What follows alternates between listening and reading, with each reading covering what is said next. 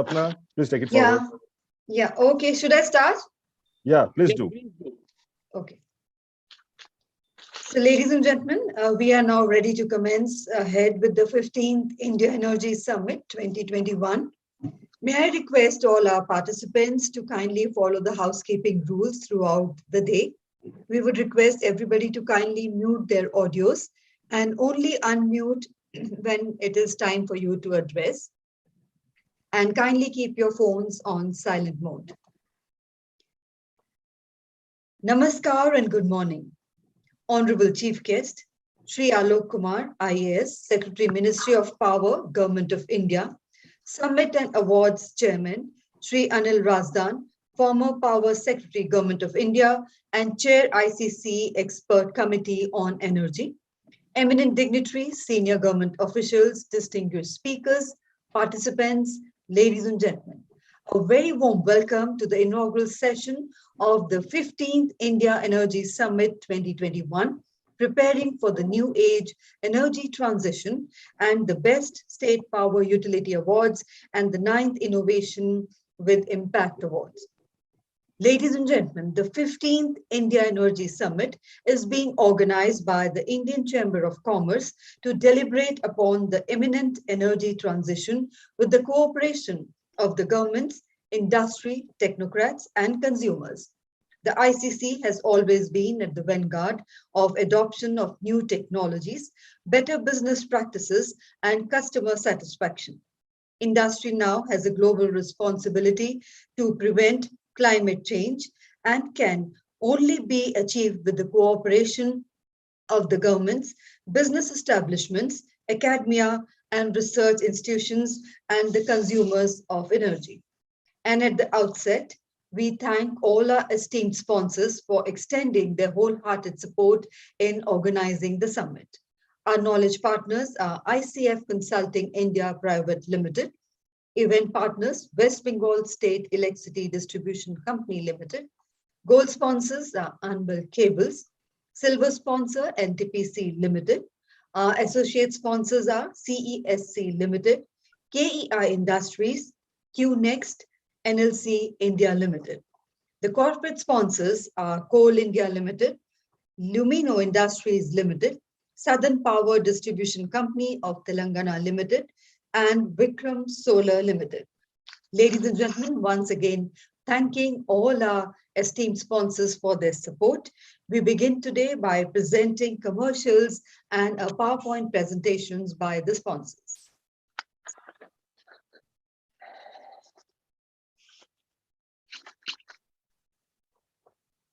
NTPC Limited is India's largest integrated power company. NTPC is driven by innovation and agility to provide power in economical, efficient, and environment-friendly manner. Company is steadily adding to its renewable energy portfolio with footprints in the area of e-mobility and green hydrogen. NTPC has total installed capacity of nearly 68 gigawatt with 71 power stations, including 26 renewable projects. It also has over 17 gigawatt of capacity under construction, having over 5 gigawatt of renewable energy projects.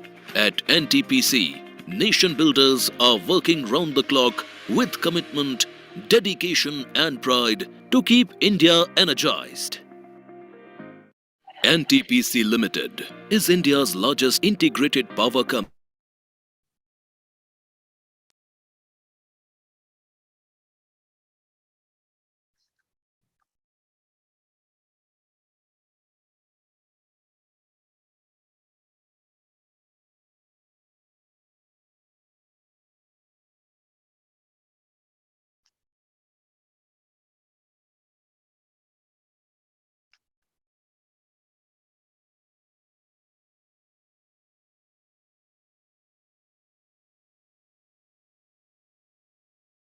No audio.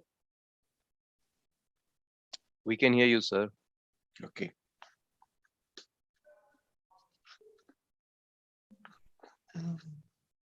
Can we have the next commercial, please?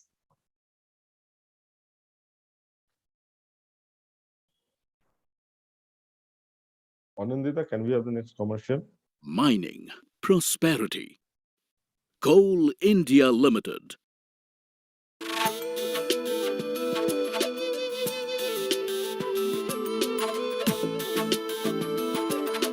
Coal India Limited. Mining Prosperity. Coal India Limited.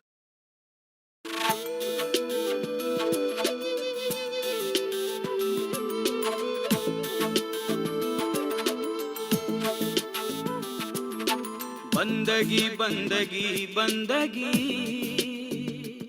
स्याह हीरे की बंदगी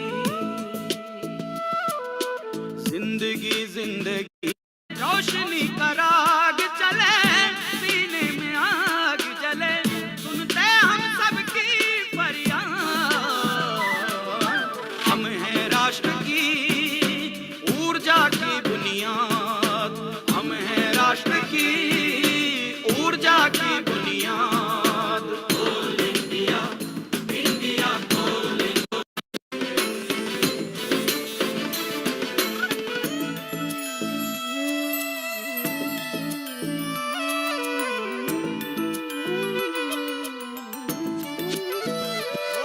रफ्तार की rail में खुशियों के mail में मुन्नी की चमक है खुशियों की महक है सुनते हम सबकी फरियाद हम हैं राष्ट्र की ऊर्जा की बुनियाद इंडिया कोल इंडिया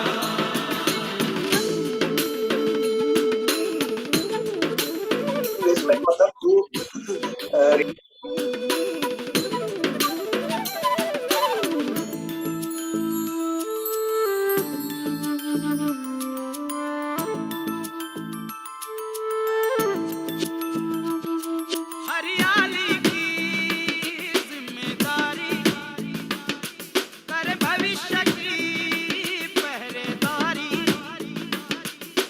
स्वस्थ समाज संकल्प हमारा बहे विकास की कल कल धारा सुनते हम सबकी फरियाद हम हैं राष्ट्र की बुनियाद कोल इंडिया इंडिया कोल इंडिया कोल इंडिया इंडिया कोल इंडिया हम हैं राष्ट्र की ऊर्जा की बुनियाद Coal India Limited.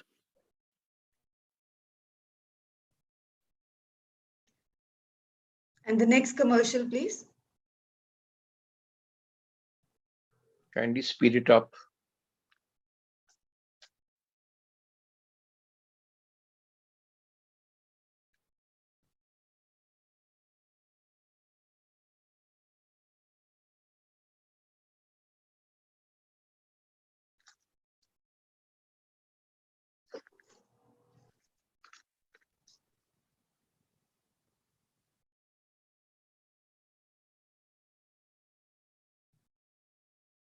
Mm.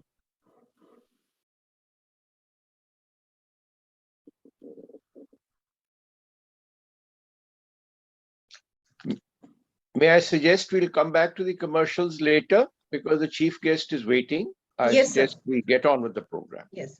Sure, sir. Sure, sir.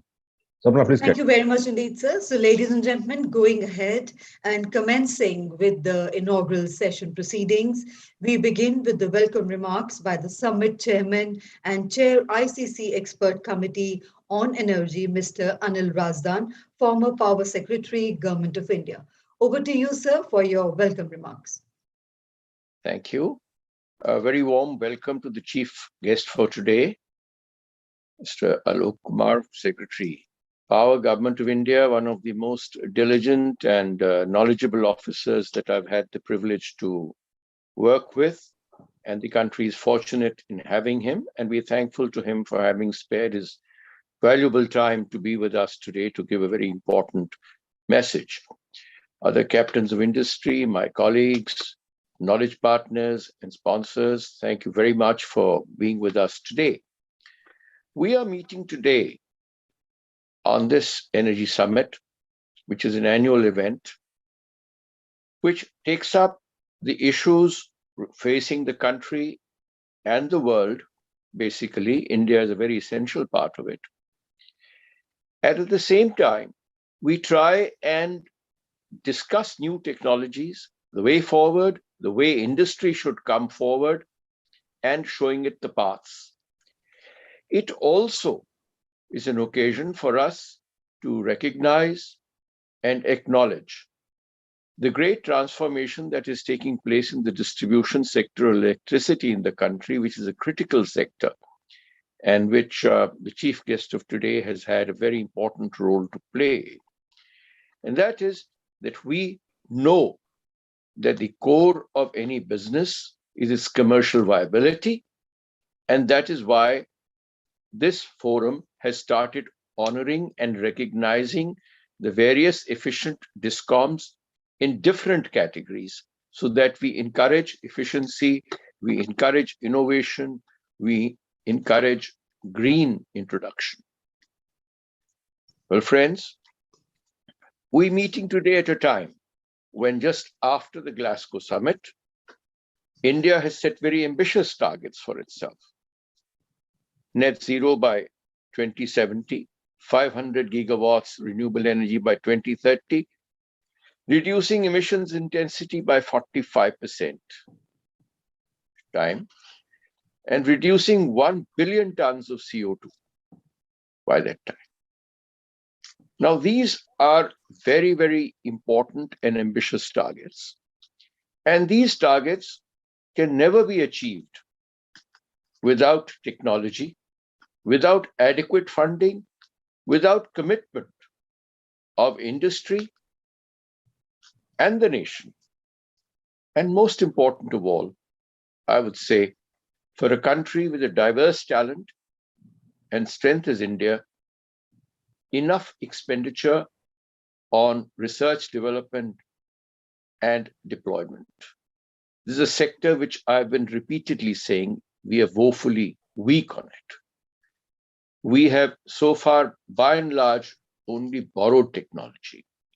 We have bought technology. We are a country which is so wealthy in talent.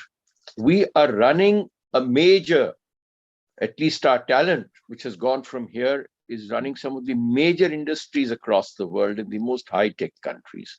Why can't we do it here? We need this RD&D to become a culture of industry, and I think a commitment. I would say it is a huge opportunity for industry and entrepreneurs that a paradigm shift in the way energy is to be produced is being brought about. Let this occasion not be an occasion for the developed countries to steal a march again over us and keep selling us the new products, as I found that maybe China and others were doing in the past. The indicators are that the investor is willing to go for green energy. I was recently browsing through some trends, and I found that one of the companies maybe is part of this chamber, Orient Green Power. 612% stocks have gone up in 1 year. Another industry partner, JSW Energy, 348%. Websol, 202%. Borosil, 142%. Now, this only shows that the investor is willing to come into these industries. He sees this is the way forward. And I think it is for the Indian entrepreneur, the Indian media, and the Indian public to support this. The ministry is doing its bit by launching the second green corridor in the country, which I think is hugely required. But we need huge advances and investments in storage. Electric vehicles are to come in, and they must come in fast. Policymakers can only delay a decision at international forum. But the writing on the wall is clear. And the earlier we tie our boots, get ready into action, the sooner the better for us. Otherwise, time is running out on us. I would say that hydrogen, wind, solar, electric vehicles, storage, these are the paradigms for the new energy of the future. I'm very thankful to Mr. Alok Kumar for having spared his very valuable time and other senior colleagues for being here. Thank you very much. Thank you very much indeed, sir, for those warm words of welcome and for setting the tone of the summit. And now, ladies and gentlemen, for the theme presentation by the Knowledge Partners, may I invite Mr. Gurpreet Chugh, Managing Director, ICF. Over to you, sir, for your presentation. Thank you, Sapna. I hope I'm audible. Yes, sir, you're audible, sir. Okay, thank you. So a very good morning to all of you. Warm welcome to Shri Alok Kumar, Secretary, Ministry of Power, and greetings to the evergreen Mr. Anil Razdan, who's been a guiding light for us ever since these awards started. ICF is really pleased to be associated with ICC to the last many years in helping and supporting these DISCOM evaluations and the awards. We are also thankful to the jury that is part of this selection, the preeminent jury that has been supporting all these awards all through the years. While the awards are tomorrow, today's sessions will focus on the energy transitions. And my brief presentation, few thoughts on what this transition is about and how this transition is going to impact our power sector. So I've just put together a few slides, which is basically some screenshots, some numbers, some graphs to show you how this transition is happening in India. Let me know when my screen is visible, Sapna. I'm going to share just yes, sir, it is visible, sir. And can you see the full slide, or do you see? No, we can see the full slide. Okay, excellent. So great. Welcome to all the panelists to this session, and also the participants who have joined us this morning in the new year. A very happy new year to all of you. And we hope 2022 will be very different than 2021, allowing us to actually meet each other much more often. And hopefully the next summit we do will be a physical summit where we'll be inviting all of you and meeting with you. So what I said I'll be talking about is why the energy transitions are a clear focus. What is the transition that is happening across sectors, and how are we preparing for this transition, or instead, how we need to prepare for this transition. So like Mr. Razdan actually mentioned, the most important development that has happened in the recent past is the COP summit, where India has made a significant commitment. And these commitments will shape our decisions, our policies, our businesses in how they respond to these targets and how we go about achieving them. They are not insignificant, mind you, given the scale of India, given the challenges that lie ahead of us, the challenge to grow, the challenge to feed our population, create jobs for them, educate them, at the same time doing it all with a clean energy ecosystem and transitioning from our ecosystem to clean energy, which really means that the existing energy system is critical. It's not to say that we only have to focus on the green energy. The existing coal sector, oil and gas sector, the whole power sector is very critical to India's growth. And this transition requires these sectors to perform for many, many years and then be able to transition over a period of time. Mr. Razdan has already mentioned these key points: net zero by 2070, 500 gigawatt, carbon intensity reduction by 45%, and in addition, 1 billion tons of carbon emissions to be reduced by 2030. That itself is a huge target, which would lead to newer projects like CCUS. Even afforestation will play a significant role in reduction of carbon emissions and creating those carbon sinks. So what transition are we starting to see, or we will see over a period of time? I've just put some thoughts, thanks to my colleagues who've done the research here, uh, on the different sectors and the transitions that these sectors will see. It is not, ladies and gentlemen, just the energy sector or just the power sector that will witness this transition or has to support this transition. All the sectors or all the walks of life where energy is used, just imagine when you get up in a day to the time you go to sleep, in almost everything we do, there is an element of energy that we use in that activity. Whether it is agriculture, whether it's cooking, whether it's the work we do in the industries, how we travel from where we live to where we work through transport, the whole power and oil and gas sector itself. And not only that, even in lockdowns, the fact that we are coming to you digitally, the fact that we are using our computers is going to consume a lot of energy. In fact, some predictions say that data centers and IT will perhaps become the largest consumer of electricity in not so distant a future. There are estimates out there that for every Google search that you do, how much grams of CO2 are emitted. So all of this requires energy, and all of these sectors will see transition. We're already seeing that. For instance, in agriculture, there's the Kusum scheme where we are getting solar pumps. Buildings, a keen focus of the government with the ECBC code even coming in for residential buildings, and the other local codes like Griha as well. The building materials, the embedded energy, and the focus on reducing that. Cooking, which has always been traditional biomass, moving that to LPG, to cleaner biofuels, even solar and electric cooking, which is at nascent stage. Industries, again, a large emitter today with large requirements of energy, will see significant decarbonization efforts over a period of time. There'll be newer sources like hydrogen that are being looked at, and also renewable energy, conversion of heat from fossil fuels to electric heat. So on and so forth, ladies and gentlemen. So the point is simply that a lot of the sectors that today use energy will need to see transition. And it is not just that the power ministry or the oil and gas ministry or the coal ministry will need to focus on this transition. The whole of the government, it's the whole of the government approach that needs to come in here, where all the sectors that consume energy also have to support this energy transition.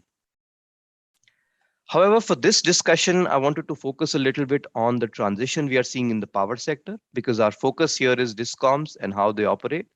So looking at the transition in the power sector, we are seeing there are renewed targets, like we said, a 500 gigawatt target by 2030, which will lead to challenges. Of course, any significant target or any big target will see challenges, not that they cannot be surmounted. But some of the challenges that are there will be technical, like the grid expansion that will happen, the RE curtailment that happens.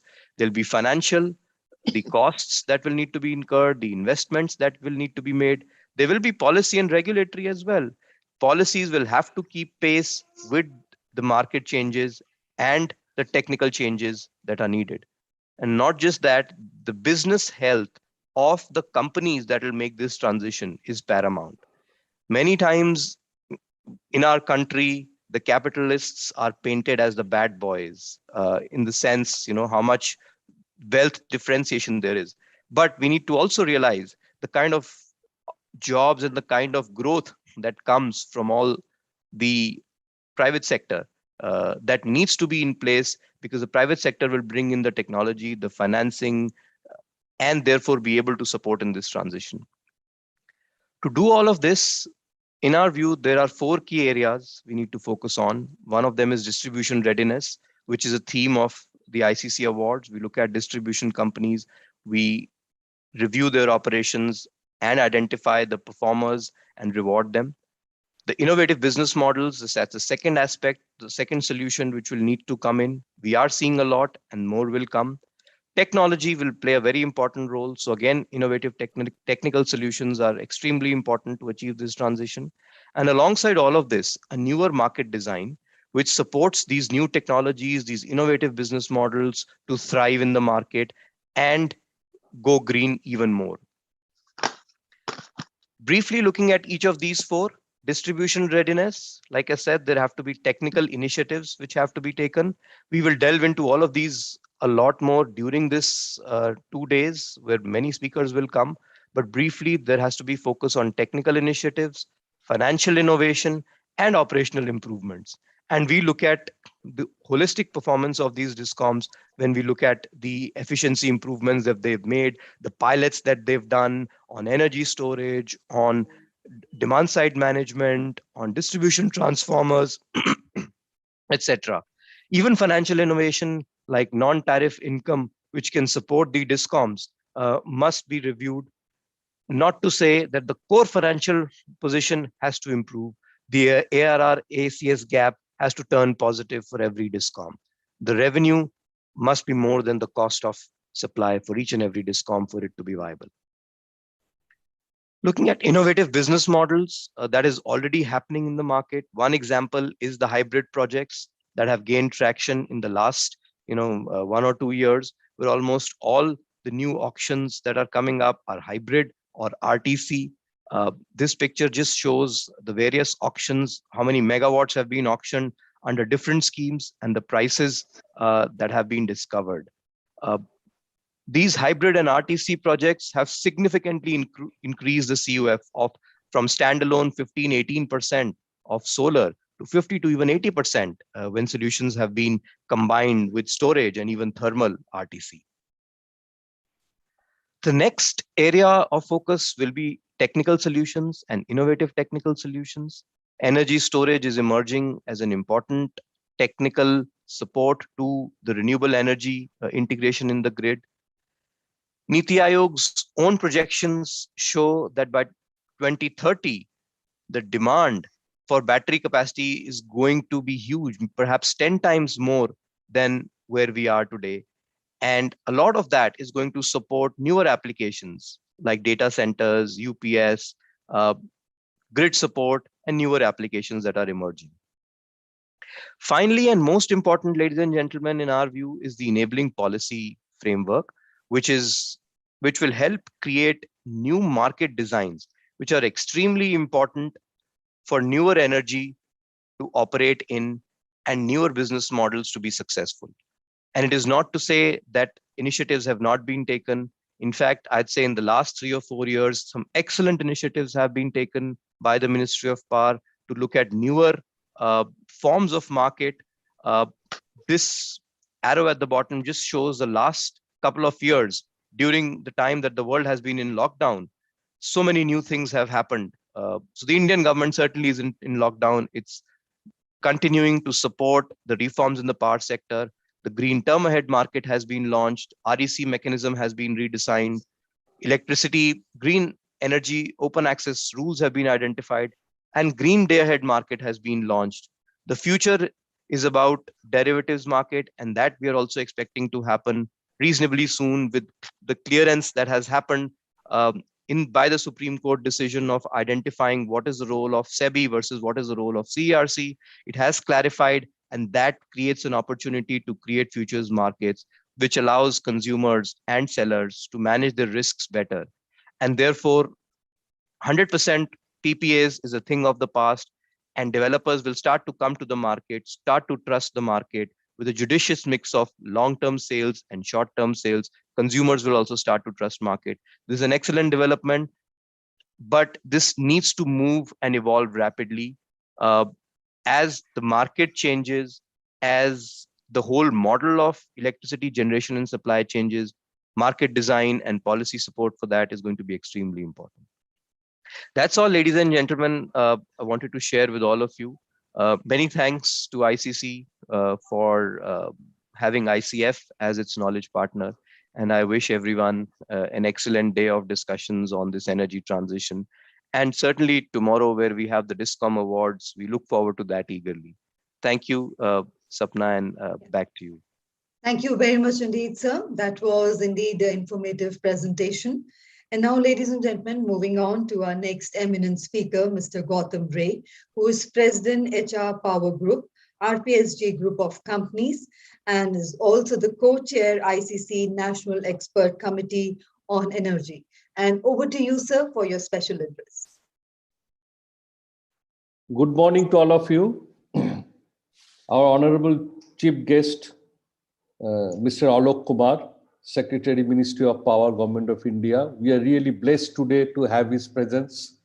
And this is a flagship event for the Indian Chamber of Commerce Energy Summit, the 15th of its term.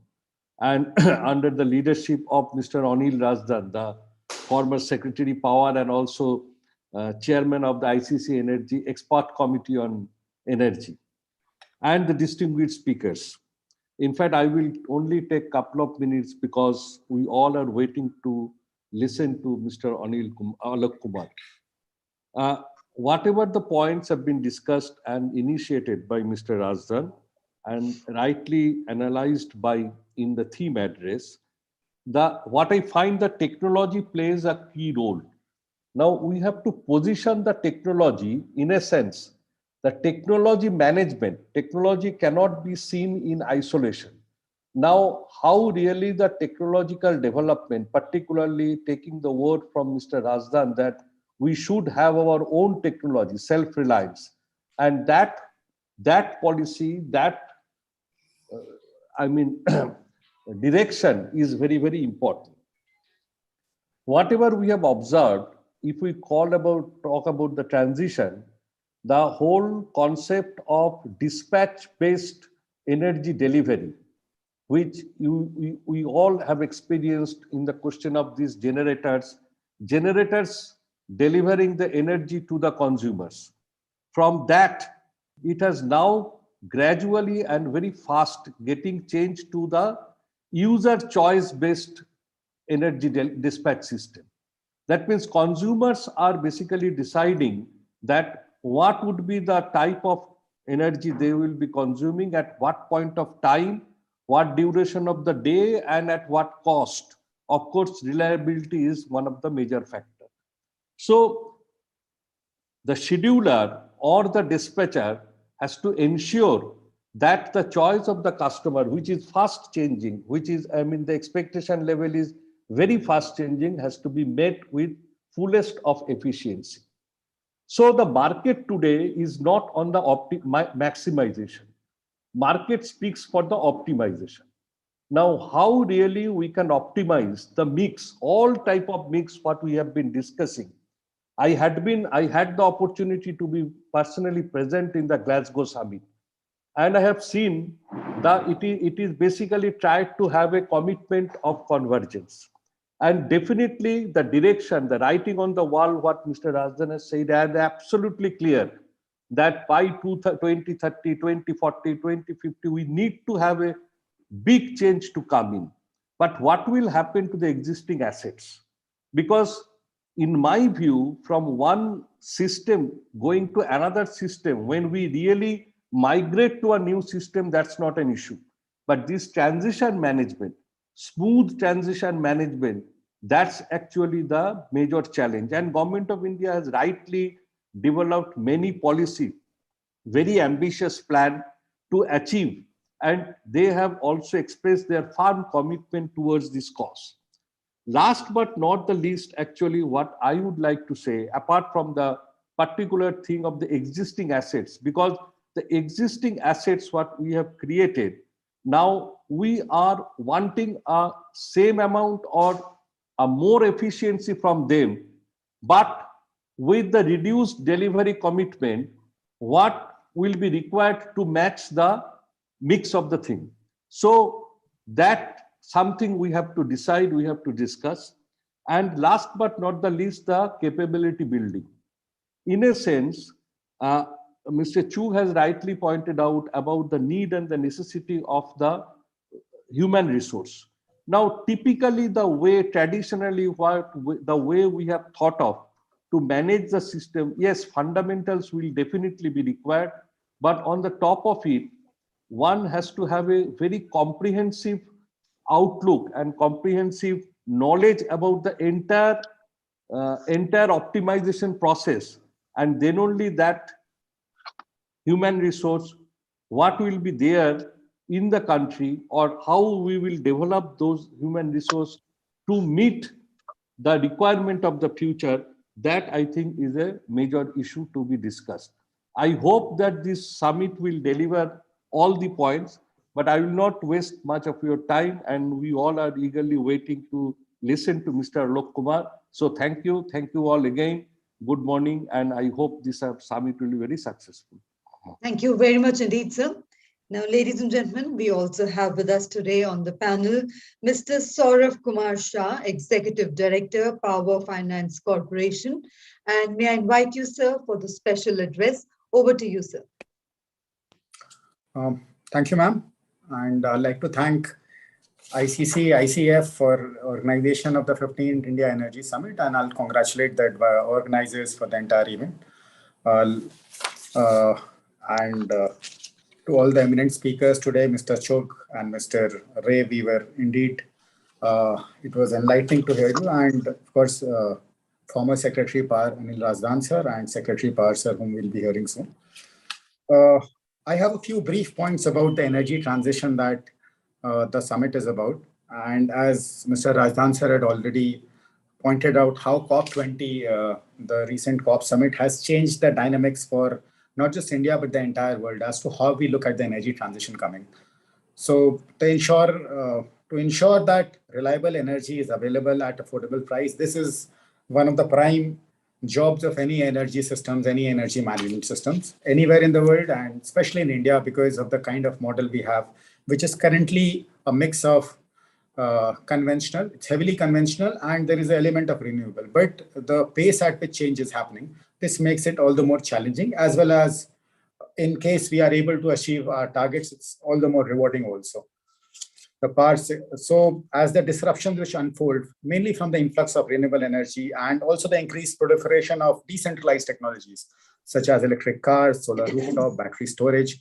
So these changes are not happening in the macro energy systems alone, which is in the way of big solar farms, but also in the sense of local energy ecosystems, in the micro ecosystems. For a distribution utility, the challenge is twofold. One is the kind of input energy changes it has to factor in, which is coming from the source of energy. Also, I mean, the kind of PPAs they have had over the years.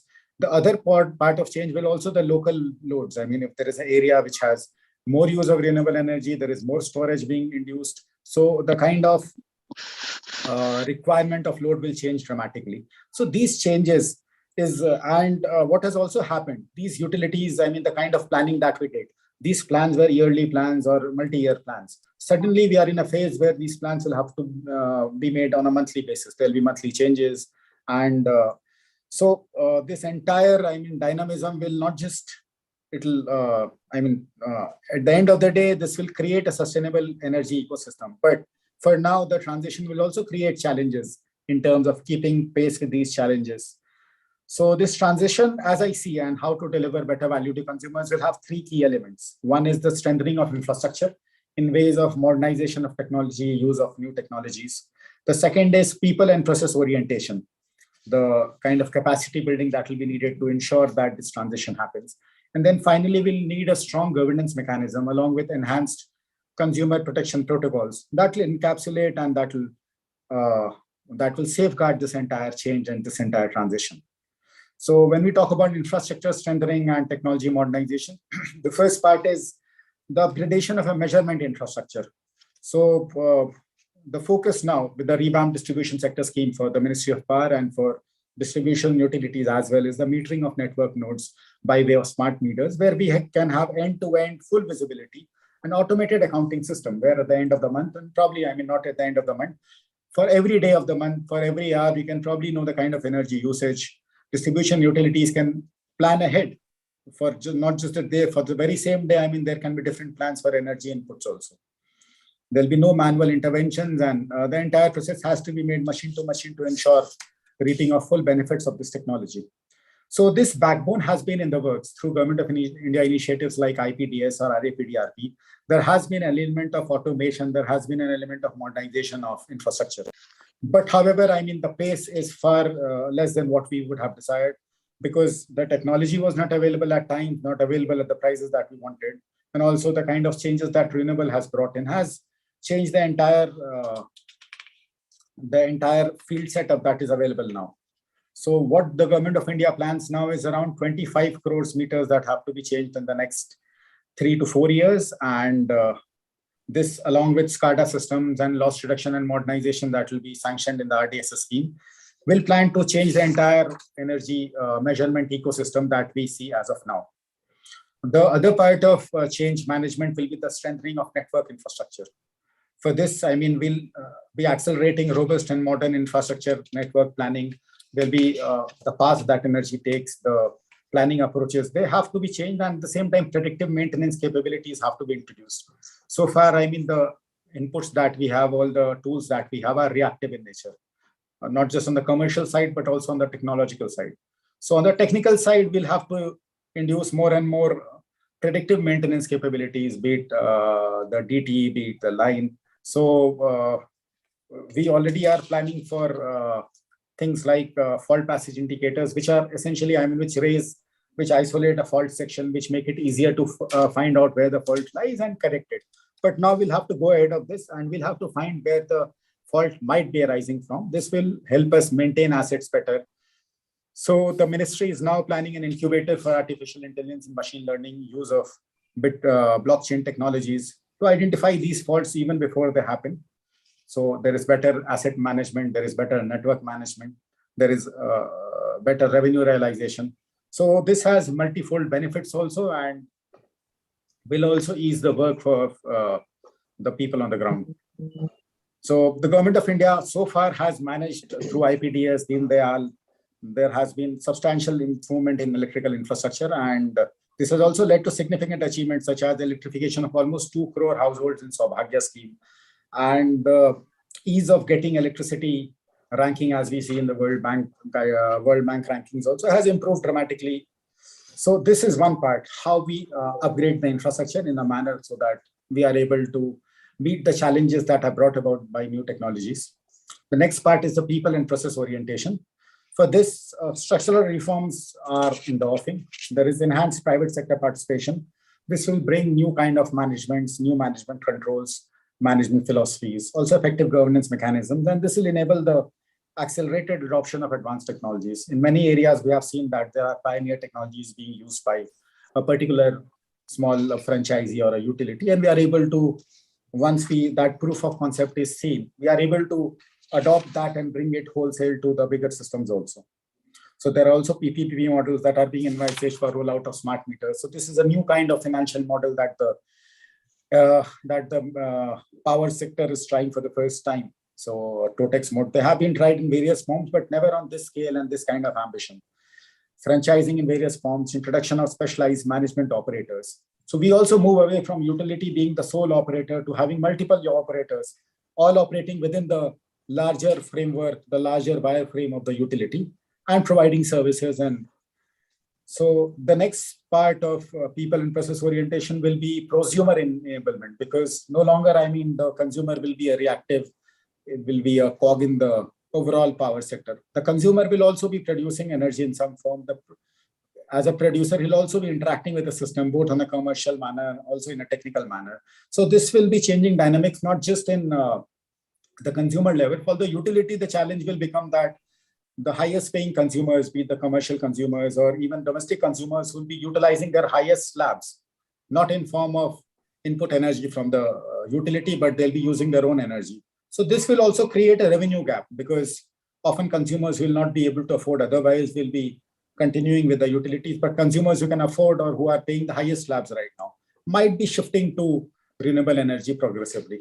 So how the utility will maintain this change and ensure that they stay commercially viable. So this will bring us, I mean, this is the entire point of consumer centricity. Discoms will have to aggressively vouch for, I mean, their services. They'll have to ensure that these consumers stay on. And for this, I mean, they'll have to be more proactive. It cannot be business as usual. I mean, it's up to the utilities how they retain these consumers, the highest paying slabs. So there'll be requirement of, at the same time, this will have regulatory ramifications like modification of supply codes, SOP regulations, integration of consumer centricity in utility operations, and then new financing mechanisms like the TOTEX mode we are seeing and others. And then finally, the last part of process and people orientation is the skilling part, where with changing, I mean, the world of work is constantly evolving and we see new work patterns emerging, new skill roles will be identified. For this, I mean, use of data sciences or say mobile app developments, forecasting, IT, cybersecurity, marketing, I mean, they'll acquire a new hue, they'll be more important than ever. And how we fit in people who will man these roles will be very important. So this is a new opportunity. This is a great opportunity for the next generation of professionals, and this will necessitate the change for continuous. I mean, this will also require a talk between the industry and the academic sphere as to how these roles will be integrated in the future. Finally, I mean, we'll need a strong governance mechanism and consumer protection protocol so that all these changes that happen in the infrastructure part or in the people and process part are actually set in motion. So in governance, I mean, some of the key areas that we look ahead, I mean, which might need to be paid special attention to are transparency, regulatory compliance, performance monitoring, and mainstreaming of environment and social considerations. I mean, amongst many others, these will be some of the key government initiatives. Then consumer protection. So these changing sector dynamics will see more digitization and enhanced private sector participation. So it will be important that there are safeguards in the measure of which are guidelines or mechanisms for data protection. Data protection is something that cannot be looked at lightly. So personally identifiable information is available with all systems now. How the utility or how the service provider, be it the utility or be it the IT partner of the utility, how they will safeguard this data. It could be personal data, it could be financial data of the consumer. So the highest levels of data security, cyber security, the consumption pattern, even though I mean for the utility, it might be a commercial good, but at the same time, it is also a very personal thing because a consumer's consumption pattern might give away a lot of things about consumer's economic status, his personal lifestyle patterns. So these are things that have to be guarded and to ensure that people continue having faith in systems. So this kind of data security and data privacy will need to be of the highest order. Grievance redressal is another thing. I mean, because as we have already talked about the prosumers and how they will have a choice now. So the first time the consumer has a choice not to react to the field set up by the utility, but to make his own input, to give his own reaction. So now we'll also need, I mean, some kind of grievance redressal, which is effective so that, I mean, a multi-layered grievance redressal so that a consumer is captured, I mean, is satisfied the utility. And then, I mean, enhanced consumer participation, decision-making goes without saying, and awareness creation. So the result evaluation matrix that has been prepared for RDSS takes up some of these parts already. There is a corporate governance part and how we will push utilities towards these governance protocols as well as consumer protection requirements. So the way forward lies in defining, I mean, these key elements are well defined and how we will be implementing these, development of the implementation strategy with clear timelines. And there is a segregation of roles and responsibilities for all stakeholders that are in the field. Design for clear rules and guidelines for implementation. Financing options, new financing models, products have to come in market to develop these innovative financing models. And then, I mean, we'll have to look back to look ahead to assimilate all these learnings from the past. There have been certain steps which have been taken, and we can build upon these steps and ensure that the power sector has a safe, sustainable, and financially viable future. Thank you, everyone. Thank you very much indeed, sir, for that address. And ladies and gentlemen, today we are indeed honored that joining us as the Honorable Chief Guest is Mr. Alok Kumar IAS, Secretary, Ministry of Power, Government of India. Mr. Alok Kumar is a 1988 batch IAS officer of the Uttar Pradesh cadre, and prior to this, he was serving as the Principal Secretary Power of the state of Uttar Pradesh and was also the chairman of Uttar Pradesh Power Transmission Corporation Limited. And sir, I have the proud privilege in inviting you for the address by the chief guest. Over to you, sir. Thank you very much. Am I audible? Yes, sir. So very good morning to all the participants, especially Shri Rajdan Saab and my co-panelists. It is my privilege. I feel very proud to be speaking on this 15th India Energy Summit being organized by Indian Chambers of Commerce. The topic is very, very vast, very relevant, and let me share my views maybe in the next 10 minutes on how are we trying to deal with it. There are 5 goals which have been announced at COP26, but the mother goal from where everything flows is the net zero by 2070, because all others are the other intermediate milestones. Say India to be net zero in year 2070 is the mother goal and is the guiding factor for all the steps we take. In fact, before this COP26 in Ministry Power, we were very focused in detailing about what will be our generation mix for year 2030. But suddenly now 2070 has come. So this 2070 is very long term, but this time is not very long. This time will pass and we'll have to take many steps. Obviously, India will have to prepare its roadmap for energy transition. And this roadmap will always be evolving as we see new technologies, new developments around us. This roadmap, while it aims at achieving net zero by 2070 year, will of course have to meet certain boundary conditions. India has to be energy secure. We are a growing country, developing country. We have to secure our energy supply. India has also to reduce its dependence on imports. That is a matter of concern and one of the policy objective currently we are discussing in the government to reduce India's energy dependence on imports. Then cost considerations are very important. India's industry and has to remain competitive, has to grow competitive. And at the same time, our households have to have least cost, energy options for their development, for improving their standards of living. So while we prepare roadmap, and it will be evolving roadmap as I mentioned, there are 2 major aspects which will have to be dealt with. The first is the demand scenario. There are various projections available with us in various scenarios how India's energy as such will grow. India's energy demand will grow. And definitely it will grow, and it has to grow if you have to meet India's aspiration for being a developed country from a developing country. And we have to increase our per capita energy consumptions. We have to see that every household, every citizen has access to clean, affordable, and sustainable energy at most competitive prices. The growth will come from several aspects. While we'll see growing household consumption in terms of energy, cooking and lighting, air conditioning. There are 3 major areas in which we'll see a tremendous energy demand growth. First will be transport. India still has very few cars per capita. And as we build our cities, India will require more and more transportation. And we will have huge energy demands growing up for meeting our transportation requirement. Second will be India is yet to urbanize. India is mostly still remain in villages.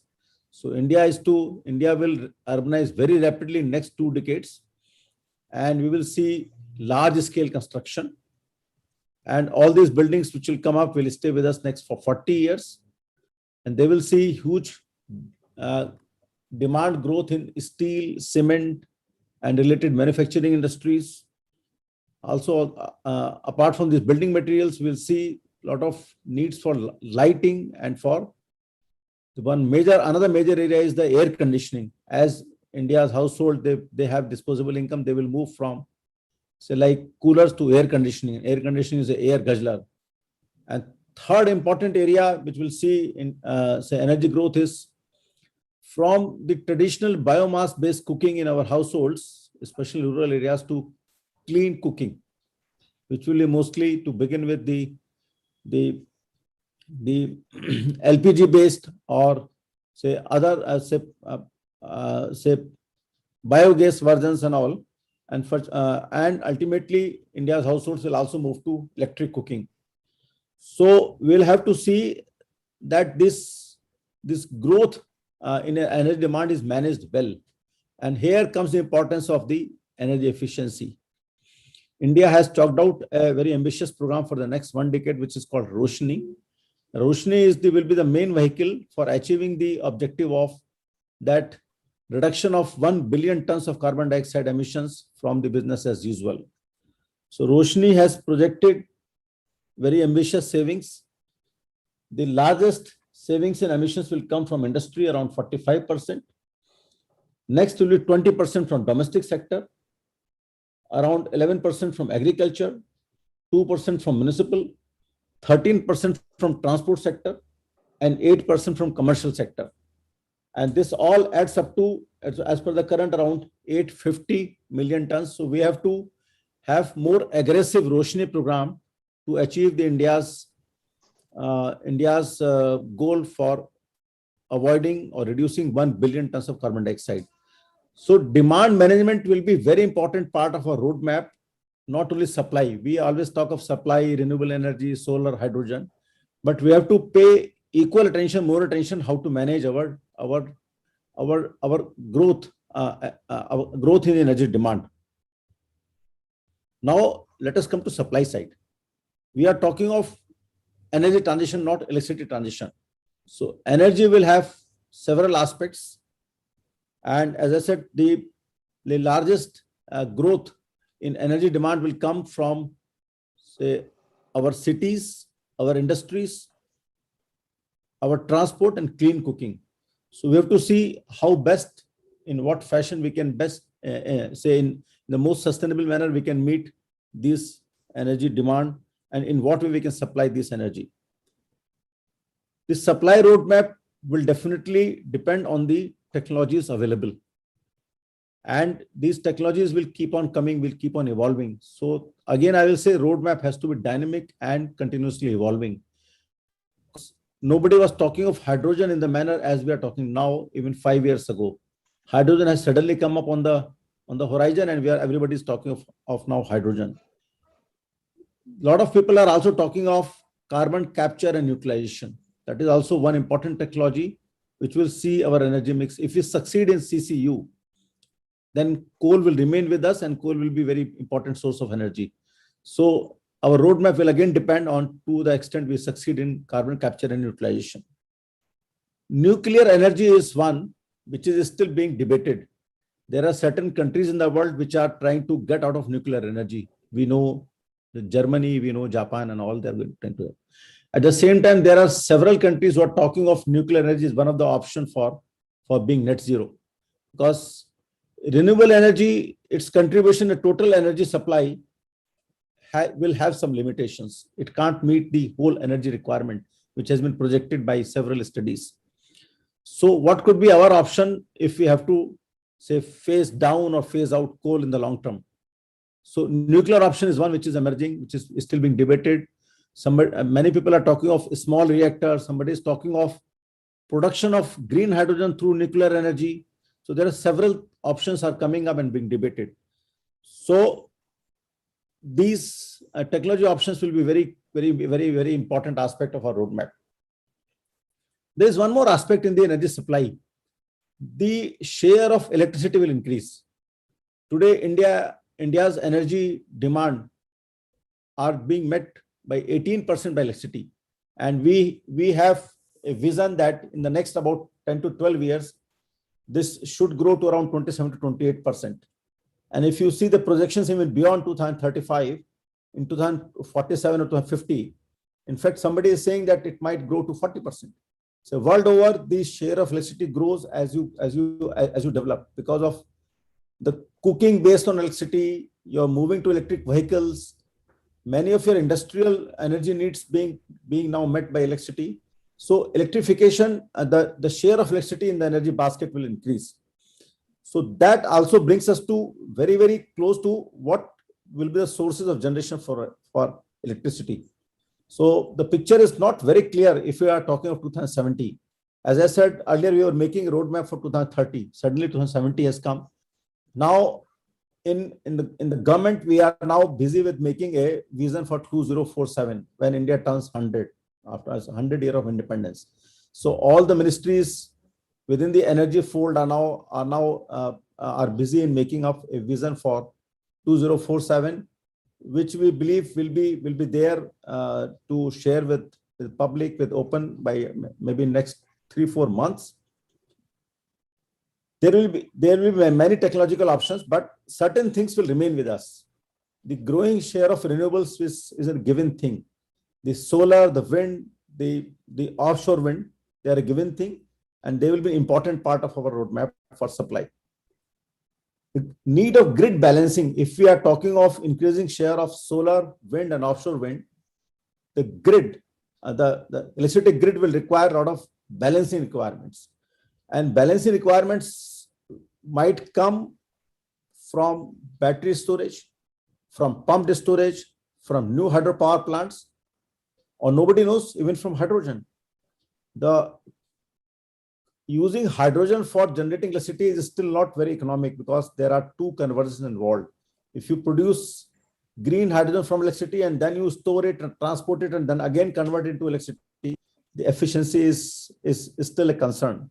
But nobody knows in the future the technology might evolve that hydrogen might provide through very efficient fuel cells the need of our electricity and also for balancing and storage. So these technologies will be tried and tested in times to come. So policymakers will face this question of choice for technology. This is not very simple. When we are making this roadmap for storage, there is a very big demand and very big, issue, and which is rightly so, that our roadmap has to be technology agnostic. Fair enough. But government has to make its policies, its regulatory regime to also support technological development. So it can't be completely technology neutral. Some technologies will have to be promoted, like India is talking of hydrogen mission. At the same time, we'll have to see that we also give space to new technologies so that we are not so much engrossed in promoting one technology that we don't give space to new technologies.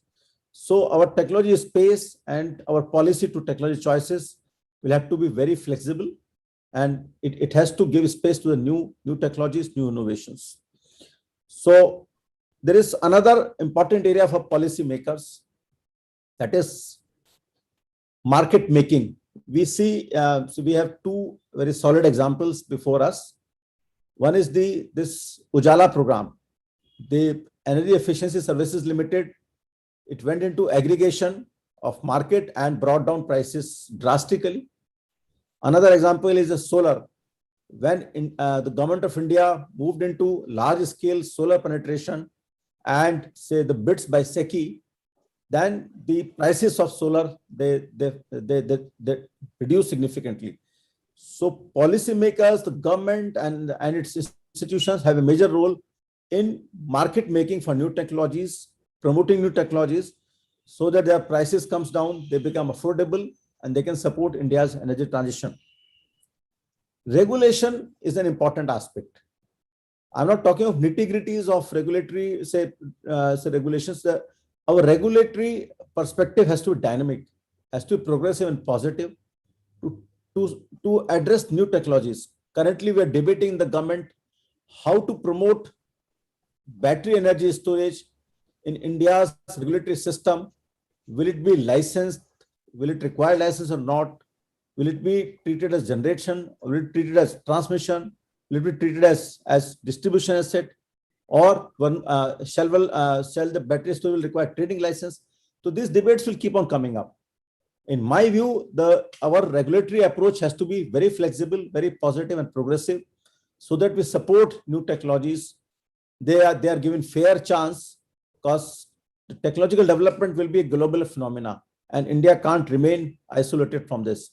So our regulators, policymakers, say it is not the only domain of these such regulatory commission, regulatory bodies. The government of India's policy will also affect the regulatory regime for the new technologies. So we have to be very flexible for our regulatory framework. Towards the end, let me touch this very important area of the viability of distribution sector. Many of my earlier speakers have spoken, and we have been having a huge debate about the distribution sector viability. Government of India has also been trying to introduce the competition in retail sector. There are different views, debate is still on, but there has to be certain political consensus that if India has to develop, it will require robust, reliable electricity supply for our households, for our industries, for our cities, for our offices, for our shopping malls. That can't come unless until our distribution companies are viable and they are run on sound commercial principles. So the key thing is the regular and periodic tariff determination reflecting full cost tariff. Our utilities have to be insulated from the political decisions by timely payment of the subsidies and government dues. And these are the hallmarks of the new scheme which Government of India has launched in July. We have already started receiving the DPRs and proposals from states for the new scheme. And those are basic things that you have to audit the accounts annually. You have to determine tariff annually. You have to pay subsidies in time. You have to pay government dues in time. So those basic things, basic financial discipline or regulatory discipline are the hallmarks of the new scheme, while we support states in developing and augmenting their infrastructure. We'll have to have more public debate and public discourse on better targeting of subsidies, because the fiscal space available with the state governments is limited. And if you see the data published by Central Electricity Authority, the electricity consumption in domestic sector is going up, and the share of industries, the electricity supply to industry is coming down. So the tariff for domestic consumers will always be a issue of political debate, politics. But there has to be consensus that we should better target our subsidies. There is no case for giving any subsidy to a household who's running an air conditioner or who is having a big house. So our subsidies have to be better targeted. There has to be consensus through a wide scale, a full scale debate in public and public discourse. Our operational efficiencies have to go up. If you see the latest compilation by Central Electricity Authority, India stands out. Its T&D losses are 20%, whereas most of the countries in the world, their T&D losses are in the range of 4, 5, 6, 7, at the most 8%. India can't continue to have losses of 20%. They have to come down very quickly to 15% and then to be below 10%, because these operational efficiencies will create a lot of space for subsidies and also for reduction of cross subsidies. Otherwise, India's households will always demand cheaper power, and it will always remain a political issue in the states. So we have to improve our operational efficiencies. We have to better target our subsidies and to make our power sector viable. There has been a lot of discussion by my previous speakers about change management. That is very, very important. The energy transition, when we develop new resources for supply, when we promote new avenues for energy conservation, we'll have to address the issues of just transition, issues of stranded assets, and issue of the lock-in of technology. So change management is going to be very, very critical for the policymakers, for the political systems, for the government, for the political parties. So India has to start debating about the appropriate change management. Let me give a small example of coal. If after 2030 or 2035, use of coal comes down, we will have a huge impact in the areas where livelihood is dependent on coal mining, on the state governments where the revenue is coming from coal royalty. And these are not simple issues. So we'll have, as a country, if we have to succeed in our energy transition, we have to find solutions to support those whose livelihood will be affected, those state governments whose revenue base will be affected. Similarly, we'll see when we move away from coal, say beyond 2035 or 2040, we'll have to see that the investments made in coal-based power plants is how it is to be protected or taken forward, in what fashion it can be. It can be, those investments can be be utilized for new sources of energy generation, the same sites with the same investment, some modifications.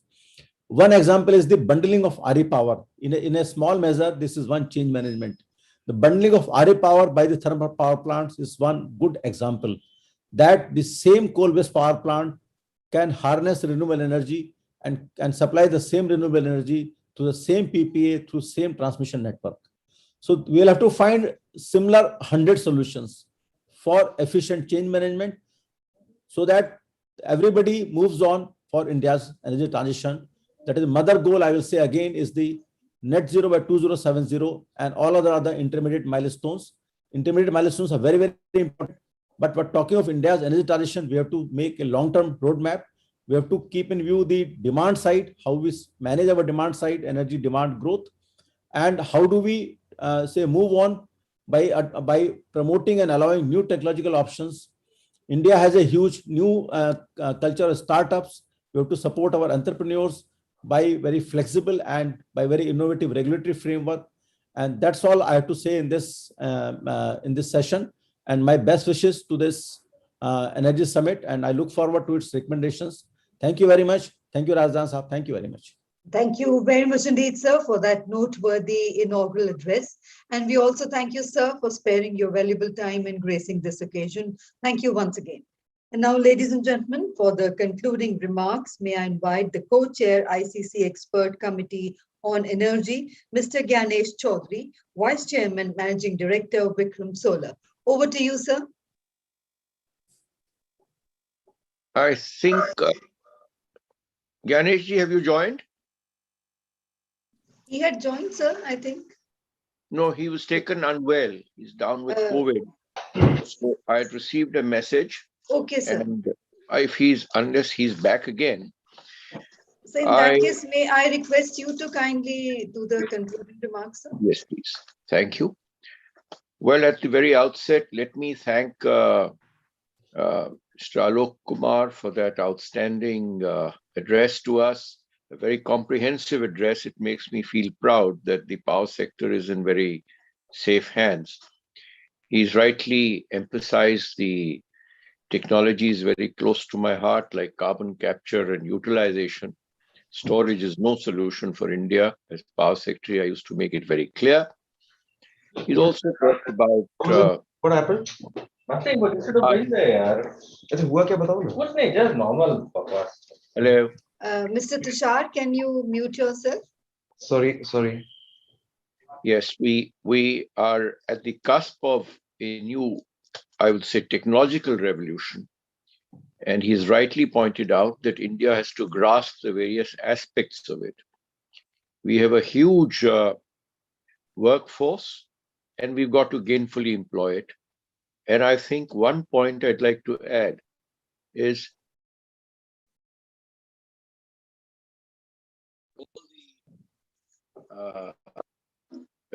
technological institutes have to quickly transition to the new forms of learning and skill development as far as the energy sector is concerned.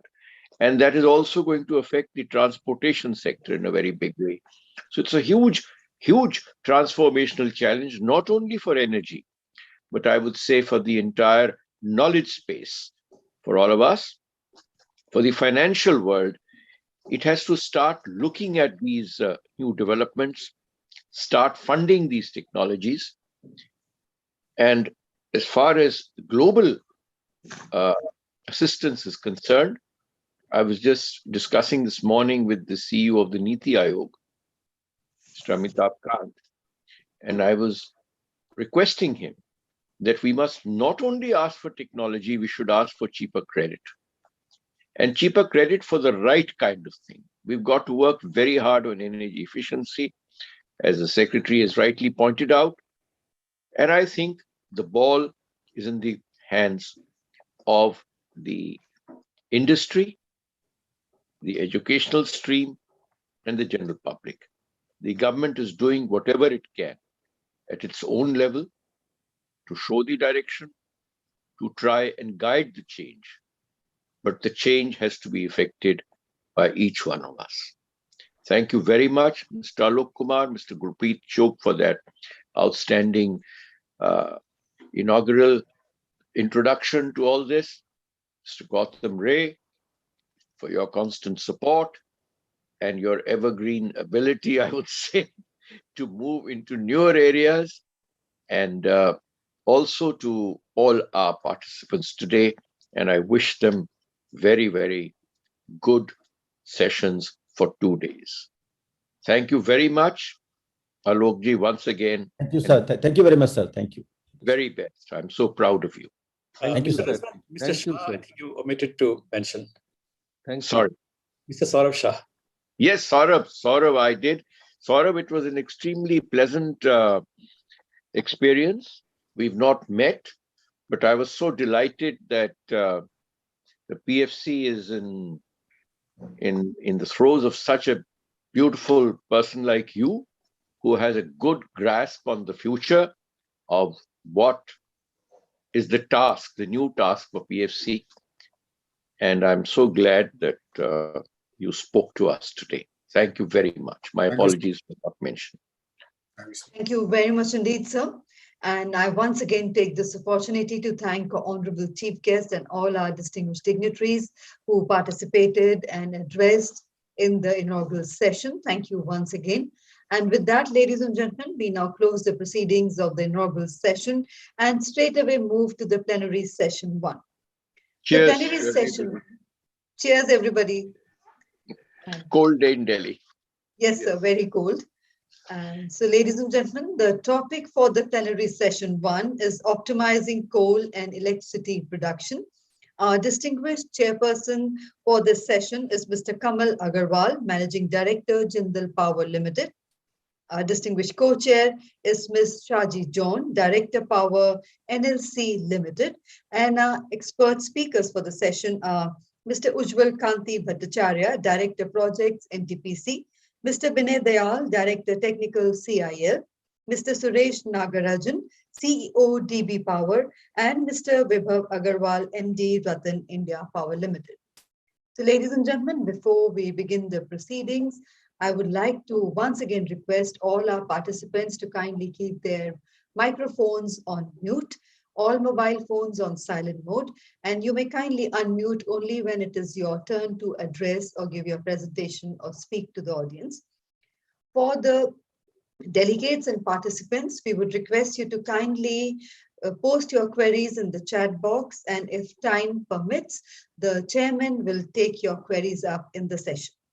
So ladies and gentlemen, the time duration for this session is approximately 1 hour, which includes the opening remarks and special address by the distinguished chairperson, remarks by the session co-chair, and presentations or addresses by our expert speakers for 10 minutes each, question and answers and interaction with the delegates if the time permits, and finally, it's the summing up and concluding remarks by the session chair.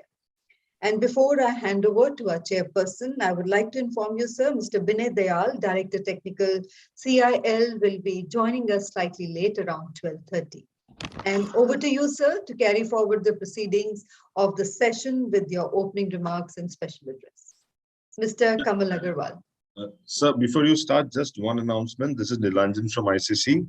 Mr. Dayal may not join as well, because he's in the meeting with the chairman. He's trying his level best. So we can carry on with the session. Good morning, Sapna ji, and good morning, John Saab, eminent speakers, and the delegates. It's my pleasure to address this session. As you all know, as all of us know now, this summit theme, the new age energy transition, it is very apt at this point of the day because of the energy transition now which is taking place. Everyone in the world seems to be talking of renewable energy and the carbon-free energy for future. While India has made substantial progress in the renewables, yet the energy demand of India is huge and largely met from the coal resources. It is expected that the installed capacity of the country by 2030 will go up to almost 8 lakhs megawatt from the current level of 4 lakhs megawatt.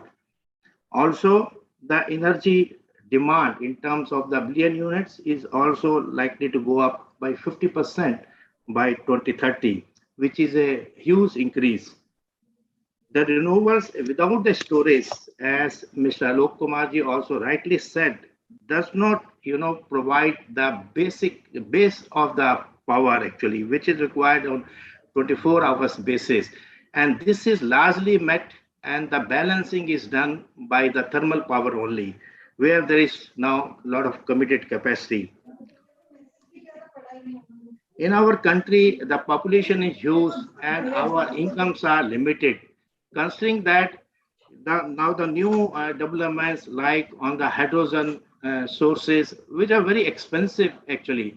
And as of now, the cost of hydrogen, which is around $4.50 per kg, amounts to almost $30 per MMBTU. Whereas the coal resources which we have, the energy fuel cost is around $2 per MMBTU. Even if the hydrogen comes, the cost comes down to $2 by 2030, which is a target per kg, it will also still be $15 per MMBTU, which is very expensive for our country. Maybe the Europeans may be able to absorb this, but not the Indian economy. And therefore, in future, we have to largely still depend upon the coal resources. In fact, in the renewable, while we see that wind resources are almost saturated in the country, in the last 9 months, only less than 1,000 megawatt of the wind power has been added. Where at the solar side, we have added almost 10,000 megawatt in 9 months. Solar is in quite abundance in India, especially in the western part, and therefore will definitely be dominating the renewable side of the energy in the country. But the diversity of the state's demand, which varies, in the, suppose the day peak or evening peak is 1,80,000 megawatt, it comes down in the off-peak hours to almost 1,40,000 megawatts, 40,000 megawatt variations in a day. Similarly, on the season to season and weather to weather, there is a huge variations. In Punjab, the demand varies from 5,000 megawatt to 13,000 megawatt over the year. So apart from the impact of the renewables, the coal stations also have to face the diversity of the demand of the states and meet both the actually need. In fact, the renewables are not, they are of a kind of inform power. Nobody can depend on it 24 hours without the storage, and storage is very expensive, not practically seen viable in the time to come. So everything is to be balanced only by the coal resources. And that is why, this topic of the day is very, very important, means optimizing coal and electricity production, because that is the whole thing. Now for coal, to meet these variations, it's very important that the thermal power stations are able to go or are able to absorb huge variations. Today, because of the coal quality, this is one of the paramount factor in the thermal power stations to absorb the variations, the coal quality. If the coal quality, what we get today, not consistent, it varies and quite poor. With the result, if we can go to almost 55% of, that as technical minimum, we are able to do only 70%. 15% we have to generate, even if the demand is less, at a very low tariff because of the coal quality. So one of the suggestion is that our Coal India, our friends have to focus substantially on improving the coal quality and to make it consistent. The variation in coal quality calls for the oil support, which has to be avoided, while the thermal power stations gives all the support. Their need also has to be, looked into by the fuel providers, and that what is the most important. I think with this remarks, I will now hand over to Mr. John, the co-chairman, for his opening remarks. And at the same time, I feel I offer my apology that I have to go now. Actually, I have got sudden engagement. as in because of emergency. So I will be now leaving the session, and Mr. John will act as the chairman of this session as well. Thank you so much. Thank you, Mr. Agarwal. Am I audible? Yes, yes. Yes, sir, you are audible, sir. Shri Anil Razdan, former Secretary, Ministry of Power, and Chairman ICC ICF. The speakers of this session, Sri Ujjwal Kant Bhattacharya, Mr. Vinay Dayal, Mr. Suresh Nagarajan, Mr. Vaibhav Agarwal, all the eminent speakers of this session and the participants. A very good morning to all of you. In the first 1 hour, we had a lot of discussions, and we could hear from our Honorable Secretary, Ministry of Power. We got a lot of, we had a lot of discussions about the power mixture and the power transition which our country would be going through. Yes, as it was told by our Honorable Secretary, our Honorable Prime Minister has set the goal of net zero by 2070, and with an ambitious target of maybe 50% of our energy mix or the generation through renewables. Yes, today we have something around 392 gigawatt power, out of which around 59% of the total mix is thermal, around 234 gigawatt. And of course, we could see the renewables going to the almost to 27% now to 104 gigawatts. And this period, maybe by 2030, we have discussed, we have seen that this situation will be different. We will have more renewables, but as Mr. Agarwal was also saying, or the chairman was also telling, see, there is going to be a gap between the peak generation and the peak demand. And of course, everyone, we are looking forward the storage, the battery storage, the pump storage, by which we will be stabilizing the grid. But nevertheless, the growth has to go, the movement has to go forward. But this period of 10 years, it's a very, very difficult period, this transition period. I am from NLC India Limited, Neyveli, formerly known as Neyveli Lignite Corporation, where we have mining, where we have thermal operations based on lignite, based on coal. We have coal mining and we have renewables, and we are seeing all the difficult situations together. While we talk about the growth or the renewables growing in the present, I would focus perhaps on my talk more on the present situation, what the thermal power plants are going through. Our Honorable Secretary also highlighted on these points. We have seen the plant load factor of these thermal power plants have come down to the level of around 57%, maybe in the last 12 years or so.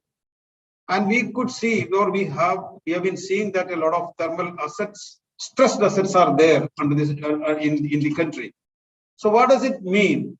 The thermal power plants, while we go through the transition period, are under a tremendous pressure to catch up with these changes.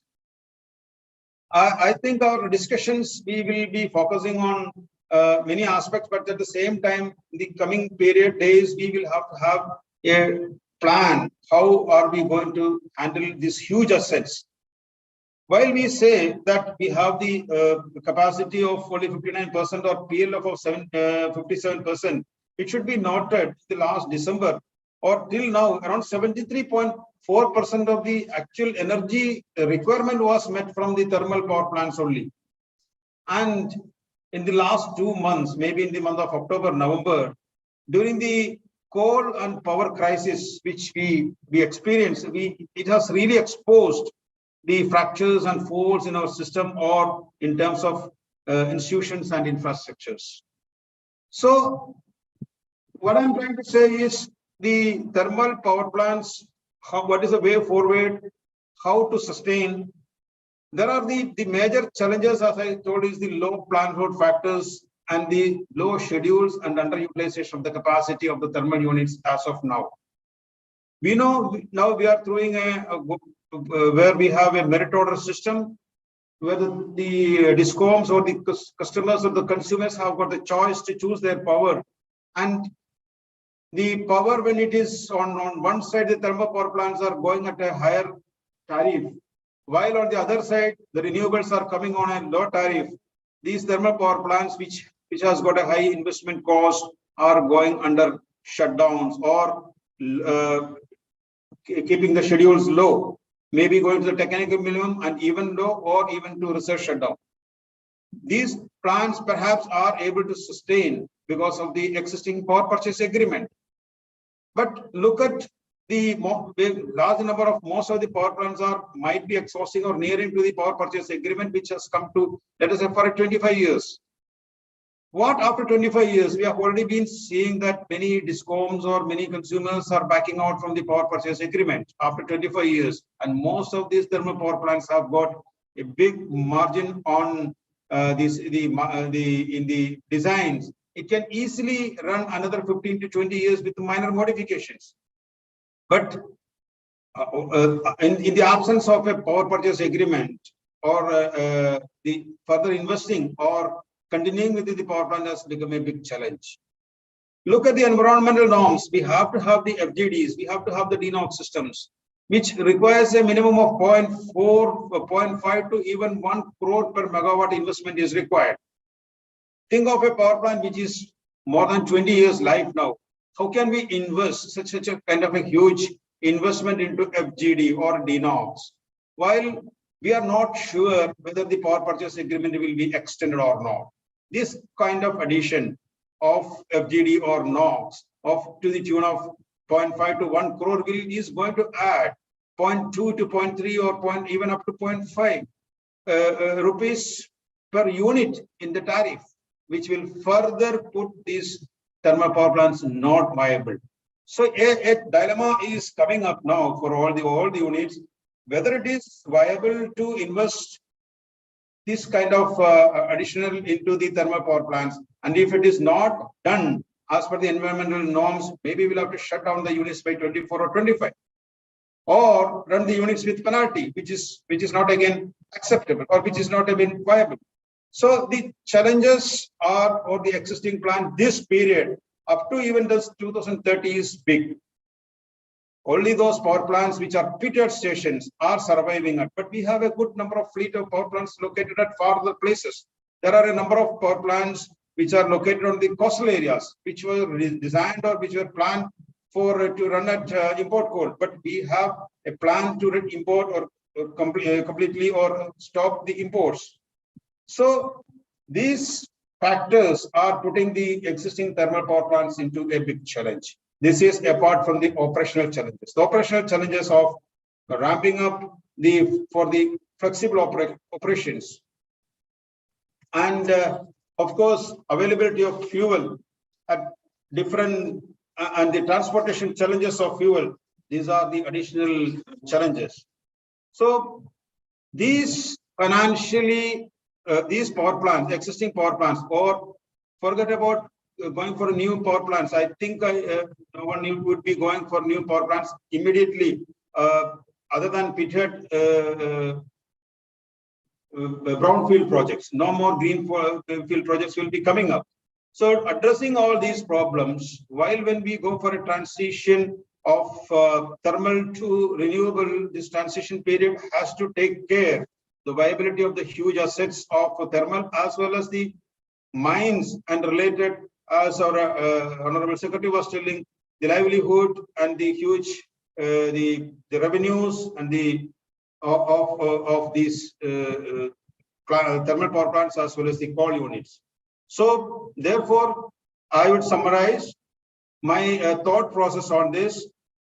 There is a need for detailed generation expansion plan, which studies for the power scenario of 2030 or 40, where India can take the carbon-free growth path, along with optimizing the generation from different sources in a most perfect cost-effective manner.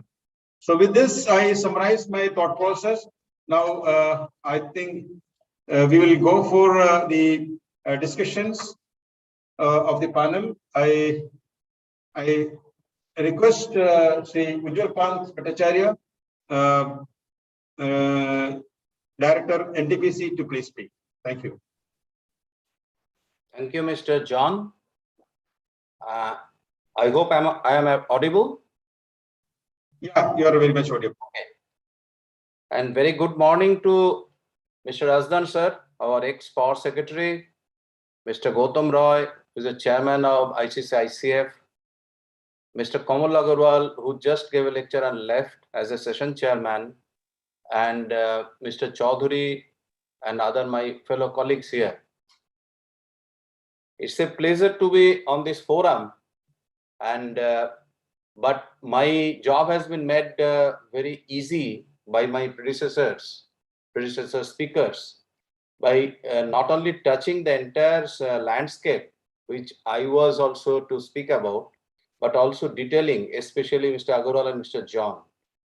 During his inaugural session, both Mr. Razdan, and our current secretary, Mr. Alok Kumar, have aptly established the different dimensions from the policy side, the problems that India is facing and likely to face. Mr. Agarwal and Mr. John have gone much beyond into the technical things, and I doubt whether they have left anything for me to speak. Nonetheless, in the morning, I was worried that how to pack so much of thoughts from the entire industry into 10 minutes. Now I find I will be having much more extra time, and I want to repeat. So I will not repeat everything, but before coming to the point, I would like to say one thing. Interruption, Ujjwal. Sir. Anil Razdan here. Sorry for interjecting. Sir. With the permission of Shaji, I think you raised a very relevant point. The secretary also raised this point that you see there's a huge employment issue related to the energy transition also. Yes, sir. There is also an investment issue. Yes. I think please flag those issues. I will. So that even can send it in writing to the ICC later, because the secretary has very appropriately said he look forward to our recommendations. Yes, sir. So kindly, I think, highlight those issues. They are part of the transition. Any transition will require a lot of financial cushioning to the present investment and also to employment sector. Thank you very much. Sorry for this interjection, but you very right, sir. And as usual, you are the doyen of this sector, and you have been the flag bearer as a secretary, and you continue to give us all the newer aspects and dimensions, and we are thankful to you forever. And I will definitely touch upon them, although it will be a bit repetitive, but I'll make it very quick and short in the interest of the entire session. But before I come to the topic, I was just wondering that earlier, being in a public sector, and both Mr. Razdan, Mr. Agarwal, Mr. John, who are either from the government or from NTPC, will appreciate one thing, that in public sector and government, we had been, the buzzword used to be 4 C's, especially for public sector. 4C. And those C's were CAG, CVC, CBI, and COPU. Now, in the new paradigm of the energy transition, we find newer sets of 4 C's. And the 4 C's are coal, carbon, centigrade, and climate. Now, coming from the power sector and facing the transition, and more so in the face of Greta Garbo and others pushing with their blah, blah, blah and other things, we find it very difficult to chart our path as we wish as technical experts on the sectors. The topic today is optimizing coal and electricity production. And I am thankful to Mr. Razdan, and I will always like to say that optimization of coal and electricity production will definitely have an impact on the society in general. We cannot delink the societal concerns from and create a new technical paradigm whereby we may create other kinds of problems for the society and the country at large. Now, the entire world is worried for the climate and moving away from coal. that will know that link between the two being the carbon. There is a talk of decarbonization, net zero, energy transition, and so on. We know that net zero essentially refers to achieving a balance between the amount of greenhouse gas emissions produced by thermal power and other utilities, including energy sector carriers and energy guzzlers like transport, industries, etc., and an amount removed from the atmosphere by whatever means you may think of, including carbon sinks. This involves energy transition that is shifting from a system based on fossil fuels to one dominated by clean and renewable energy. And now onwards, instead of talking of electricity only, I'll be referring more to energy because that is more relevant in terms of electricity and coal optimization. There are commitments all over regarding coal and carbon to control centigrade, that is to increase the average global temperature control in order to combat the climate change. Recently, during plenary session of COP26, our Honorable Prime Minister, Mr. Modi, has announced a 500 gigawatt renewable generation by 2030 and 50% of energy requirements through RE, cutting down carbon emissions by 1 billion tons from now until 2030, thereby bringing down carbon intensity by 45% by 2030 and net zero carbon emissions by 2070. Moreover, energy demand in our country is set to increase rapid economic growth of our country, which is very important for a country like India and other aspiring global powers or developing countries. This also calls for rapid change in power generation mix of our country, and that's the most relevant point for our discussion today.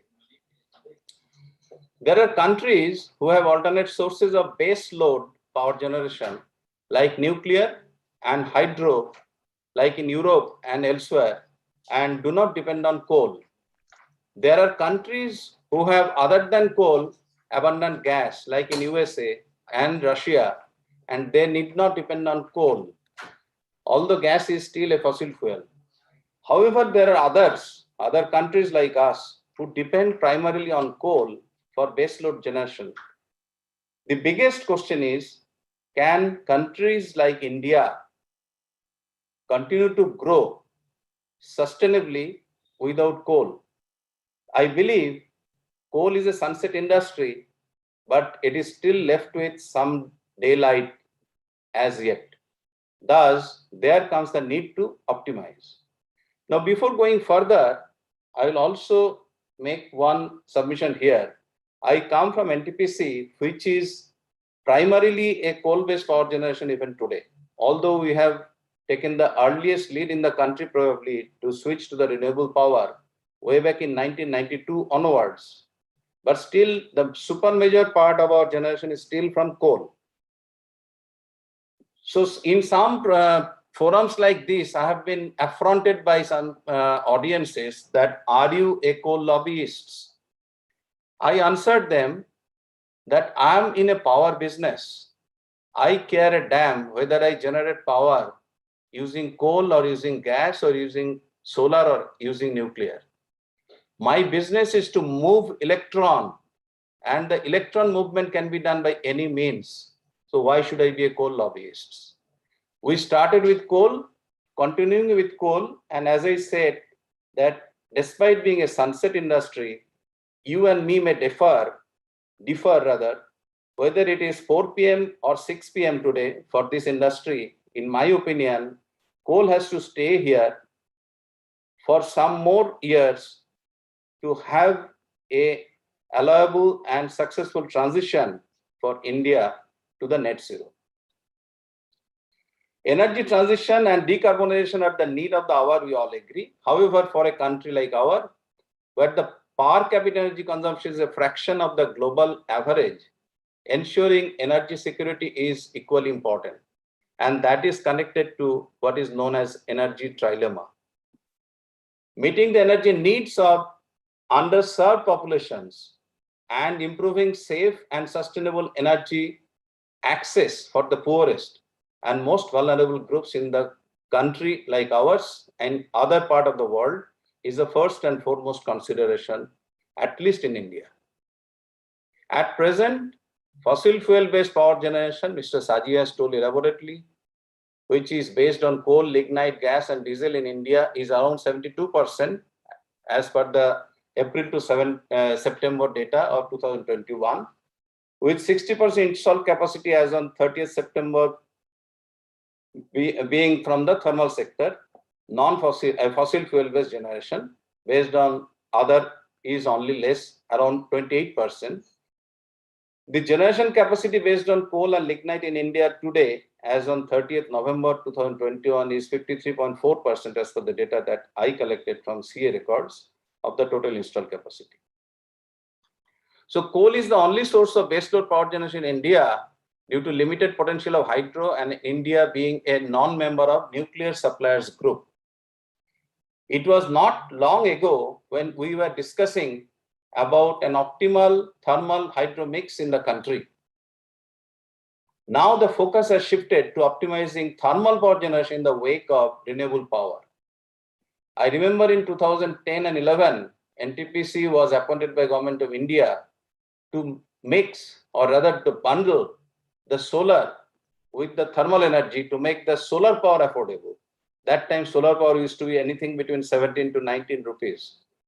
Now it is the talk of the town to go for the reverse bundling, to bundle the coal power with the solar power to make it viable and more sustainable. That's the paradigm shift. The quantity of renewable power is increasing day by day, and the cost of renewable power is also becoming more competitive. So the challenges of optimization of thermal power, which is as essential for the power sector as the backbone is to human body. Apart from being a main source of baseload power generation, coal production systems and consumption are for power generation among the largest human enterprise, and large technological, social, and economic assemblage are built around these systems. And there's the connect Razdan sir was probably referring to, and I'll be elaborating a bit on that. Therefore, coal and power system have complex and multifaceted issues. I can only recount some of them, like technical challenges, integration of thermal with renewables, which have flexible generation and large seasonal and diurnal variations, will have one problem of flexibilization of thermal plants, which demands increase in ramp rate, as Mr. Saji has already told, and affects life of the equipments because of the flexing. Another important factor, we are always affronted by Europeans and Americans that you can come down to the lower load by reducing your energy, plant load factor by optimizing. The problem is Germany has given us one option that they have experimented, that they have come down to below 20%. We attempted in all right earnest with many international agencies. And believe me that poor coal quality in India is also a spoil sport. With so much of high ash content and FCVM ratios, it is very difficult to have the boiler running if we come below a certain level of PLF. In Germany, with high quality coal and with higher volatile matter, it is still possible to come below 20%. In India, it's very difficult. We have attempted as low as 35%, but we are not sure whether it is sustainable and whether it is also allowable from the point of view of explosion hazard possibilities because of sudden loss of flame and other things. Along with that, there will be another issue of reducing the efficiency of power stations. Over last 2 decades, painstakingly, NTPC and India in its power sector has introduced lots of supercritical power stations. In fact, we are now experimenting with a 700 degrees centigrade ultra supercritical advanced power station with efficiency of around 48% on low heat value concept basis. But these power stations will lose meaning if we go to flex them and bring them below 50%, because they will lose the basic advantage of its efficiency. So while optimizing, we have to be very careful that what we are doing, in one hand, we are introducing high efficiency power stations, and in another hand, we are going for running them at a lower efficiency. So when we go for optimization, we have to think of shutting down or prioritizing different kinds of power stations, which becomes a nightmare for the POSOCO and grid operators. Improving energy efficiency and reliability of thermal power plants at partnered operations becomes paramount. And along with ramp rate, introducing the systems and concepts of like PADO2, as already introduced by STIAG, to keep a watch on the decreasing life expectancy of the tubes and pipes becomes a very important aspect to have a tab on the boiler life leftover as well as turbine healthiness. Investments at technology required for energy storage is a big issue because the energy storage is at its nascent stage. I am sure it will come to the center stage very soon, but how soon we can only debate and expect. So long we have to wait and we have to depend on coal and such cheaper baseload operations that we may have. Dependency on solar sector on imported modules and silicon feedstocks is a challenge for India. That makes us dependent in terms of our power generation sector. One sunshine thing for India has happened over the last 40 years, that on power sector, especially coal-based power sector, India has become self-reliant. From the point of view of construction, from manufacturing to construction to operation and maintenance and the fuel, coal-based power station wise, India is almost self-sufficient. The moment we want to switch to solar sector, we will face the problem of again dependency in a very large way from imported items. Then comes the financial challenges.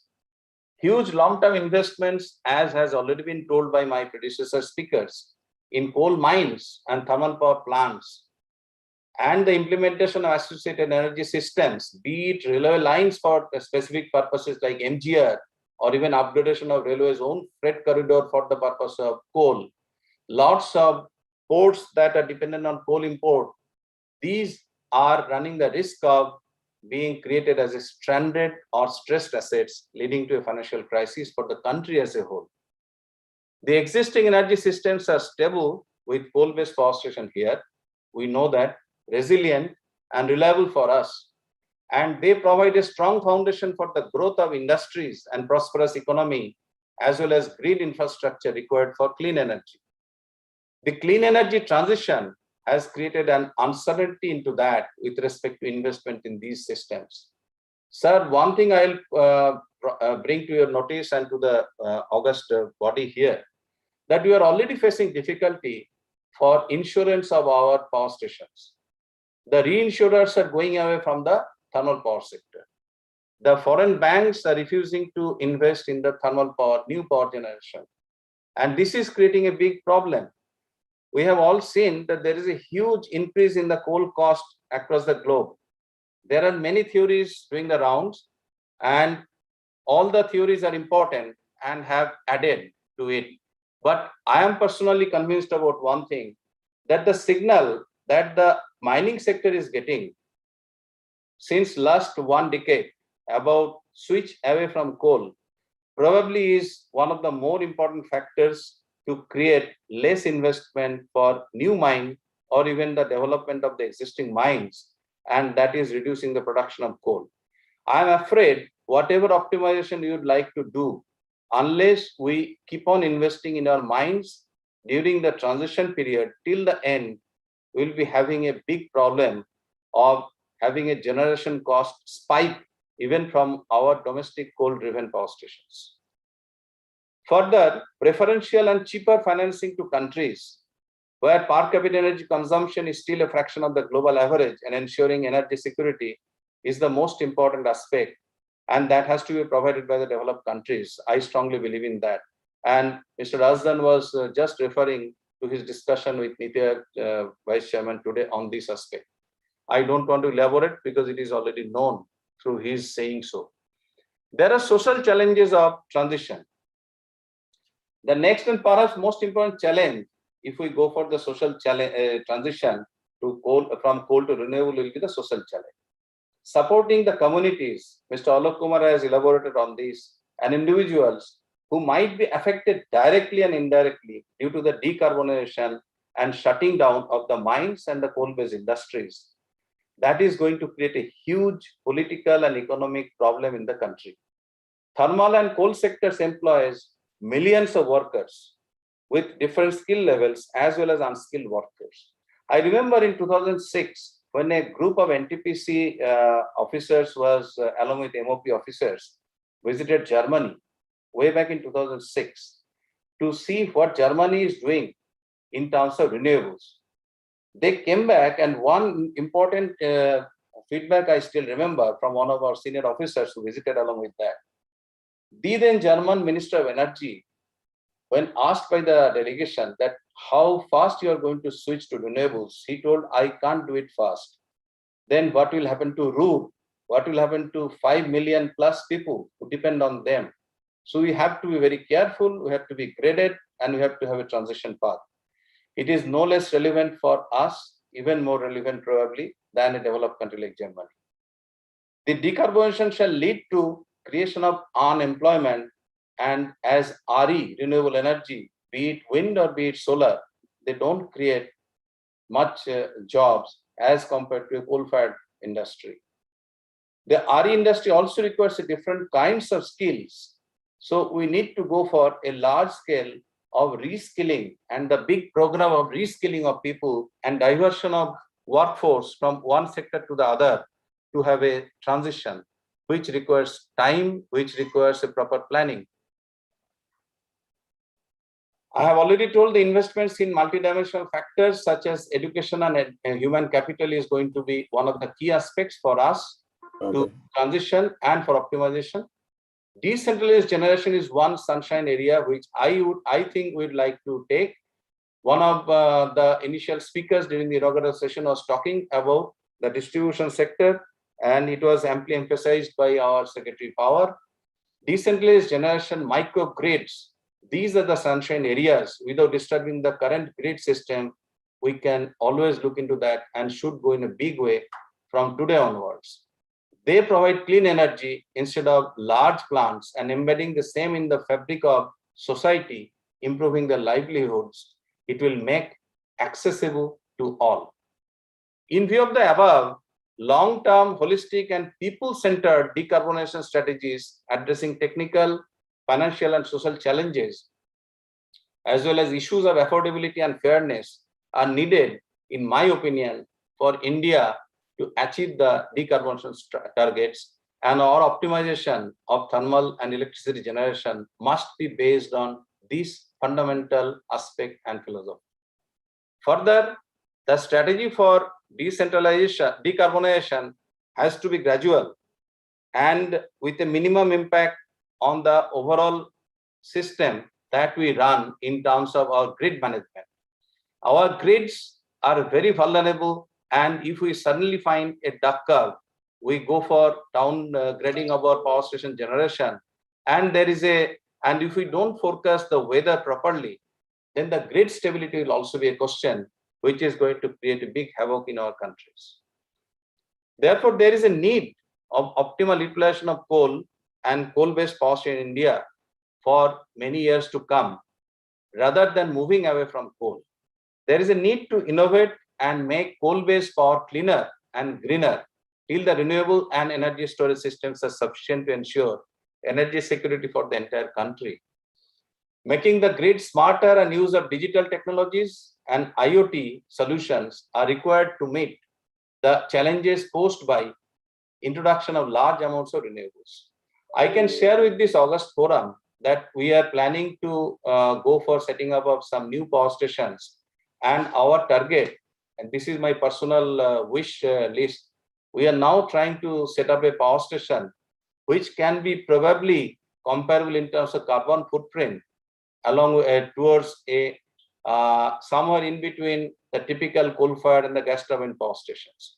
And with carbon capture, which Mr. Razdan has already mentioned, and use like carbon CO2 to methanol one of which we are already experimenting in the practical way in our Vindhyachal power project by way of capturing 20 TPD of CO2 from the flue gas and generating 10 TPD of methanol for use as fuel or refiring into boiler. If we can be successful in this, if we can integrate biomass with this, then probably the carbon footprint of a typical coal-fired power station can be reduced to definitely below 600. And if we can further do optimization, probably it can come to 540, 530 level, which is the carbon footprint of a typical CCGT power station. And that will become much, much cleaner, giving much more carbon space for India to grow and the world to sustain in a bigger way. And this is the wish list I am working on now. And this what I what I term it as a blue coal power station. And let's see whether we can run it through. In the conclusion, I will say that carbon is not the culprit. It is the most essential element on Earth. Life on Earth would not be possible without carbon. It is the form and presence of carbon that is creating concern. Similarly, it is not the coal which is the culprit. It is the way we have been using and we are still using it. If we change the way we use coal, we can solve all the issues of carbon, centigrade, and climate. The architecture, accordingly, for electricity generation in our country should be such that it leaves the all-round lasting effect on climate, on job creation, economic prosperity, self-reliance, grid stability, and finally, the happiness index for our country and the world as a whole. Thank you very much.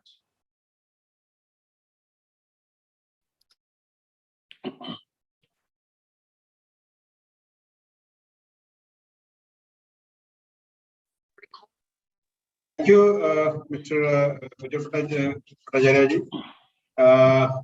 Thanks for that elaborate detailing of what NTPC is doing, the leading power sector company of the country. I'm also proud to say that I'm also a member of the NTPC family. So we could get a lot of insight what NTPC is planning to do further. Well, now I think Mr. Vinay Dayal, if has not joined, I will request Mr. Suresh Nagarajan, CEO, DB Power, to give his talk now. Mr. Suresh Nagaraj. Yeah, Mr. Suresh Nagaraj. Yeah. Thank you. Am I audible, John sir? Yes, yes, Mr. Nagaraj, you're audible. Okay. Please continue. Thank you. Thanks very much. Sir, sorry for interrupting you, sir. If you could kindly conclude your presentation in 10 minutes. Sure. So I'll be helping the cause of the organizers since we are already overshooting time. Yes, sir. I'll try to keep myself, I will not repeat what others have already gone in an elaborate manner. So that is one of the advantage which I have when I'm starting as a third speaker. Before we start, thanks very much, Shaji John Saab, and the distinguished chairman of the session, Rajdan Saab, and excellent opening presentation by our secretary, Alok Kumar.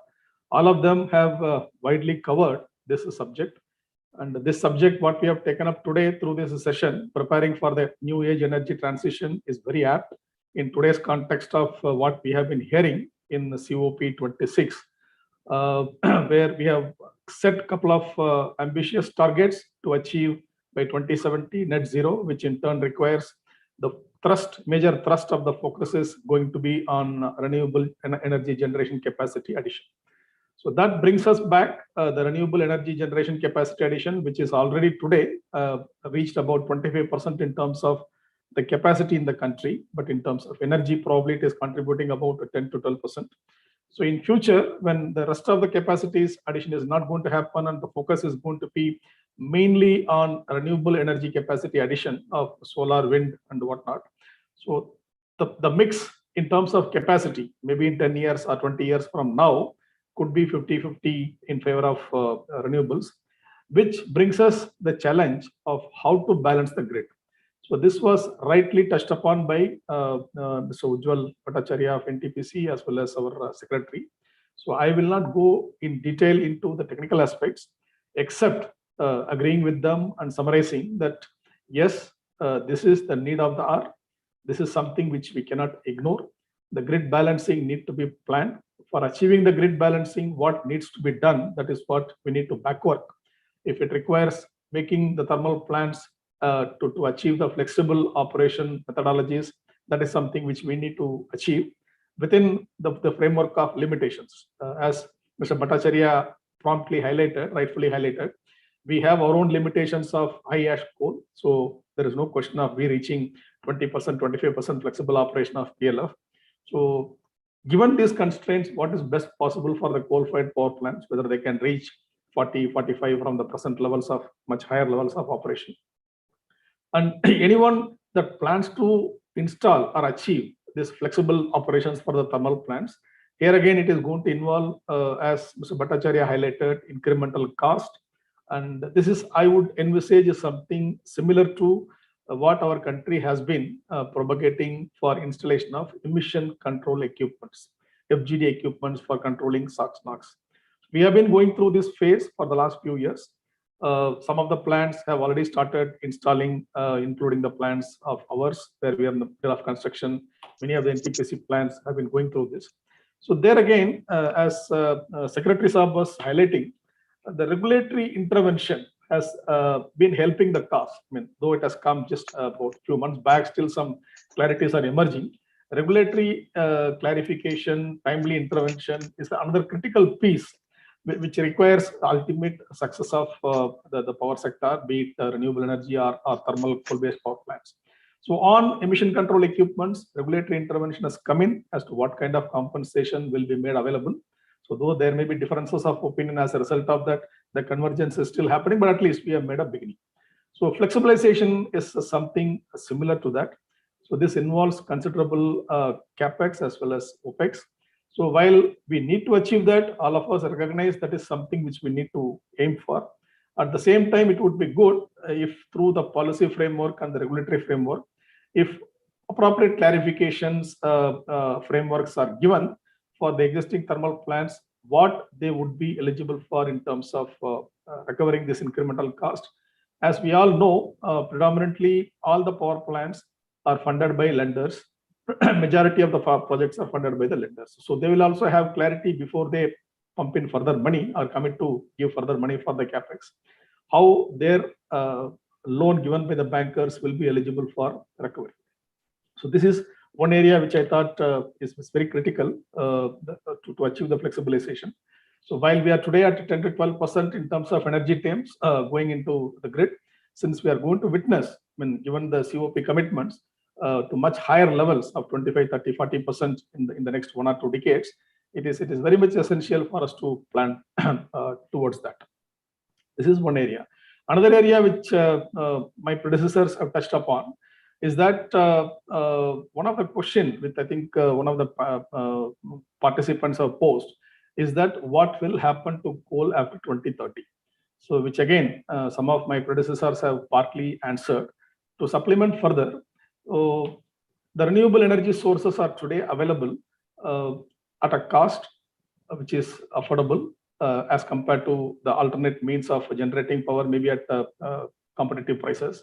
But they come with lots of associated SOPs attached to it, whether it is in the form of transmission exemptions or investing in the further transmission lines. So one has to ultimately do a comparison of apple to apple.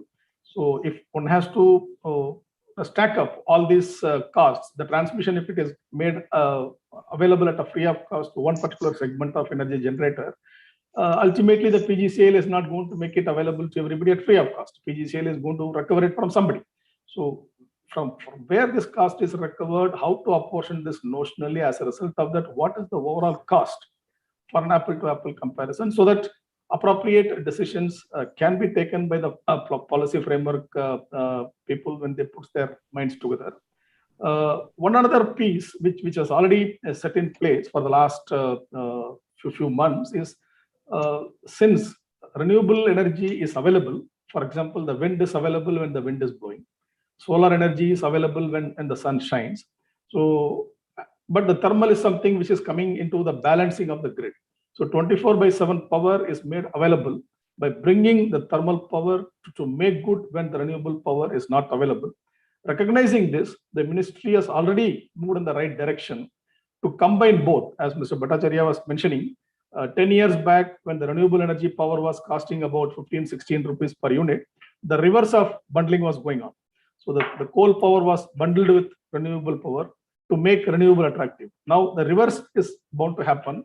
When the renewable energy power is costing about 2 rupees, 3 rupees per unit and cheaper than coal, the reverse of the bundling the power is something which cannot be avoided, which has already started happening. So ultimately, if we have to make both the industries survive, I mean, till the time we are able to achieve 24/7 power supply from the renewable sources, if and when it happens at affordable cost, till then, whether we can afford to keep the coal away or thermal away, I don't think, which I'm sure most of the panelists in this forum would agree with me. Since we cannot do that completely away, maybe we should plan that more and more energy options are given to DISCOM on 24/7 basis, so that automatically the grid balancing is taken into account in the form of mixing the renewable power as well as the thermal power, which the DISCOM ultimately is able to secure as RTC power. So this is one concept which has already come in. Maybe we can emphasize more on that in the years to come, so that this concept can optimize the electricity production and the cost of electricity for the DISCOMs. So leaving aside rest of the common issues which are touched upon by some of my predecessors, if I have to touch upon the few areas where the electricity production cost can be optimized. So one is, of course, all of us are aware, this clean cess, green cess, that the coal companies, while the cost of coal production, if it is say 100, I mean, by the time all the taxes, including clean cess, are added onto it and delivered cost of coal comes to the power generation, the 100 becomes almost more than 200. So the clean cess, which has started off with the 50 rupees per ton, today this is at a range of about 400 rupees per ton. Whether this is something which the ministry has been on and off, it is not that it is not in the knowledge of the ministry. They have been very much aware of this. They are seized of this issue. They are looking at various means of how to optimize this cost for coal power generation, so that coal power generation can be optimized. So that is something which we need to take up. Of course, ultimately, it is various interministerial coordinations need to happen for ultimately to realize this benefit. Other than this, the GST is something which has been implemented from 2017. But as we all know, the electricity generation as an end product is exempted from GST. As a result of that, the input tax credit is not being availed, or the users are unable to avail this. So if this is brought into the GST ambit, while on the one hand, considerable amount of GST is paid on the inputs, and instead of GST, what is the tax that is being paid on the electricity generation or consumption? Most of the states have the tax called electricity duty. All of you would be aware of this. The electricity duty is something which is being levied, which ultimately increases the cost of electricity generation as well as for the DISCOMs. So since it is not under the GST regime, that the tax input tax credit is something which is not available. If this is looked into and GST is made applicable for electricity generation with appropriate rationalization of electricity duty, then clearly this can optimize the cost of the coal power generation to a large extent. The third area I would like to touch upon is the receivables management. So all of us know the Secretary Saab rightfully mentioned at as part of his opening remarks. This is one of the key requirements is ensuring viability of the distribution sector. So while his focus is bang on in terms of where the sector need to improve, in the last 20 years, the generation and transmission sectors have gone through several rounds of reforms. Now the time has come, the ministry is rightfully focusing on the distribution sector reforms, which is very much essential, so that today you talk to any generator, I'm sure each one of them will have receivables beyond 4 to 6 months. These informations are publicly available in the property portal.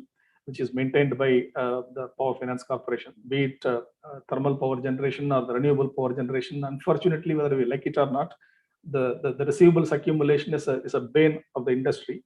If we have to overcome this, another observation made by one of the speakers was that the DISCOMs need to be self-reliant by having positive ARR ACS gap. So annual revenue requirement and annual average cost of supply, average revenue requirement and average cost of supply. If they can make it positive, each of the DISCOMs, there ends the need for making each of the DISCOMs self-reliant. Once the DISCOMs become self-reliant, automatically, whether it is a thermal power generation or the renewable power generation, each one of them will largely come out of the stress.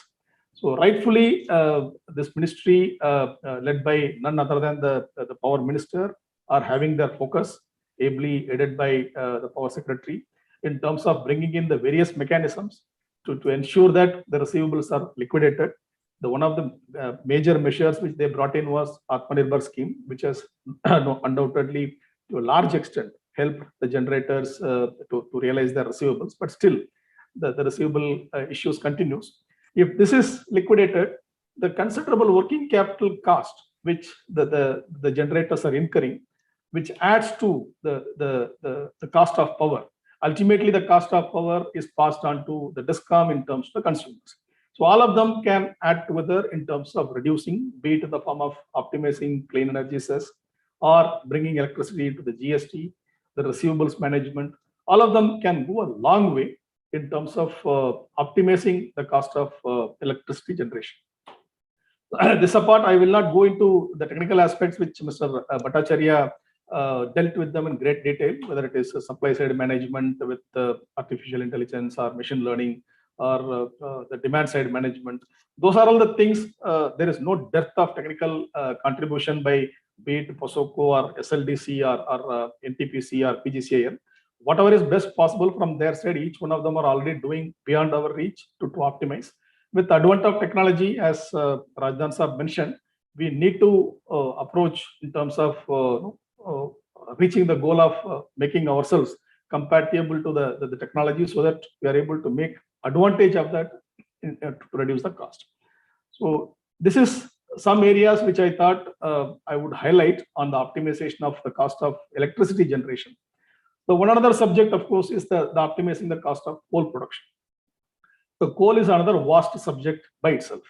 So I'm sure the other gentleman, unfortunately from Coal India, Mr. Vinay Dayal, would have addressed most of the requirements on coal production optimization. But nevertheless, so few areas as a customer who I have experienced from Coal India's client, if I have to highlight few areas where coal production can be optimized in terms of reaching the supply to the end customer, which will ultimately go a long way to optimize the cost of power, are the following. Mr. Bhattacharya again rightfully identified that the coal quality, be it high ash content or mixed with the foreign particles, be it in the form of boulders or whatnot, if this can be controlled at the generation coal production end itself. I mean, today, what is happening, that the coal is being transported through a long distance through the rail network, and it goes to the power plant. And as you heard from Mr. Bhattacharya, since it is a 40% coal, the coal is being transported from coal and companies, the minor collieries to the power plant. And after generating the power, the very same ash is getting evacuated by the power plants. So after generating the power plant, when the ash gets removed. So instead of doing this double cost incurring, when first you pay the cost of all ash for transporting, and then you incur the ash cost for evacuating once it reaches the power plant. Maybe if we can go through and install and devise a mechanism whereby the ash is removed at the coal mine end itself at the time of loading, this can go a long way to the extent of already in some places it is happening. Maybe we can look at it to a larger extent. The second aspect is there are three key pillars involved in coal transportation. One is the coal companies, then of course the railways. Without their integral support, the coal movement cannot happen, and then the generators who are receiving the coal. So there need to be an integrated approach between the three. When once there is an integrated approach between the three, which again, the Ministry of Coal has been already working on, Ministry of Power has been piloting, which if this can be expedited so that there's a tripartite understanding agreement between the three, so that the intermittent, the value leakages, cost increases can be avoided to a large extent. And the one another area related to coal is the way in which we are doing the billing for coal, traditionally from the coal companies to the power generators. So we are used to billing the coal based on the grades of the coal historically. So invariably the coal, the grade moves in a range. It may be, let's say, 4,000 to 4,300, 4,300 to 4,600. So if you end up receiving a coal in a mid-range or a lower range, the price still continues to be a particular prefixed amount.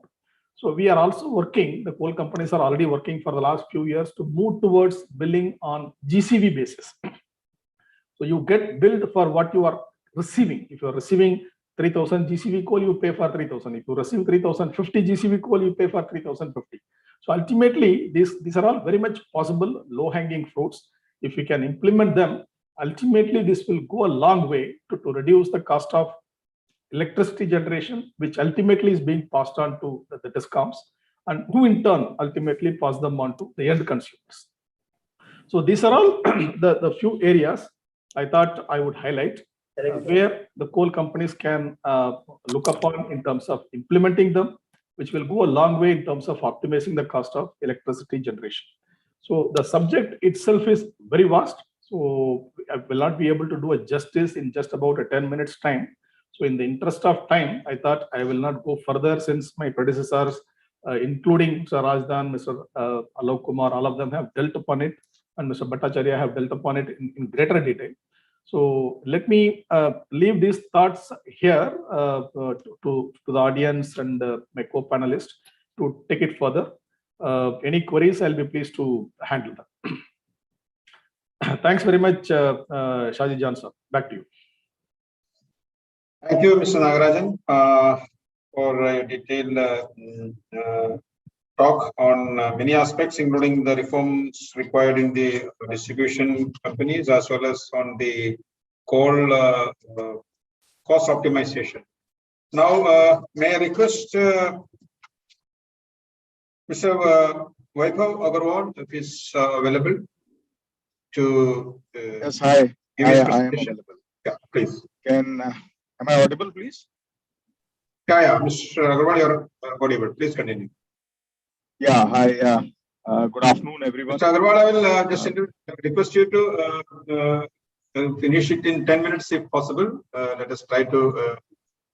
Certainly, I will try to wrap it up by 12:40 for sure.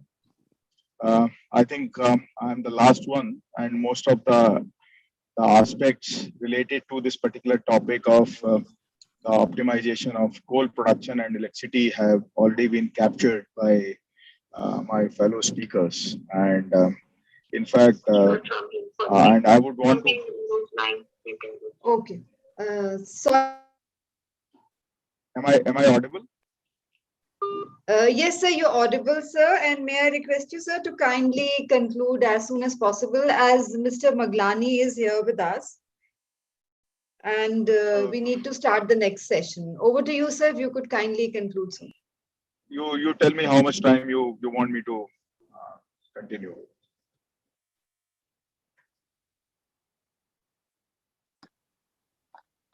I think Anil Rajdan here. Let us be very fair to the speaker. I think we've got to give him at least 8 minutes. Thank you. Okay, sir. Okay. All right, sir. So I would like to begin with the comment of Sir Rajdan, whom I really admire from his days as secretary, and I used to be very young. And he mentioned something that the cost of electricity has to come down by taking into account that interest of the lenders, and basically the credit is available cheap, because that is the key. And from there I'm building, and just to say that we work in a closed economy wherein somebody's gain is somebody's loss effectively. In a situation like our sector, where there are so many leakages, there are so many losses, and somebody is suffering suffering because somebody is inefficient. And at the end of the day, what has happened in last 5 years and 6 years, what we are seeing is that it is a lending community who has actually developed the cold fleet for the sector. And it is not coming to any of the private guys. So that is really an area of concern which has to be looked at as how this issue can be addressed. And I find certain challenges which comes in a way of optimizing the electricity production, and particularly from the cheaper plant, is the lack of level playing field. And this is an issue which everyone has been highlighting, including it requires now immediate attention that the plants which have already got set up, that I'm talking about generation, they remain in stream because coal is going to stay. Coal is going to stay for at least 30 more years if we go by normal predictions of various experts in India, and maybe beyond that, because ultimately, as Secretary has already put in this, that we cannot be dependent entirely on renewable source. So coal is an important source of power, and it cannot be ignored just because now the theme has changed and we want to move towards the greener and cleaner energy options. But whatever we have, and till the time we have to see to it that they are they are not actually put to any kind of disadvantage. And that's where the whole energy was put in when the act was promulgated way back in 2003, and everybody just started jumping towards setting up power plants, coal-based power plants, etc. So take it forward that coming to level playing field, where I find that even though there is a coal production, there is a the issues related to availability of rakes, but often it is found, and the data will prove it, that they are not being distributed in an equitable manner for whatever reason. But end of the day, everybody who is actually connected with the grid is actually earning the tariff, and there are few who are, in fact, I would say everyone is having a capacity charge and variable charge both, and the capacity charge is dependent on as whether you are available, dependent on whether you have fuel or you are not having fuel, and there are several plants which are actually starving in a given scenario where they are not able to recover their fixed charges. So, and the reason is that they are not being an adequate coal. Sometimes coal is not there, sometimes rakes are not there. And my earlier speaker, Mr. Nagarajan, has already, and dwell on that and said that there has to be a tripartite agreement so that there is a parity, and then there is a responsibility fixed as how coal can be made available to all the plants, particularly those who are more efficient. And if you remember, there was a discussion a few years ago in CEA around allowing coal to be used by only those who are supercritical or those who are actually more efficient, instead of giving it to vintage plants which have already lived their life. But that action is to be still seen on the ground. So there are areas where the focus and the attention is needed so that this can be lead to a situation where we can say, yes, we are optimally producing and electricity, and the coal production is adequate, meeting that optimal generation requirement.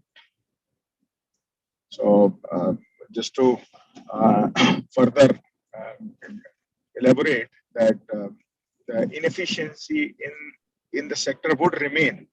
Nobody can take guarantee that yes, they will just go off the horizon in a day's time, or it can be achieved. I'm saying we have to live with inefficiency, but the idea is how to optimize them in in a time-bound manner with a better participation of all the stakeholders so that no voice is muzzled.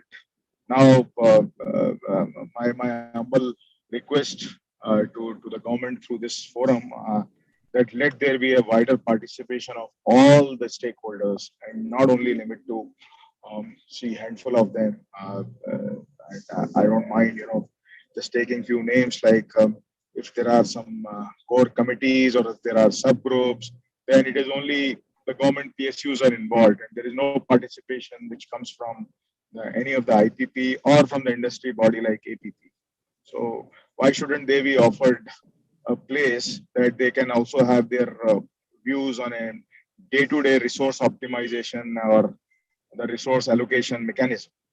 Similarly, the lenders should also be made invariably a part of every discussion because they ultimately have to also find comfort because we operate in a very, very capital intensive industry and without their support and with mounting receivables, so we can see one more round of NPAs. We have already seen in case of coal and we are not very far off and some similar situation emerges in renewable as well with the massive competition and lack of capital coming from the Indian lenders. So all the stakeholders must be given equal preference and they should be heard appropriately to deal with all these industry challenges. So that's where I want to conclude because everything else has already been covered. Shaji, this is Anil Razdan. Now, just I think a very relevant point that we might like to highlight and through their industry that thermal power is in fact subsidizing a lot of transport, railway transport, because of the huge goods charges that you are paying, in fact, on transporting 40% ash.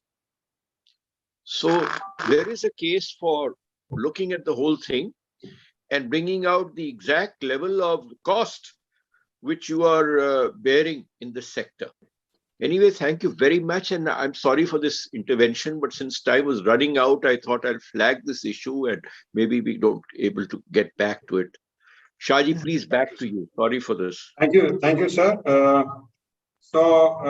Thank you, Mr. Vaibhav Agarwal, for giving a brief discussion on the points. You have also rightly touched upon such kind of discussions. We should have people, I mean, the other stakeholders, IPPs, lenders also on discussions.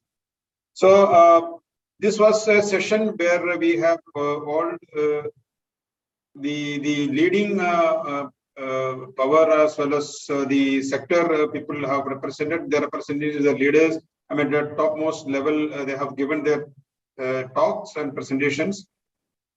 So since it is time is already run, I'm not going into the individuals.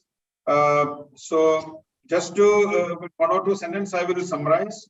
The idea is that the coal has to stay back for some more time because the transition is a must. It has to happen, but it should be done on a calibrated way so that the socio-economic balancing also will be done. We have to take care of the stakeholders, including the people and the industry and the investment. At the same time, those industries which are already on the production, their coal requirement, their financials also needs to be taken care. So I think this was a very interesting session. Of course, time had been there. We could have more dwelt on more subjects, but because of the time limitations, we concluded this. And thanks to all the speakers and Chairman Sri Razdan Saab for giving us the opportunity to present our views here.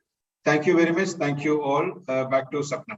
Yeah, thank you very much indeed, sir, for that wonderful session. And ladies and gentlemen, we straight away move to the plenary session 2, which is on cleaner fuels and their optimized availability, oil and gas.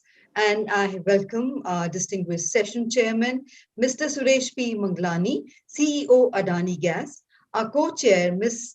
Vartika Shukla, and our expert speaker of the session, Mr. Devesh Bansal, Senior Energy Specialist, ICF. And time duration for the session, ladies and gentlemen, is approximately 30 minutes. And with those words, I hand over to our session chair, Mr. Suresh P. Manglani, CEO Adani Gas, for his opening remarks. Over to you, sir.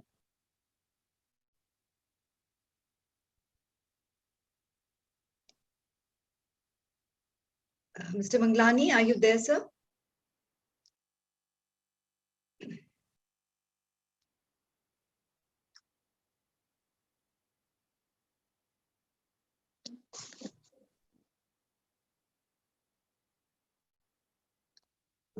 Manglani, sir, may I request the host to kindly check if sir has joined?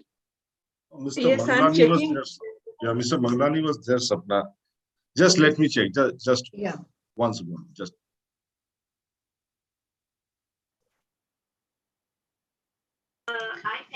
As of now, Mr. Manglani is not logged in, and even Mr. Bansal also. They are not in the panelist list as of now. So may I request Ms. Vartika Shukla, CMD EIL, the co-chair for the session, to kindly give her remarks?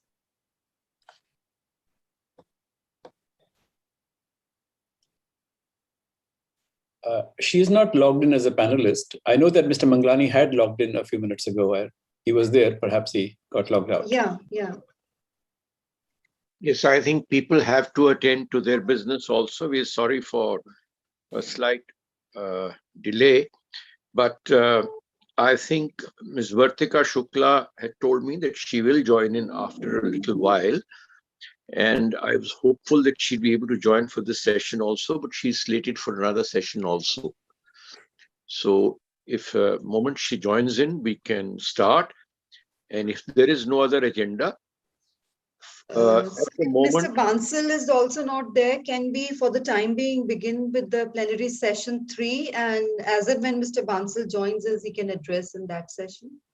yeah, we can readjust. We're all online. And I think if crucial thing is Vartika joined, I'll try and speak to her. Is Mr. Satija, Pankaj Kumar Satija online with us? Yeah, I'm there. Okay, sir. So Kindly Mr. take the Razdan, panel. sir, are the panelists there? Mr. Sonde and Mr. Sadhan Banerjee? I don't see Dr. Sonde on the screen also yet. Yeah. Mr. Banerjee is there. Mr. Shatan Correct. Banerjee. Yeah. So, sir, we'll begin with the plenary session 3 then. Razdan, sir, with your permission. I'm trying to speak to. Vartika ji, we are waiting for you to chair this session.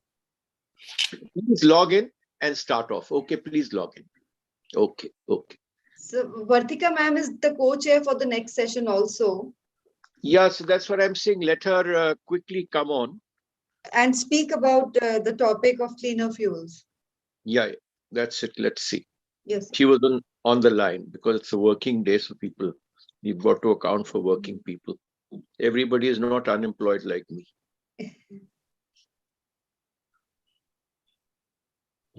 Meanwhile, I think the members who are on the air or on the viewer may kindly introduce themselves and their company and the work that they're doing. Sir, just one thing. Mr. Manglani is joining back. Okay, sir. Just went offline. Just okay, give so him a we'll minute. wait. Joining So back. we'll wait for him to join, sir. Join. By that time, Ms. Shukla will also join. So I think it's been a very useful session. Now, you see, one interesting thing is that the Secretary Power is open to our recommendations because we are at a very critical phase. I did not want to sound a negative note, but of course, on international fora, I've been going on saying that it's not we who have caused the problem. These people should give us the technologies. Otherwise, it will become another transition of technologies and they will again be ruling the roost. The developed countries trying to sell us the new technology. Our per capita emissions continue to be low, but we know the direction in which the world is moving and the wind is moving. And I think the earlier we prepare ourselves, the better it is. But I would appeal to all the industry captains that they need to spend and focus much more on research, development, new products. And for the coal-based plants, I think carbon capture and utilization is an area where they start spending. And I think it's time to talk to the government that please reduce the freight on our coal so that we're able to save some money. It's become a source of revenue. And also for every ton of coal that is mined, we are supposed to be, it was be clean energy cess to begin with. Now this money needs to be plowed back into the sector. Yes, for new research and development, but it is going to be a sector in distress if we do not start looking at their transition also. Globally, we've got to go for energy transition. But yes, these are also going to be industries in transition, and we have to, I think, start pleading their case. Mr. Manglani is back. Okay, sir. Thank you so much. So, ladies and gentlemen, we are ready to go ahead with the plenary session 2 on the topic of cleaner fuels and their optimized availability, oil and gas. We have online with us the session chair, Mr. Suresh P. Manglani, CEO, Adani Gas, and the co-chair, Ms. Vartika Shukla, CMD, EIL. And the topic for this session is cleaner fuels and their optimized availability, oil and gas. And may I now invite Mr. Suresh P. Manglani, CEO, Adani Gas, to kindly give his opening remarks. Over to you, sir. Thank you, Sapna ji, and good afternoon, everybody. And let me welcome to this plenary session, second session of plenary session of ICC and ICF coordination on the new energy transition. And the session theme is cleaner fuel and their optimal availability. Our co-chairman, Shrimati Vartika Shukla, CMD, EIL, and the expert speaker, Mr. Devesh Bansal, and all the delegates, ladies and gentlemen, a warm welcome to you to this session. Razdan Sahab, good afternoon to you. And good afternoon to everyone who is participating, including Mr. Alok Bararaji. So the session theme, which has been kept, cleaner fuel, is a very apt theme at the right time.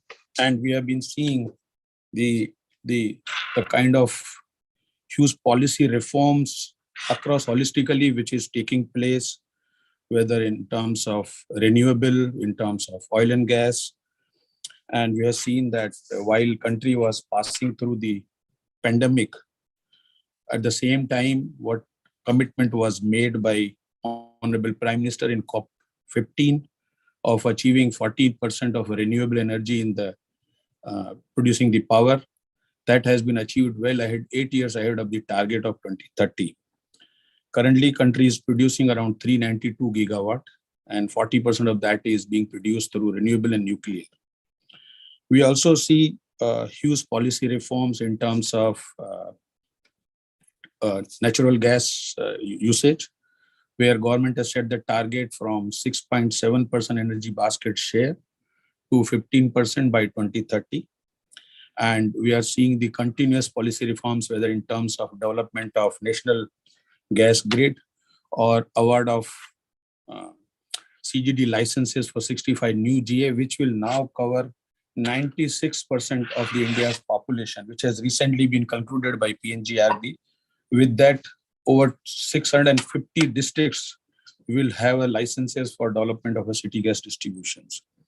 We also see the major push on biogas side, where government has set up a target of setting up 5,000 bio CBG station in the country, and the Satat scheme, which has been launched, through which the major incentives are being provided of the committed offtake of the CBG is being taken by the GAIL as a nodal agency. Similarly, we see a major push on EV side under FAME 1, FAME 2, or all the state governments. So on every side, I think this is the best of a time we are seeing where government, the industry, the businesses, everyone is embracing the cleaner fuel. And in my mind, that there is no more a choice for us it is a necessity to embrace the cleaner fuel to contribute towards the climate change. And the target which now our Honorable Prime Minister has made of a 450 gigawatt by 2030, while it looks very ambitious, but country has achieved 175 gigawatt target. And I'm sure with the concerted efforts, we will be able to achieve the 450 gigawatt target by 2030, which has been set by the Honorable Prime Minister, and now India has also announced that by 2070 we will be achieving our net zero target. The task in hand is a huge task in our hand. Every stakeholder, industry, government, whether it is a federal or a state government, all the institutions, we all have to work in a concentrated efforts to achieve our journey towards a decarbonization or a cleaner fuel. One of the important development which happened, that there was a debate, at least in the European world, whether natural gas is a cleaner fuel or not. And the debate was going on that natural gas is a fossil fuel. Yes, natural gas is a fossil fuel, but lesser evil.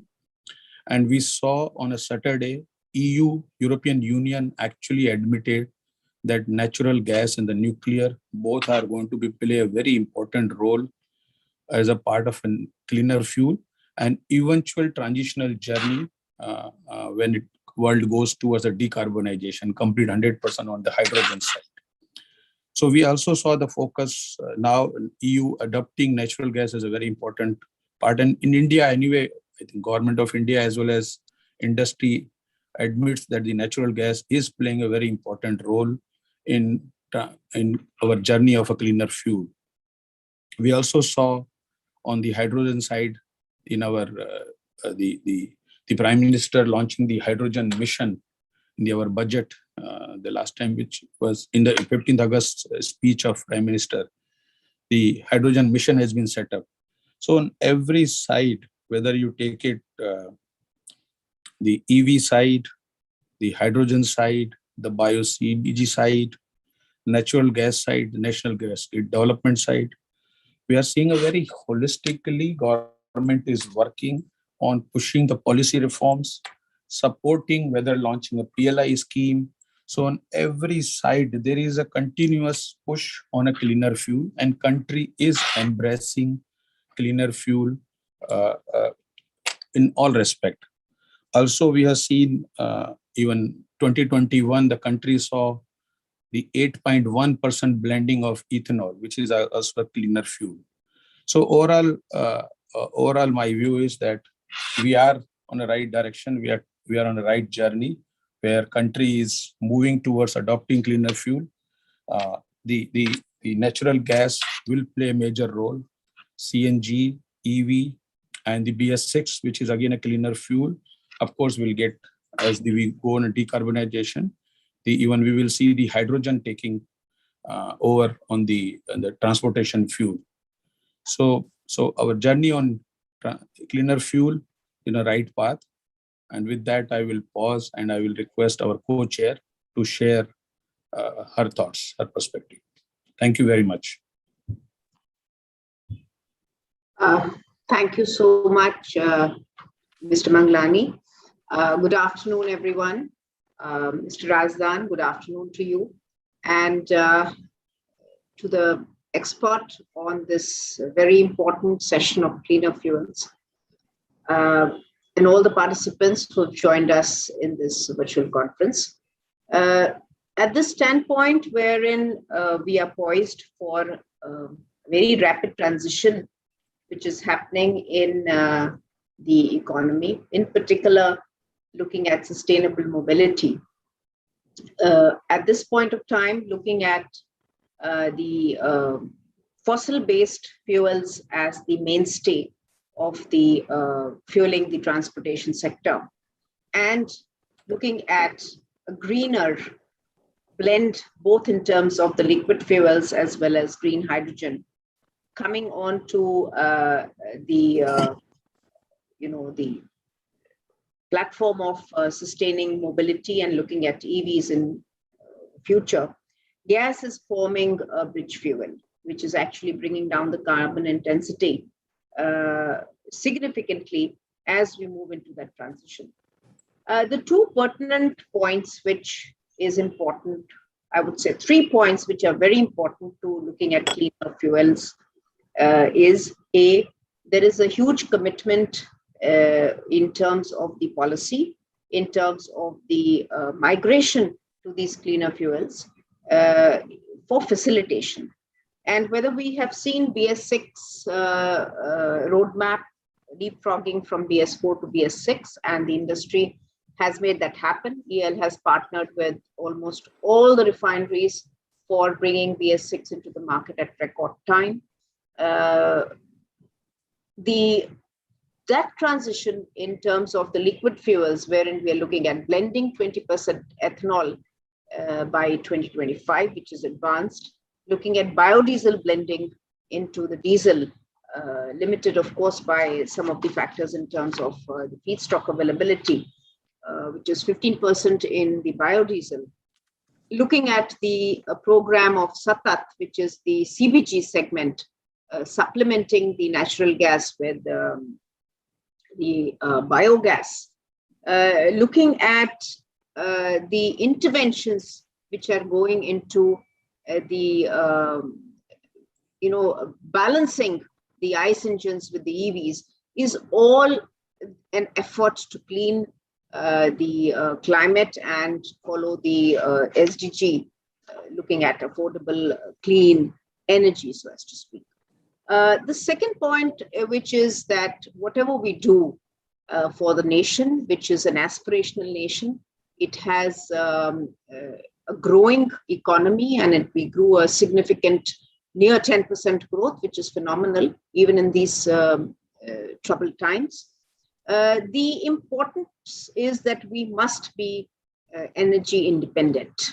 And today our dependency on crude oil imports is nearing 85%, and on natural gas we sit at 55% import dependency, which has to be substantially reduced in case we have to also cater into the increase in the share of energy per capita, which is expected to go from 5.7% today to almost 12% by 2050 in the global economy. So thus the second aspect is essentially looking at migration from this conventional sector of fossil fuels towards these blended fuels as we go along. Now, the third element is a very important element. How does the industry factor in these into the decision-making process in terms of their investment? On that front, the technology plays a very important role, as well as the economics does. No owner would invest unless the economics are sound and the return is very, robust in terms of growth of the top and bottom lines. So, insofar as the technology goes, there are aspects of the, the second generation bioethanol, which are needing interventions in terms of value engineering, in terms of reduction of OPEX and CAPEX. However, the upward and the bright star in that bioethanol is the 1G ethanol, wherein there is the intervention of the National Biofuel Policy, which allows the usage of waste food material and excess food material into the ethanol, not changing the balance of food versus fuel, but trying to focus into other feedstocks to bring up the ethanol production. So these are, and on the technology front, I already mentioned there are challenges which needs to be plugged to bring it more competitive. The good part is that the policies are favoring such a rapid transition. And the one in case, which is ethanol, is already implemented and people are benefited by that. And in times to come, very soon, the policy in terms of green hydrogen, which is again a transition fuel, and looking at we can talk of blue hydrogen also, which is also probably an easier path from migrating from gray to green. These are all areas which is going to bring in more, reduction of CO2 footprint, a cleaner environment, and help in this very fast-paced transition to cleaner fuels. So with that, I hand it over to Mr. Manglani for taking this session forward. Thank you. Thank you, Vartika ji, for sharing your perspective. I will request Mr. Devesh now to share his expert comments and the presentation during the session. Please, Devesh, over to you. Sure. Thanks a lot, Mr. Manglani. So by way of introduction, I'm Devesh. I'm a senior energy specialist with ICF Consulting. It was wonderful to hear respected Mr. Suresh Manglani speak about a variety of fuels and variety of domains like natural gas, CBG, EV, hydrogen, etc. All of which, if given a push, would help India achieve a new age energy transition. I, in particular, would like to talk about the role of compressed biogas sector, particularly in the new age energy transition. And as consultants, we always have a habit of sharing our views through slides. So I'll just be presenting some slides over to everyone to be able to provide my views in a better way. Yeah. So any discussion around compressed biogas sector in India is almost impractical without talking about SATAT. Now, as we all know, it's been more than 2 years since MOPNG had launched the SATAT initiative. And the motive was same, to promote CBG, particularly in the transport sector. But yeah, it had lots of long-term visions also along with it. That is the lowering of greenhouse gas emissions, remuneration for farmers by way of sales of organic manures, reducing dependency on imports, since we all know how India has been importing significant portion of natural gas or LNG to meet the demands. As per the current status, more than 2,500 letter of intents have already been given by the OMCs to the CBG plant operators for the sales of compressed biogas, and a high number of MOUs have also been signed. Also, a significant policy here was that a fixed price of 46 rupees per kg was set for all the public sector OMCs to procure the CBG from the entrepreneurs or from the plant operators. This was more towards avoiding any sorts of conflicts which were possible between these entrepreneurs and OMCs. So all in all, while the SATAT initiative was launched with a very good motive, it had also set a certain target of 5,000 CBG plants by the year 2023-24, and also a CBG production target of close to 15 million metric tons. Now, if we see the current production levels of CBG, and how they compare to the MOPNG target that was set at around 15 million metric tons. What we see is that currently the production is very low.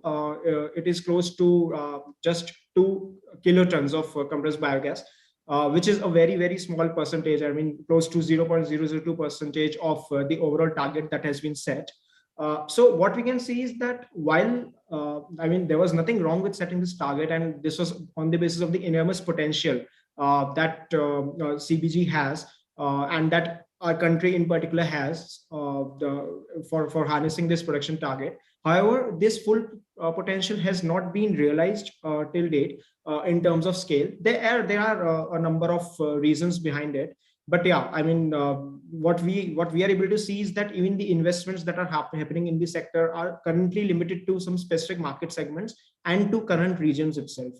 Currently, there are only close to 15 CBG plants which have been successfully commissioned in India as per the SATAT official information, and a lot more under construction. However, it may be some few years before we are able to see the target of 5,000 CBG plants being met in the country. Another key fact here is that a majority of the plants are running on two feedstock in particular, that is press mud, which is one of the residues out of sugar production, and animal waste. So there are other kinds of feedstock which are yet to be harnessed in order to meet the ambitious target of 15 million metric tons of production of CBG.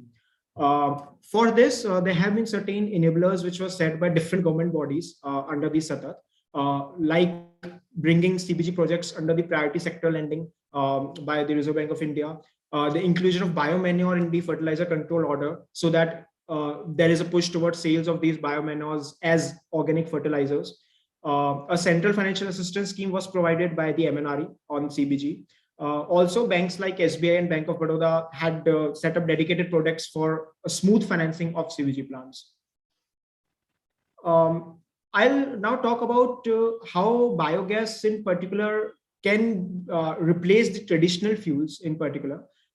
Reason being that we talk a lot about transition to cleaner fuels, but which are the traditional fuels, which are the traditional polluting fuels which need to be replaced by compressed biogas in different sectors. So if we start with power plants, we all know that a majority share in the current fuel usage is by coal. Now, while there are other aspects like price, calorific values, etc., which need to be assessed to see how effectively biogas can possibly replace a fuel like coal or other traditional fuels in general. If we want to see a shift, that energy transition that we're talking about, then yeah, this is one particular fuel which needs to be replaced in the power plants. Similarly, in the transport sector, we know the most prevalent fuels, petrol or motor spirit and diesel.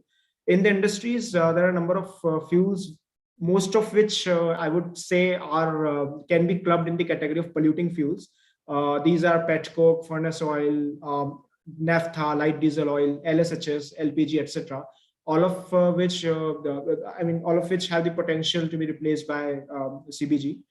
In the residential commercial sectors, we know the LPG cylinders are being used currently, and again, this is where CBG or biogas in general finds an enormous potential to be replaced.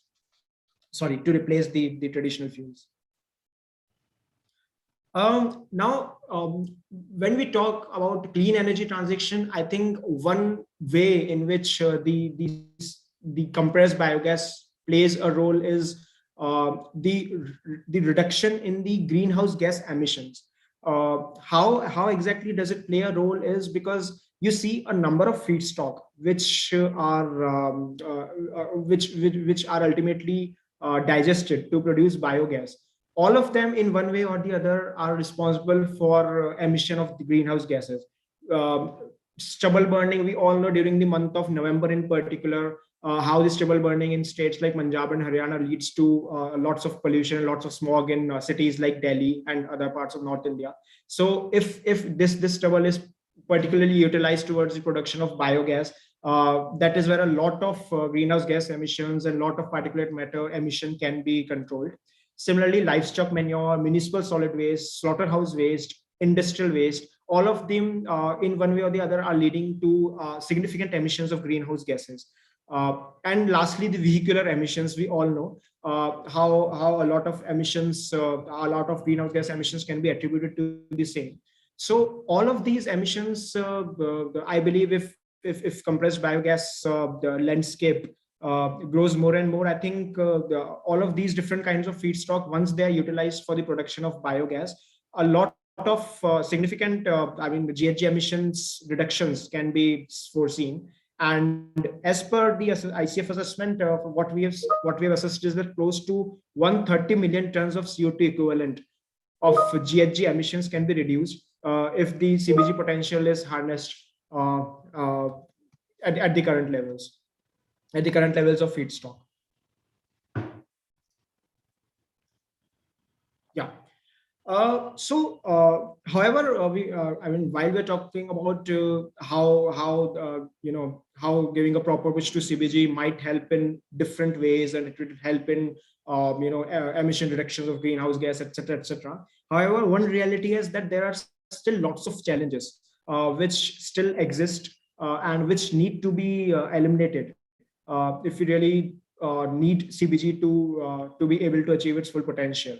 Feedstock aggregation is one of these issues. So all these issues I'm particularly talking about from the plant operator's view, because that is where there is a lag.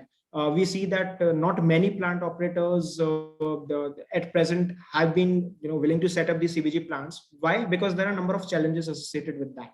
One is feedstock aggregation. So currently there is a lack of organized aggregation of feedstock. While we see that for a number of CBG plants, they are able to source feedstock like agricultural waste into their plants, but that reliability of supply of feedstock is still missing. And the reason is there's a lack of organized players in the market for the feedstock aggregation. Then there is a lack of CBG purchase guarantee by OMCs. Now, what we have seen as per our research is that a lot of OMCs, they sign an offtake agreement with the plant operators that they would purchase the compressed biogas on demand basis. Now, if you talk about demand basis, this demand could be anything. It could be anything like 0.1 million metric tons to as high as 5 to 10 million metric tons per day. But there are many large plants which are operating at a capacity of, say, more than 5 tons per day. And that is where there is a certain issue with these plants, that if there is not a proper CBG purchase guarantee or an offtake guarantee to these plants, then they would not be able to operate at a full capacity. And that is how they would they would not be able to gain sufficient profits. So that is how it presents another challenge for the plant operators. There are some hurdles in obtaining financing from banks. I talked about CBG coming into the priority sector lending from the banks. However, we see that there are a number of issues like high turnaround time, high interest rates, high collateral which are required by the banks, by the plant operators. All these hurdles are something which would need in time, they would need to be addressed. Secondly, so another important part is no clarity on offtake of organic manure. So I would like to give the audience one fact that close to 20% to as high as 50% of the total share of revenue of the plant operators can be attributed to the sales of organic manures. So this is a very high number. And until and unless there is a total clarity on how exactly those sales of organic manures will take place, to whom those sales will take place, the revenues of the plant operators will take a hit. So these are some challenges which I could list for the plant operators and which need to be addressed in the time to come. Now I come to the overall realizable CBG generation potential in India, which comes out to be close to 20 million metric tons as assessed by the ICIF team. Now, this is even more than the target which was set by MOPNG as per SATAT, that was close to 15 million metric tons. But as I showed in the initial slide, the actual production of CBG currently was even less than like around 2 kilotons. I mean, it was around 2040 tons as per October 2021. So you see that while there's a lots of potential that exists for CBG generation, a lot of work still needs to be done to reach to those levels. And as per our assessment, what we can see clearly here is that close to 47% of this potential could be attributed to agricultural waste, while a lot of plants still are running on feedstocks like press mud and animal waste. So again, this again shows that the enormous potential that still exists and which still needs to be tapped in order to reach to that target which is set as per the SATAT of 15 million metric tons. So I've just tried to map different states when it comes to biogas generation potential in this slide. So for example, for agri-waste, we see that states like UP, Punjab and Karnataka are the states where an enormous potential exists for production of biogas through agri-waste. Similarly, for animal waste, states like Telangana, Andhra Pradesh, UP. For press mud, we see there's an enormous potential in states like Maharashtra and UP. For municipal solid waste, a lot of potential exists in states like Maharashtra and Andhra Pradesh. So what you can see from this particular slide is that, so the concentration of this biogas generation potential is more or less limited to 4 or 5 states. This has a positive aspect also and negative aspect also. So negative aspect in the sense that there are only 4 or 5 states which currently show this much potential, and maybe the rest of the country or the remaining remaining states The other states might not show that much potential currently. But the positive aspect here is that if a proper focus, a proper push is given towards harnessing this potential in these particular states like Punjab, Haryana, UP, Maharashtra, etc., then this may present as a role model for other states if a proper potential is harnessed in these particular states. So I will now sum up my views with this particular slide, where I have tried to mention how the CGD networks or the city gas distribution networks currently, which are being set up for to meet the demand of natural gas in various regions of India. There are certain limitations to it. Major limitation being that while a number of geographical areas all over the country have been authorized for for these city gas distribution networks, still as of date close to 91 districts, only 91 districts have been able to cover by those networks. And as you can see in the map, a lot of them are around the states of Gujarat and Delhi. So CBG in particular can possibly address the issue. There is a lot of talk about whether compressed biogas in particular poses a competition to a fuel like compressed natural gas. But I would say since the properties of these two kinds of fuels are exactly the same, these are not supplementary to each other, but these are in fact complementary to each other. And that is where I think there was a fantastic policy which came up on the commingling of CBG in CGD networks. That is where the role of this policy comes up, wherein the commingling of CBG in the CGD networks is possible. And once this is done, then possibly we would be able to see more and more transportation and distribution of this particular cleaner fuel through the networks that have already been established. Secondly, for those regions where these networks are not accessible, these networks have not been able to reach, there if more and more CBG plants get set up, then possibly these CBG plants could directly supply CBG to customers like power plants, etc., etc. And that is why there is a need for a push towards setting up of these CBG plants. When it comes to assessing the potential of CBG in these regions which I'm talking about, there are a number of factors. I mean, there are a plethora of factors which need to be studied for the same. And which we at ICF have been doing for a long time. But I have listed 4 factors here in particular, just to sum up my views on the same. First is the due diligence of CBG plants.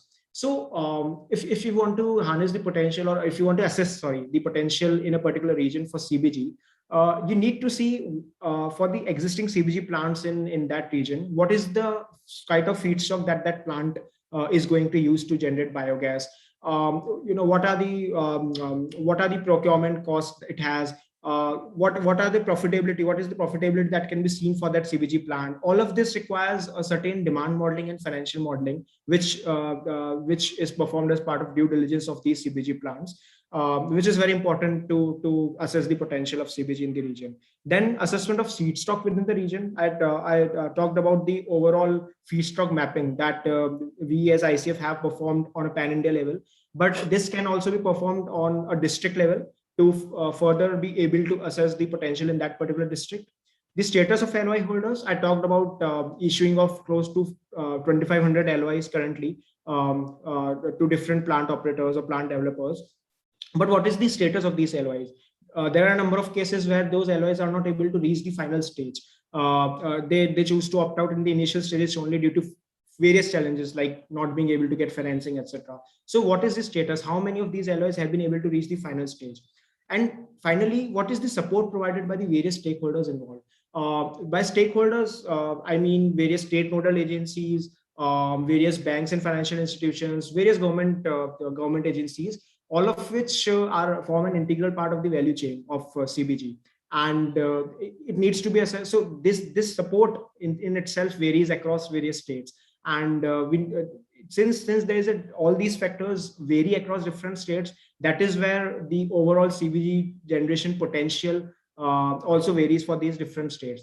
And that is a study that we at ICF have been carrying out for many years. And based on that, what we think is that, as I mentioned, if states like UP, Punjab, and Maharashtra, if in particular push is given to these particular states in harnessing the potential that exists here, then yeah, I mean the dream of moving the country towards the new age fuels or clean energy transition would not be very much far away. So yeah, I end my views on the same, on the sector. You can always reach out to me on LinkedIn or through my email ID provided here, in case you want to have a discussion on the same, and always happy to have discussions on the sector. Yeah. So thank you very much. Thank you very much indeed, sir. And since Mr. Manglani has left, he had some urgent call to attend. May I request our co-chair, Ms. Vartika Shukla, to kindly sum up the presentation. Sure. Thank you, Sapna. Indeed, it's a very well presented and very comprehensive, aspects have been addressed. Quite true.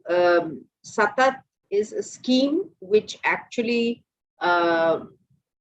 is, in fact, if we recall, almost 30 years ago, we had a lot of impetus on biogas. And there were several plants which were set up, particularly to help the agrarian community to kindly, look at animal waste in particular. Of course, that envelope has extended to biomass. It has extended to municipal waste, which are again potential feedstocks for augmenting the biogas, or in general the gas, availability in the country. To its full potential, the 5,000 plants which have been so well explained by Mr. Devesh actually look towards an equivalent of 15 million tons of equivalent LNG.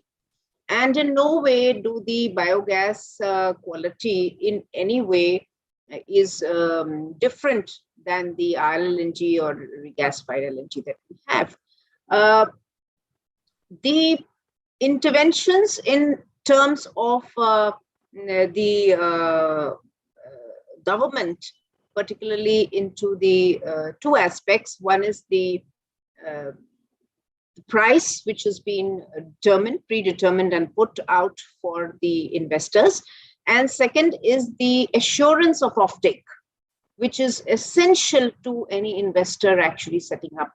So it is not it would be market dependent, of course, in terms of prices, but the assurance itself has given a lot of room, and there are more than 2,000 LOIs which are already out for investors. The more important beauty of it is that the investors are actually in the space which is non-government. Of course, the government also can have that, but it also gives a lot of impetus to the local industries. It also gives a lot of impetus to Make in India opportunity in terms of the biogas compressors, which are currently very difficult to have indigenous volumes that we are looking for.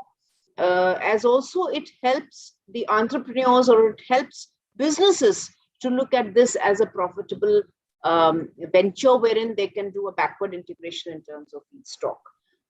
Very well presented also in terms of the spatial or the geographical availability of various kind of biomasses, because it is important that several tests, etc., are done to get to the right conversions and right quality of biogas after cleanup. This is definitely a very important, a very comprehensive program of the Government of India to bridge the make gas as a bridge fuel and contain the carbon, limits the carbon emissions and move towards carbon neutrality. So definitely this is a very could be a very important game changer in the space of energy in India. So Sapna, I hand it over to you. Thank you very much indeed, ma'am. And with that, ladies and gentlemen, we close. Yes. Sapna ji, just 1 minute. Anil Razdan here. Now, Yes, Devesh, I was also impressed by your presentation. But let me give you one practical aspect. Some entrepreneurs approached me from UP. I tried to put them onto the right quarters. See, what I feel is that you have, see, it's a village level distribution of this source. Where is the pipeline to connect their gas into the main grid? There is none. It is like passing a high voltage transmission line through an area and say that the area below it is electrified. So that, I think, is the greatest failing. And I think till you address that collection issue, connectivity, and plan smaller microgrids to be maybe feeding this, unless you have a centralized bottling plant or something for these people, they would have huge marketing problems. That's all I wanted to say. Sorry for encroaching on your time, but I think Vartika ji, you are in a position also to influence things. Sure. And we note that. Sure, sir. And in fact, sir, you've raised a very, very, very valid point, because the speed at which the investments are not happening is perhaps onto this reason also. Thank you. Thank you very much indeed, sir. And thank you, Mr. Razdan, for those valuable inputs from your end. And ladies and gentlemen, closing the proceedings of plenary session 2. Once again, taking this opportunity to thank our distinguished chair for this session, Mr. Suresh P. Manglani, CEO Adani Gas, our co-chair, Ms. Vartika Shukla, CMD EIL, of course, who's going to stay with us and co-chair the next session also. And our expert speaker, Mr. Devesh Bansal, Senior Energy Specialist, ICF, for that very valuable and informative presentation we had from you. And once again, for all our eminent panelists, since we are running short on time, we would request you to kindly post your comments and your queries in the chat box, along with your contact details, your email IDs, and the organizers will get back to you with your answers. So ladies and gentlemen, on that note, moving on to the next session, which is plenary session 3, and the topic is hydrogen economy. Our distinguished chairperson for the session is Mr. Pankaj Kumar Satija. He is Managing Director, Tata Steel Mining Limited. Co-chair for the session once again is Ms. Vartika Shukla, Chairman and Managing Director, EIL.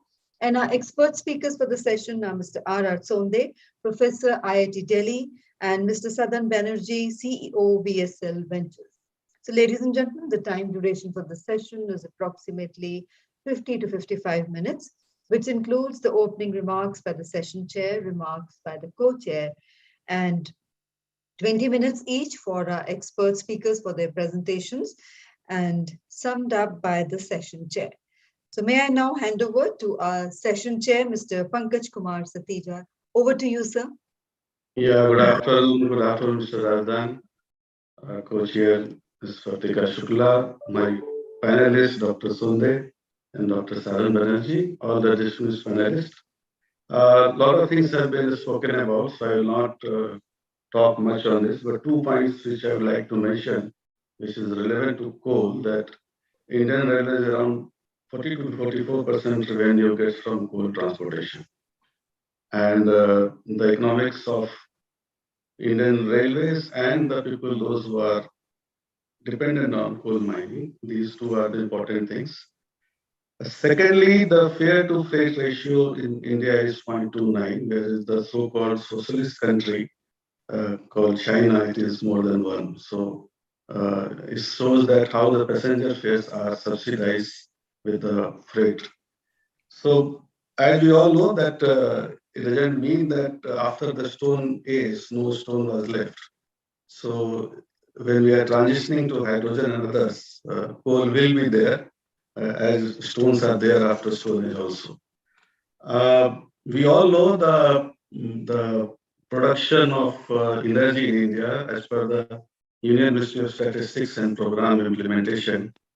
India produced 15,311 petajoules of energy in 2020, and out of which 81% was derived from fossil fuels. And if we see the projections by IEA, International Energy Agency, the 2040 projection is 35,825. 40% of India energy demand is also imported today at a cost of $160 billion. And by moving to hydrogen economy, India cannot only reduce the imports of oil, coal, and natural gas, but also will be able to export hydrogen to other countries in Europe and Asia. So that also the sublime theme of Atmanirbhar Bharat, which doesn't mean that import substitution only, but also the export which India can do. One of the beauty of hydrogen is that it packs more energy per kg than several other fuels. And globally, around 111 MTF of hydrogen was produced in 2020, 2/3 of demand from refining and ammonia.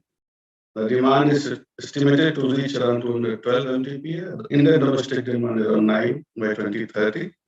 The hydrogen economy currently at 136 billion USD is set to become 2.5 trillion US dollar and is expected to create 30 million jobs by 2030. So as we all know, and we hear different terms, brown hydrogen, which is through gasification of fossil fuels, white hydrogen as a byproduct of industrial processes, black or gray hydrogen through steam methane reforming, then the pink, purple or red hydrogen through electrolysis using nuclear power. Blue hydrogen was also talked about through carbon sequestration of hydrogen derived from fossil fuels. Then turquoise, yellow, and the final one is the green hydrogen. And it also reminds of one of the famous shloka of Rigved 8.5, 8.2.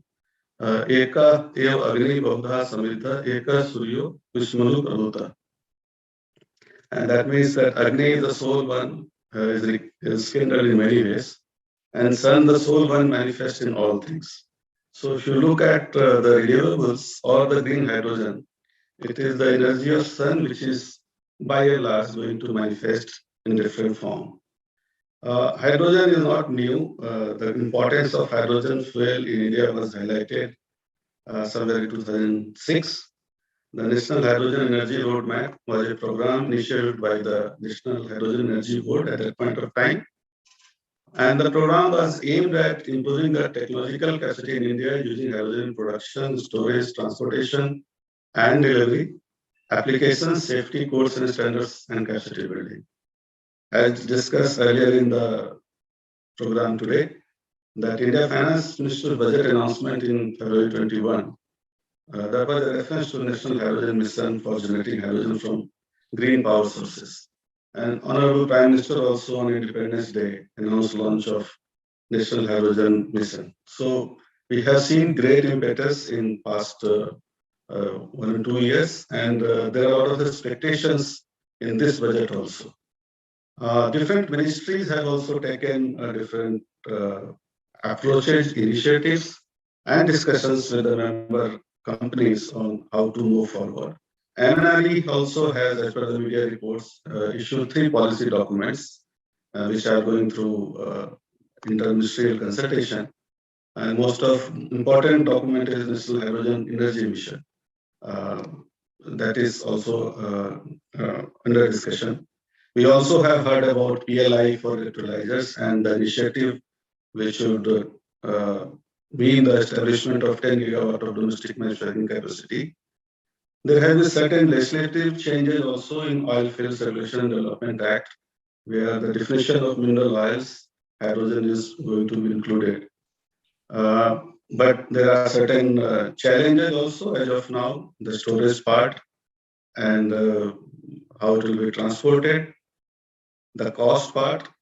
But there are positive thinking also in that aspect. People believe that what solar was 20 years back, hydrogen is standing right now.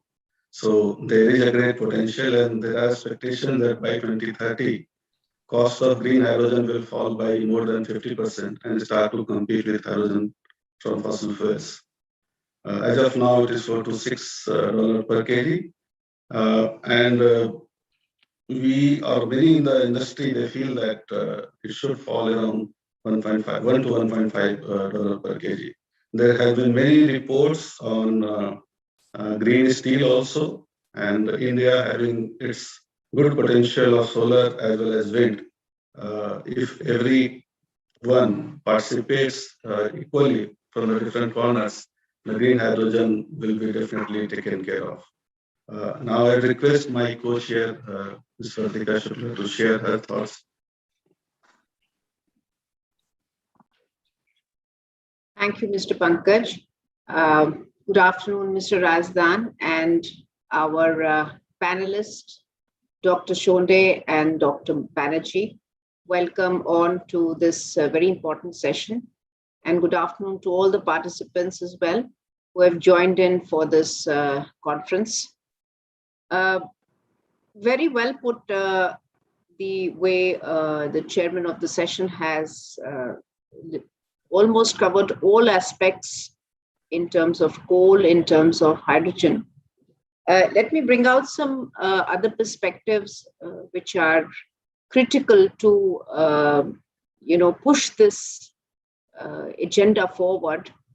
And it stems on one, coal, which is the only energy resource which India actually has. So it is a very important resource to actually help the nation build self-reliance. Gasification of coal has been really the mainstay of conversation in terms of monetizing it to beyond the thermal power plants, and has been a topic of conversation.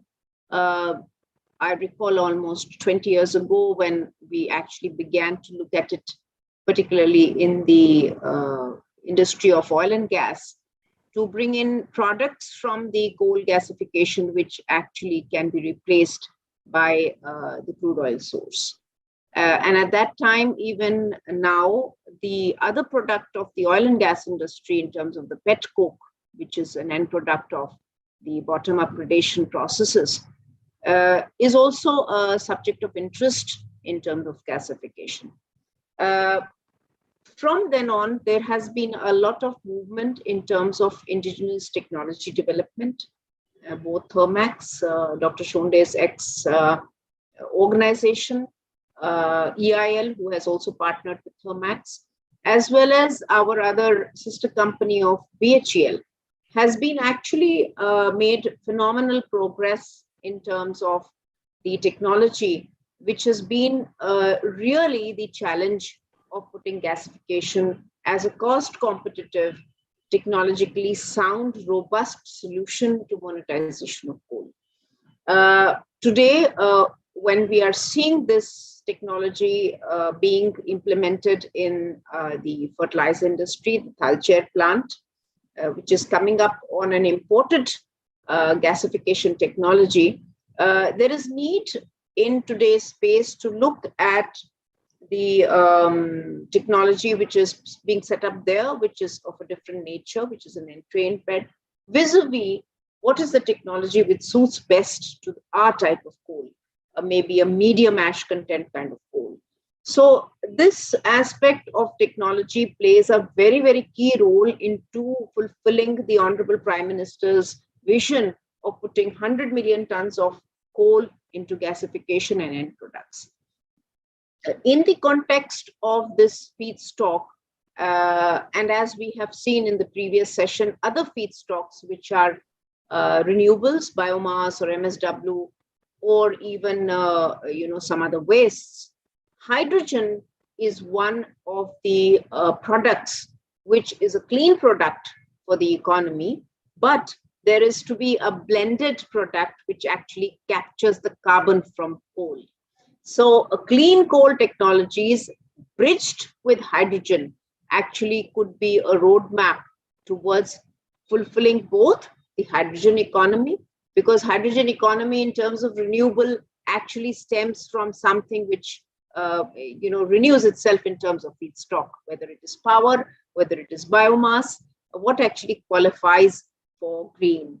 However, the hydrogen per se, dovetailed with some of the acetyl chemicals which can come out from the CO and the CO2, which actually the coal will produce in gasification, are a blended product for bridging the self-reliance and bridging that.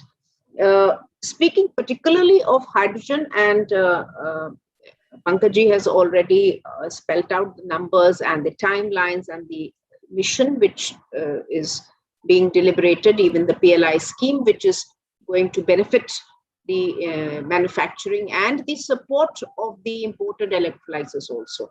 Now, the element of just buying the electrolyzer could be one time, but we know in the chlor-alkali industry that electrolyzers also need maintenance, and there's a back-end requirement in the nation to actually cater to that need. So that is another, spin-off of getting these technologies in the nation. But then we need to support in the country itself the component manufacturing and the O&M kind of and maintenance requirements of such big investments. As very rightly put, we do see a cost curve which is going to fall in the next 7 to 8 years or 10 years maybe, wherein the conventional hydrogen, the gray hydrogen, can actually compete with the green hydrogen. But I do see two aspects in the hydrogen economy per se, which could also help in medium term. One is the capture of carbon, which could then convert the color of gray to blue, which is can also be used and valorized in certain other products. And the second aspect I see is the continued impetus which is there to bring the cost down of renewable power. Of course, the availability is one factor, but the costs of power and therefore the location or the renewables which you purchase from somewhere and kind of take benefit from another location would be an important element into bringing the cost competitiveness of hydrogen. And with these words, I wish the session the best and hand it over to the chairman of the session, Pankaj Ji, for taking this further. Thank you. Thank you, ma'am. You have well summarized and given the lead and the path way forward also for the session. Without taking much time, I would request Dr. Sonde, Professor IIT Kharagpur, IIT Delhi. If I remember correctly, sir, I met you in the round coal gasification in India International Center. And that webinar you were there. And this program, I think you were there, if I remember correctly. Yes. Yeah. Thank you, Mr. Satija and Ms. Shukla for setting the scene. I think you have made our life very easy by giving all the background and setting the whole the need and imperatives for hydrogen. So thanks, Razdan Saab, for getting me here. I only got a call on Friday saying that I must be there for this particular presentation. I'll try to take about 15 minutes and present this. So if you permit me a couple of minutes, I'll just share my screen and start my talk. Just give me a minute.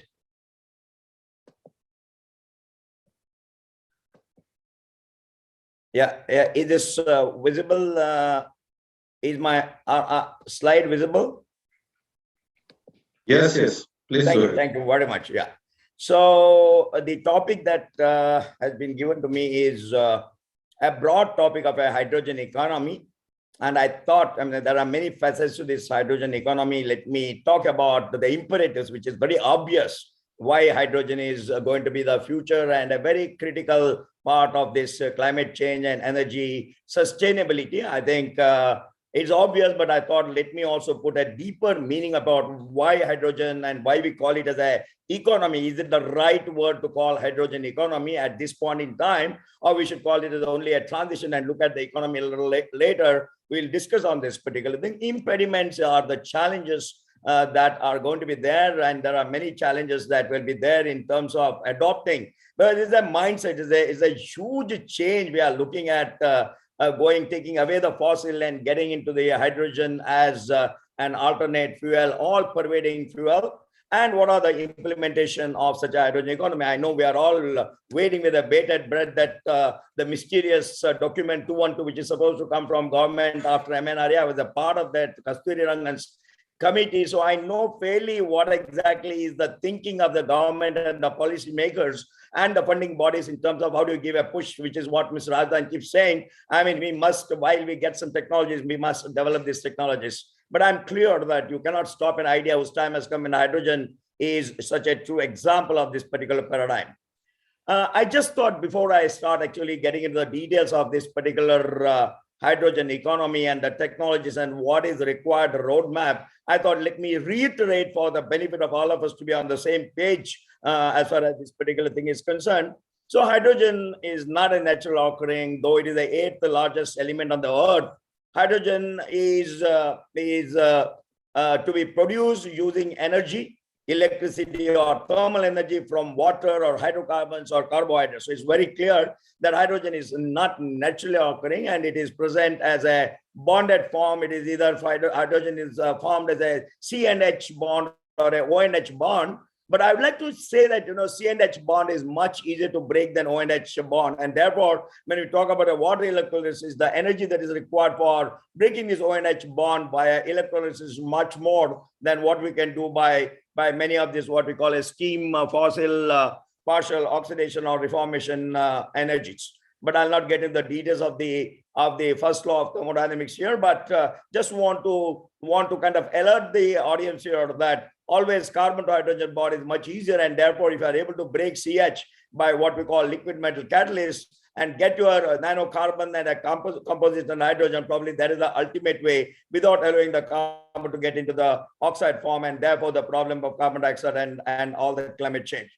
But hydrogen, essentially, once you get hydrogen, is an energy carrier like electricity. So it's essentially an energy carrier, and it can be carried as a compressed gas. It can be carried as a cryogenic liquid. It can be converted into chemicals like ammonia, methanol, dimethyl ether, or it can be also converted as a liquid organic hydrocarbons. I mean, you can get this cyclohexane and bond hydrogen in a very loose van der Waals process. That means that around 70 degrees centigrade, we can pull that hydrogen out of those liquids. And that is how hydrogen can be carried. It can be carried independently, or it can be carried with nitrogen or a little amount of carbon, low carbon intensity fuels.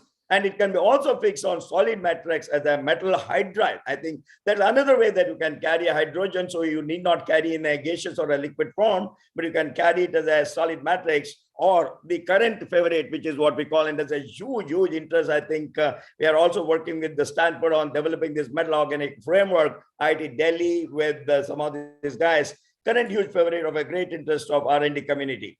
Hydrogen can be used for all forms. So this is very important aspect, that hydrogen cannot be looked at only from the generation point of view. End use, it is very important that it can be used as industrial heating and cooling, zero emission boilers and zero emission, the heating and ventilation and air conditioning system. Very important aspect, because 40% of our energy, both commercial as well as industrial energy, goes for heating and cooling, and hydrogen can be a very good substitute as a carbon-free energy for industrial heating and cooling, which is very critical because the emissions are only water and there is no carbon present in that.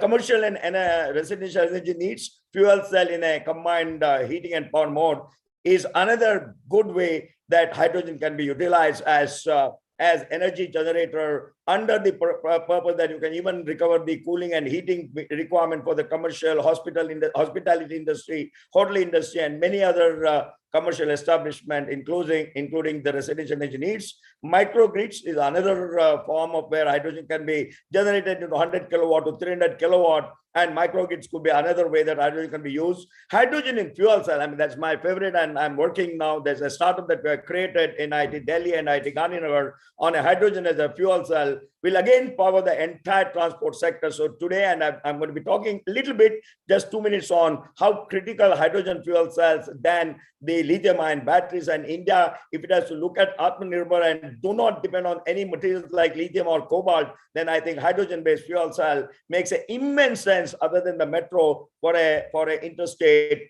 transport. And therefore that forms a very important cog in the entire hydrogen economy with the better benefits than battery-based mobility. Thus, hydrogen is a carbon-free and a very versatile energy carrier. Hydrogen is inflammable and burns with colorless flame, and hence needs adequate safety system for its handling. So if hydrogen has to ubiquitously find its use in the entire society, replacing the electricity or the fossil fuels, the current diesel, LNG, LPG, and all the other forms of the hydrocarbons, then one has to adopt, the society has to adopt to using of this hydrogen. There's a huge experience. I think Ms. Swatika Shukla fully understands, because being a leading consultants and working closely on the safety aspects. I mean, fertilizers, refineries, atomic energy, chloralkali, handle hydrogen in millions of tons per annum. But then that particular, whatever are the practices which are followed for hydrogen handling will have to be now developed, and safe practices, regulatory requirements are important, and will have to be adopted if hydrogen use must be all pervading. Imperatives, my dear audience, I don't take you to say it's climate change, climate change, climate change. There are Brahmastra for managing climate change, whatever is the COP26 and Glasgow is nothing but hydrogen, hydrogen, hydrogen. And therefore, imperatives are very well understood. And also the fact that cheap but informed in intermittent renewable energy needs hydrogen to make renewable energy on tap. So if you want to make an intermittent renewable energy, a continuous one, a battery-based storage or a flow cell-based storage or a grid as a storage will not work. Grid can act as a storage for an intermittent, but as the energy generation from renewable energy is going to exceed more than 20%, today we are at 5%, so we can use grid as a storage, then you will realize that hydrogen makes an immense sense for storing the renewable energy. Probably the best, I mean, that would require a separate session to talk about why hydrogen works as a better than supercapacitors, the flow batteries, the thermal storages, and hydro and pumped hydro or a compressed air storage. My kind of a mission here or a vision is if we can make hydrogen available, 1 kg of hydrogen at 100 rupees in 1,000 days, that means in 3 years, I think this is a target probably we'll have to set it for our own country because as Mr. Razdan mentioned, the problem of hydrogen may be how to generate may be global, but India has to find its own kind of a comfort zone as to what is the way that we're going to be developing. So I would like to set a target 1:100 to 1 kg of hydrogen. Can we make it available at 100 rupees in next to 3 years or 1,000 days? And to do that, we need to generate hydrogen from all sources. I think I want to make this one message that I want to give it in this forum is that let us not color this hydrogen as blue, white, turquoise, and green, and brown, and what have you. Water electrolysis, though, is an eventual hydrogen source. We realize that water electrolysis is a hydrogen source, but it consumes immense amount of energy. I will come to that. Hydrogen from biomass, hydrogen from agro-residue, like what we are talking about, taking it a one step ahead, the satat has to be converted into satat hydrogen, and the process is not fermentation, but a different process, what Ms. Swatika Shukla mentioned. MSW will remain a potent, immediately implementable option. More on this later. So hydrogen deployment, because we talk about hydrogen from a generation, but hydrogen deployment at 360 degrees is equally critical than hydrogen production. So industry, like we talked about refineries, steel, chemicals, cement, what have you, will have to now switch from a fossil to a hydrogen base as a raw material for their processing. We need hydrogen can be used in the fertilizers. All the fertilizers, whether DAP, ammonia nitrate, and ammonium phosphate. The gas economy, you can blend it with a natural gas and create a compressed gas distribution network. Of course, as I mentioned, hydrogen can be used as a fuel cell, electric vehicles, in the trains, aviation, shipping. In fact, I'm working with a group of Ara, Kota, Harinarayan, and a few people from space to develop a 90-seater hydrogen-based aircraft for India. It's a Saral aircraft. Hansa and Saral are the two versions. NAL is the leader, and I'm one of the member of that particular committee to develop an aircraft for a hydrogen-based system. Then, of course, power generation, large-size fuel cell power stations, distributed scale power plants, and mobility. So you will see here that hydrogen is so versatile, much more versatile than even electricity when it comes to its use as a raw material, as well as it is used as a fuel. So my own, I mean, as I said, 1:100 to 1,000 is one target. That's what we should set, because cost of hydrogen, if you are able to get it at under 100 rupees, it'll be cheaper than the CNG. Because when you talk about CNG, which is available at about 45 rupees, if you convert it into per kilocalorie, it'll come to about 4 to 5 rupees. Whereas if you put hydrogen at 100 rupees, at 33 kilowatt hours of the energy which is embedded in hydrogen, it would mean that the energy cost will be about just 3 rupees per kilowatt hour. And if you get 3 rupees a kilowatt hour from a hydrogen generation, then when you put it into the fuel cell and develop a 24/7 power, the cost of the power can be kept under 6 to 7 rupees. Today, a battery-driven photovoltaic costs about 8 rupees, whereas a hydrogen-based fuel cell, we can make it cheaper than a PV-based battery-driven system. Of course, a lot of research and a lot of work is required, like what is happening in the battery space, where we are going away from a liquid electrolyte to a solid membrane system. So need of the hour, of course, is to build a hydrogen infrastructure very, very quickly. As I said, 1,000 days we should build. And what are the options? Biohydrogen. And biohydrogen, my dear audience, is on a very different route. And I will talk about that technology for about 2 minutes later on. We are talking about renewable energy, of course, water, electricity, hydrogen. We talk about natural and coal.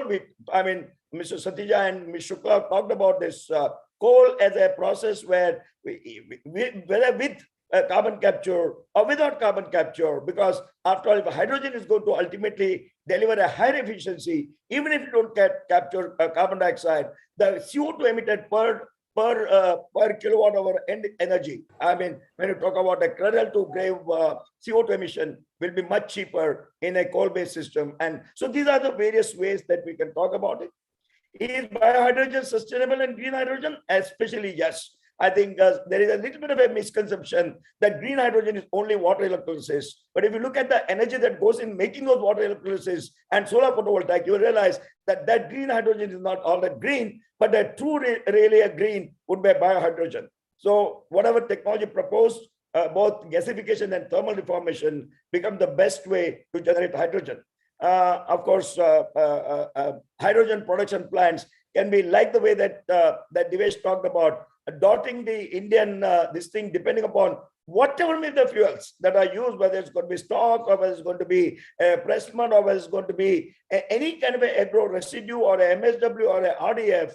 We have a technology which we are working with a couple of universities in Europe and developing this particular plant. We can generate hydrogen, let's say, from a 20 TPD biomass, which can be sourced, let's say, in a 10 square kilometers in any kind of a 8 or 10 villages or a taluka place, and we can generate about 2 tons per day biomass based hydrogen. Then it becomes a very important technology and can create a distributed hydrogen plants with a local energy network. And that's how we can improve the prosperity of the agricultural thing, which is one of the lauded goals of the government of India. How do you increase? And if you are able to use, rather than burning them, rather than converting into CNG, convert them into hydrogen. And if you are able to make that hydrogen, my own calculation has shown that you can definitely get hydrogen under 120 rupees, 150 rupees. And that is something which makes a very sustainable hydrogen.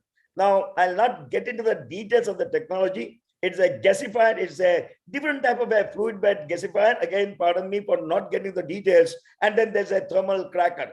This thermal cracker is a plasma-based cracking system, or we can do it with a liquid oxygen wash, what is known as high temperature, hyperbaric oxygen cracking, which will crack everything under a steam tar reformation and give you a highest yield of hydrogen. The yield that you can get from this is about 12 kgs of biomass, yielding 1 kg of hydrogen.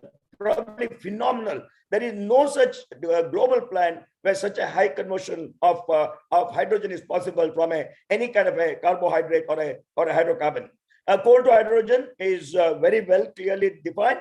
Of course, the yield of hydrogen, if you can get from a biomass, 11 kg is good enough for 1 kg. For Indian coal, which is high ash, you need about 18 to 20 kgs of coal to generate an hydrogen. And a lot of work has been done, because if you want, one is a distributed hydrogen, but if you want to have a utility scale hydrogen, of course, this is another pathway that we have done. I think as Mr. Shukla was mentioning, we are working with various this one to convert high ash coal into right now methanol, but then hydrogen is only one step away with carbon capture. Hydrogen from water electrolysis, of course, is going to be for the renewable energy, when maybe a decade later, when renewable energy becomes continuous, and the cost of the electrolyzers, even with PLI, this cost of hydrogen will be definitely about 400 to 500 rupees, and will not give you a kind of a cheaper amount of energy at the end point. But to begin with, like as we said, photovoltaic was also costing us about 18 rupees per unit, which has been brought down to 2 rupees. It's possible that the development in water electrolysis, as I've done a comparison here, power consumption can be brought down continuously, and the SOEC, the solid oxide electrolyzers, or an anion exchange membrane, if you are able to develop, and if you are able to bring it down to about 3 rupees to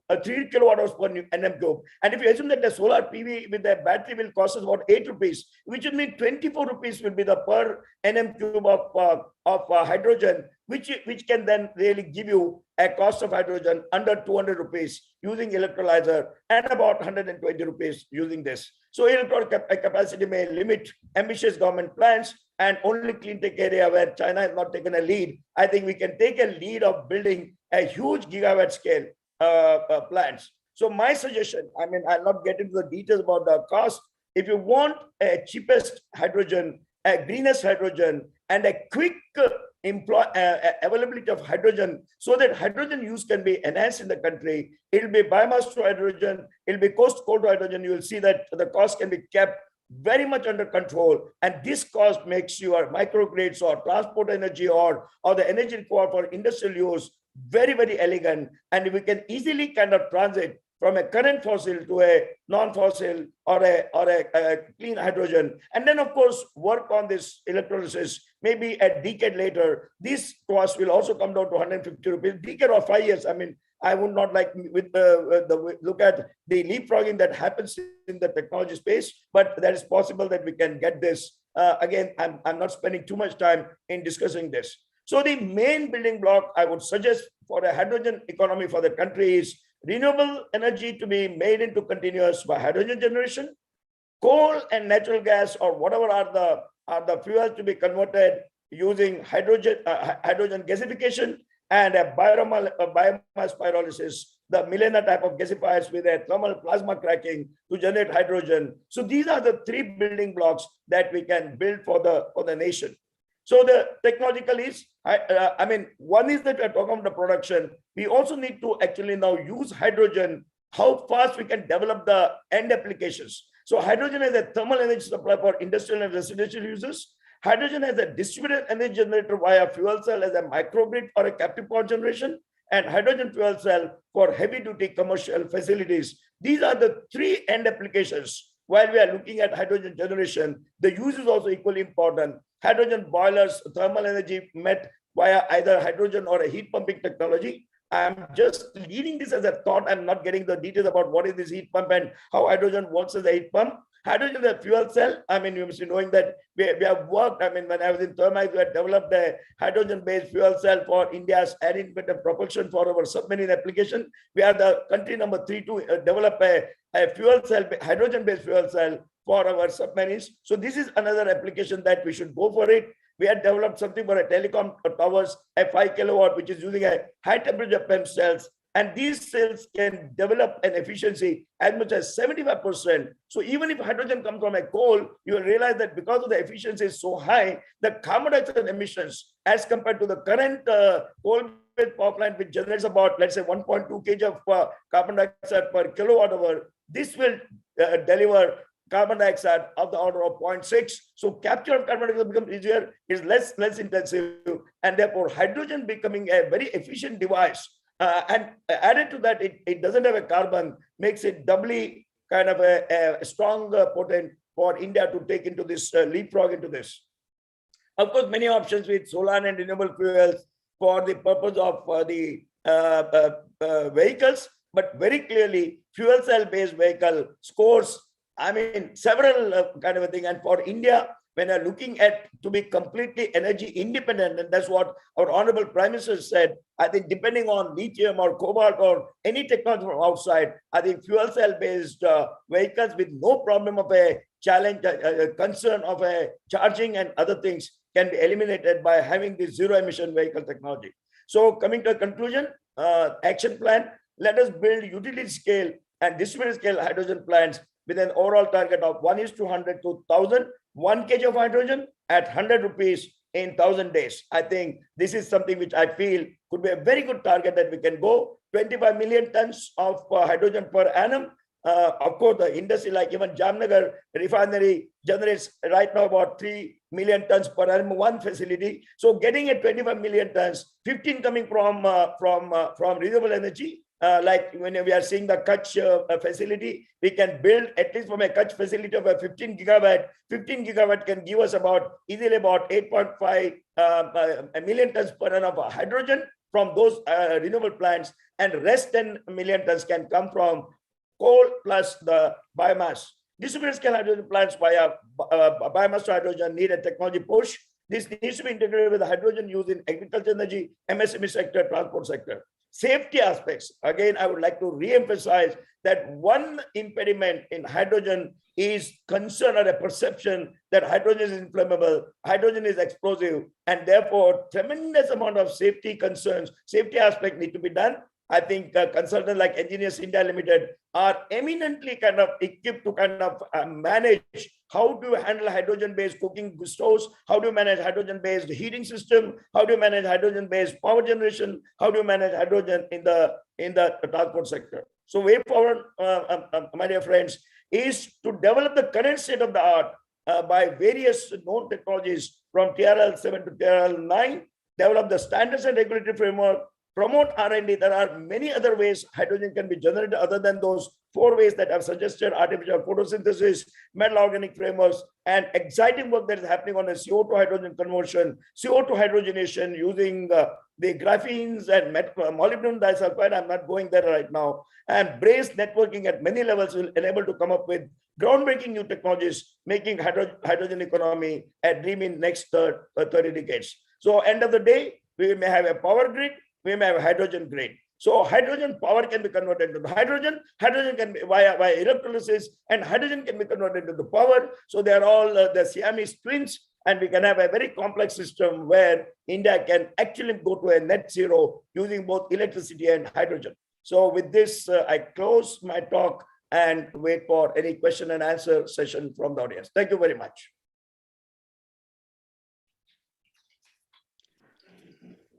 Thank you, Dr. Sundar. It was as usual in your unique style.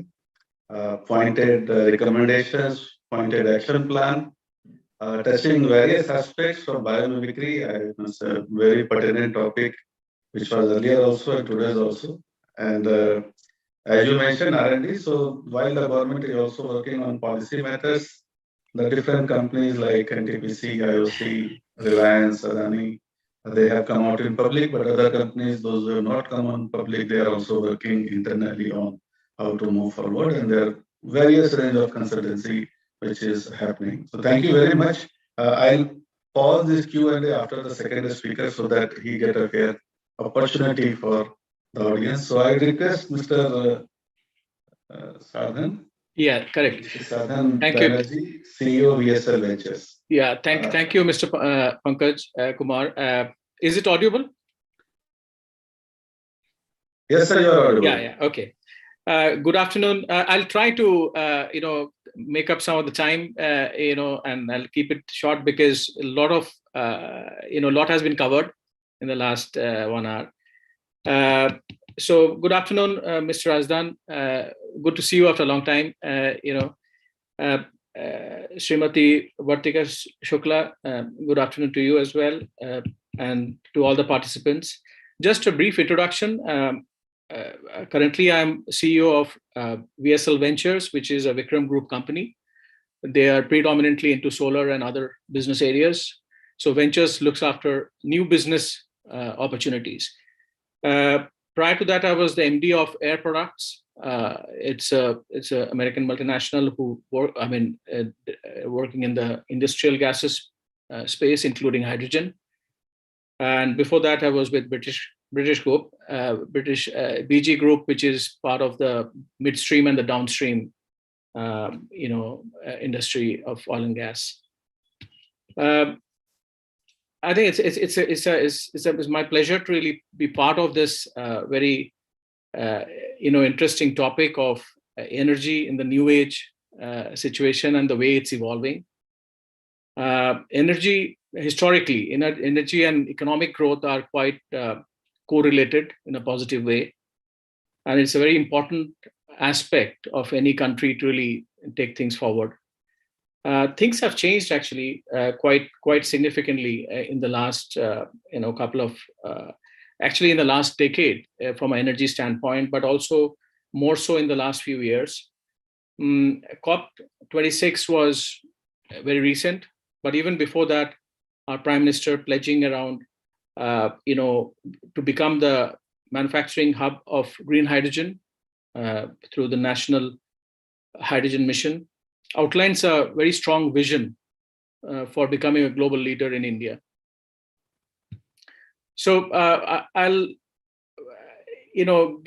we can't really move from where we are to green hydrogen straight away. And like Srimati Shukla mentioned, that we possibly have to move from gray to blue to green. But there has been a lot of effort in this direction for the last 10, 15 years at different stages by the government and the industry put together. I'll come to some of the initiatives which has been taken, which I was fortunate to be part of and to share. But before that, like Dr.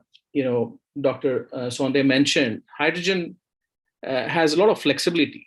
It's sometimes not fully understood in terms of really the flexibility it brings in from a resource or the raw material side of things, starting from feedstock to coal to various other aspects of it, and also the usage, starting from the chemicals, fertilizers, transport, power, and like the way it's been explained, the grid. So this kind of a flexibility clearly helps us to really think about something which can be an alternate to fossil fuel at some point of time in the future. So, but one of the things which are maturing in the West is more around the solar-based hydrogen production, which is quite catching up. And with our success in solar in India, in terms of costs coming down significantly and various things, I think that actually is a good enabler for green hydrogen manufacturing to really step up with our targets of 450 gigawatt by 2030. That helps us to really, look at hydrogen as a good thing. So some of the areas I would like to touch upon, which are possibly enablers for us to really take this forward. Obviously, the National Hydrogen Mission actually is the right thing to do. But having said that, it's there are countries like the EU, in Japan, Australia, South Korea. They have a national hydrogen strategy. Now, that's very important to really see this holistically, rather than seeing it as another alternate fuel, because there are a lot of aspects to it, like which has been discussed since morning, which has to be taken in cognizance about how we go about doing it. So this transition is very crucial. We need to take our stakeholders together. And like, Madam Shukla mentioned, gasification is coal gasification. That's the best way to really use coal. And we being the 5th largest coal producers, I think that's one good opportunity we can think of.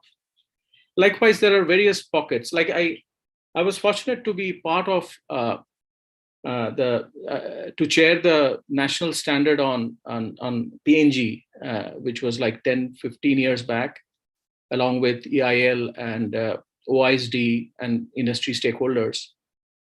Where we are in hydrogen today, possibly we were in CNG around 15, 20 years back, if you recollect. Some of us, have seen that journey, and I have seen it very closely.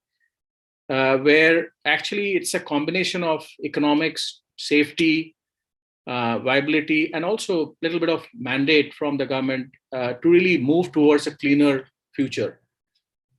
We all know in Delhi how the CNG journey happened in terms of the Supreme Court coming in and playing a role there. So it has to be the larger hydrogen strategy has to capture all these aspects in looking at how to really make it more a balanced portfolio in the energy mix. There's a lot happening, to be honest. I mean, government and industry bodies are actually doing a lot. There's some announcements around the PLI for electrolyzer manufacturing. MNRE, in fact, has been at it for quite some time. I must acknowledge MNRE, EIL, IIT Delhi has been working on fuel cells, hydrogen fuel cells. In fact, Indian Oil has set up I was part of that journey as well, to setting up a hydrogen station in Faridabad, their R&D center, to really do some pilots around blending of hydrogen with CNG. So again, a lot was going on in the back end, actually, to really prepare ourselves for this, just for the future. There are, as we speak, there are vehicles in Pragati Maidan which are actually running on hydrogen fuel cells. For the last 10 years, and there are some positive steps which has been taken by MNRE and the government in this direction. Recently, I think there is a lot of traction on companies like NTPC, IOCL, setting up green hydrogen plants, and also migrating from blue to green and gray to blue. So that's happening.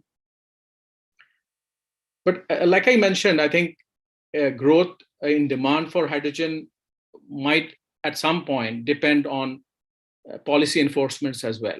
And I think in that direction as well, government is looking at, drafting a roadmap, over a period of time, to mandate, industries like fertilizer, steel, petrochemical, to really move gradually towards a cleaner fuel like green hydrogen.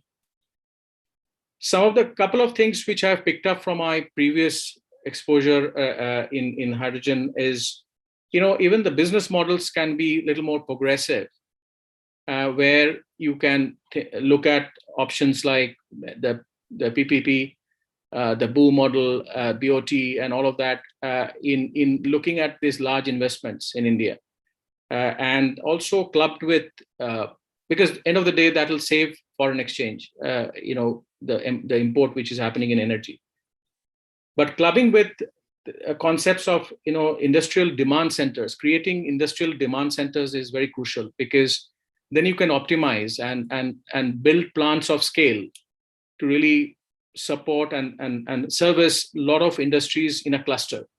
And this is something US has done it quite well over a period of time. They, with a forward-looking vision of developing clusters so that one particular, say, a hydrogen plant or any other industrial gases plant can cater to multiple industries in a particular zone. So just to sum it up, I think there are a lot of success stories. In a lighter vein, the LED story which I picked up. We have grown actually 130 times in the last 4 or 5 years, and actually the transition happened. Likewise, the data usage which is happening in India today, the telecom revolution, that also, when we started, it was quite humble to start with. Like I said, CNG, PNG is something 15 years back was seen as risky, unsafe to carry a CNG cylinder back of your car. Things have moved on, and actually, if you see, there is a space for others as well, in terms of, so it's a coexistence is what is going to really take things forward. And the good news is that in some of the McKinsey reports I was going through in the last 2 years, there has been some 70 gigawatt of electrolyzer capacity projects which has been announced, which is actually in the right direction in terms of really so much coming up. And there has been a lot of talks around, like Dr. Sonde mentioned, about the prices coming down, whether it's the renewable side of it or with scale on the electrolyzer side, the technology change, and all of that. But I quite like the point which Mr. Razdan mentioned around the knowledge part of it. Whether we only import technology or we also work towards it together with government, in the educational institutions, industry, to really build the knowledge space, the knowledge ecosystem around new technologies, and also creating a ecosystem of people with this progressive energy, because once you embark into this journey, you need people, the right skilled resources to really handle this. So maybe something in those. So these are the aspects, I think, if we can put in this hydrogen strategy or the hydrogen mission, involving industry, involving stakeholders early on, and spend a little more time there, it'll be more comprehensive and easy to really navigate in the journey of the hydrogen economy. And at the end of the day, it's all about looking for a better future, cleaner future in the next generation sort of thing. But it's very important to manage this transition, keeping all the stakeholders together in the journey. Thank you so much. And back to Mr. Pankaj. Yeah, thank you, Mr. Banerjee. We can take one question, and the question is, what are the developments in materials of construction in our country for safe handling and transportation of hydrogen? Maybe you or Dr. Sunday. Yeah, please. Sir. Hydrogen, there is not a challenge. I mean, even a carbon steel is good enough. You have to only take care of the hydrogen embrittlement and hydrogen blistering. And today there are enough material or a heat treatment that is required to use a carbon metallurgy. You don't have to go even for a stainless steel or a high nickel chromium steel. But the only problem is the gravimetric density. And therefore, when you are charging that the gravimetric density, when you're taking a 600 bar, should be about 8% of energy per kg of the total gas as well as the container, then I don't think the material construction can be in the metallic field. It has to be in composites. There is no question other than using composites for using hydrogen. And therefore, entire amount of effort that is going on is how do you get those composites from a carbon source? It's a beautiful arrangement that if you are able to get that carbon, not from the composite to nanocarbon, not from the fossil, but you use it from the same lignocellulosic material, and that carbon can be converted into composites, which can be handling all kinds of equipment. Of course, the compressor will still be in Inconel. There's a reason why hydrogen compressors will not be in composites. So that'll be good because there'll be corrosion resistant, there'll be exposure resistant, and they could be all the fatigue and creep can be handled by these composites. Only the rotary parts may require either Inconel or a high alloy steel, which is required. Otherwise, I don't think there's any concern. But there's a lot of, the monitoring of H2, the sensors, the gaskets. So a whole lot of engineering design is required, but this doesn't require any exotic materials. Thank you. Thank you, sir. Vartika would like to give a brief comment, or should I conclude? I mean, it's up to you. Oh, sure.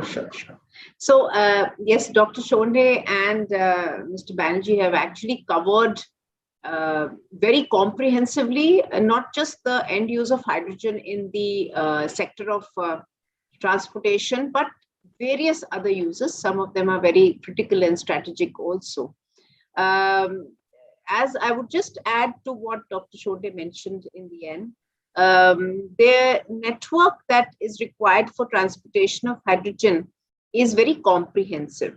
So I'm just happy to share that EIL is working along with our knowledge partners, particularly some institutes that we are collaborating with, to look at end-to-end effect on each and every component when we use hydrogen, so that the life cycle of the existing equipments, which are currently not subjected to hydrogen embrittlement and any other aspects, are also covered.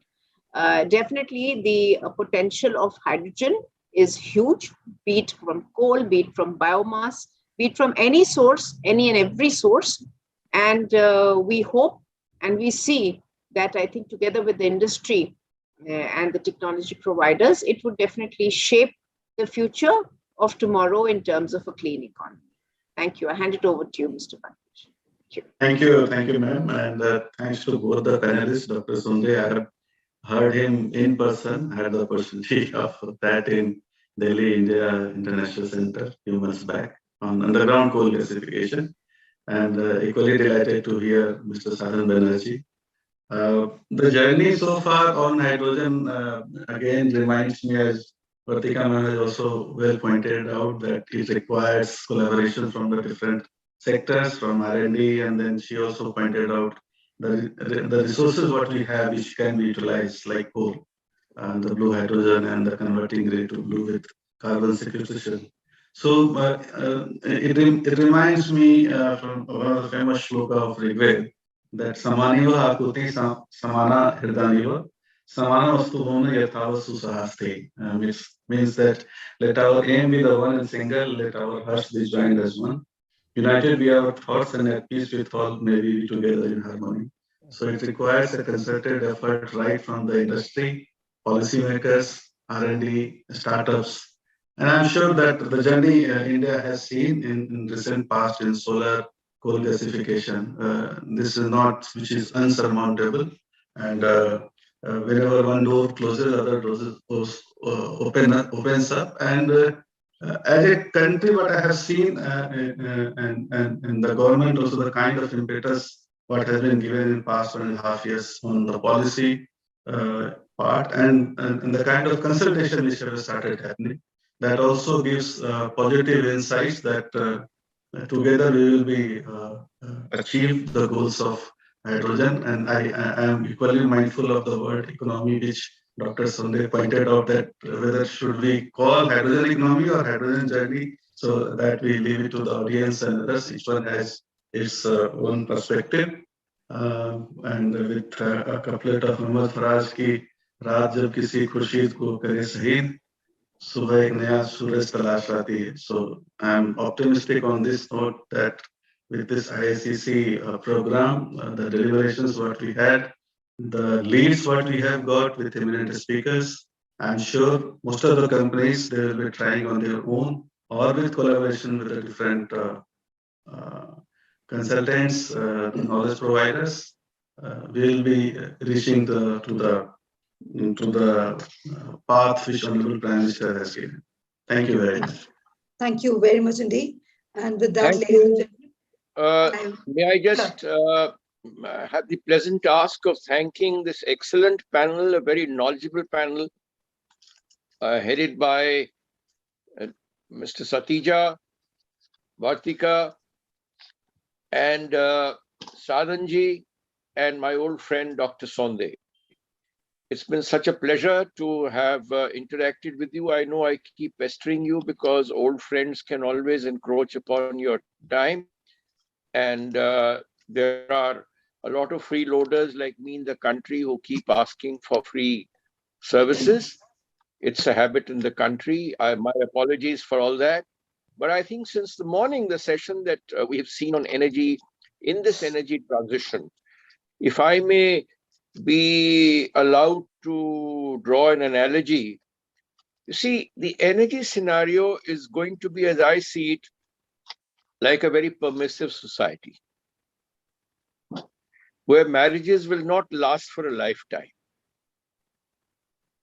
Those who are fit, those who are efficient, and those who are competent will throw the others by the wayside. So the age of complacency is over.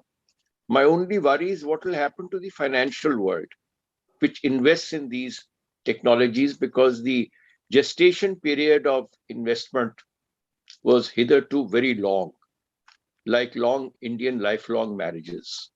Now, this is going to be a permissive society or a permissive environment as far as the energy scenario is concerned, and only the fittest will survive. And we ended the session with hydrogen. Hydrogen is the lightest gas. And I think the hydrogen balloon will go up highest by its own atomic number. And I think we have to be careful of that. But there are attendant issues and problems. And I think the carrier issue, what is the stable material, what pressures it can withstand, what is the combustibility, these are all issues that will have to be addressed before we prescribe it to the general industry and to the population. But I think it's been such a satisfying session that I am so thankful to all of you that for an old fossil like me, you keep injecting some idea and giving me some life. Thank you so much. Thank you so much. It's always a pleasure talking. Thank you very much indeed, sir, Mr. Anil Razdan, for those wonderful remarks at the end of the session, or rather end of day one of the summit. And I once again take this opportunity to thank our distinguished chairperson, co-chairperson, and both our expert speakers for the wonderful deliberations, presentations, and addresses we had from both of them. And in fact, it was a very fruitful day for the summit. We had 3 wonderful sessions, including the inaugural session also, where we had the Honorable Secretary Power addressing the inaugural address. And ladies and gentlemen, we close the proceedings of day one. Looking forward to each one of you joining us tomorrow again for day 2 of the summit. Tomorrow we begin the proceedings at 10 a.m. sharp, requesting everybody to be logged in before that. Thank you. Have a wonderful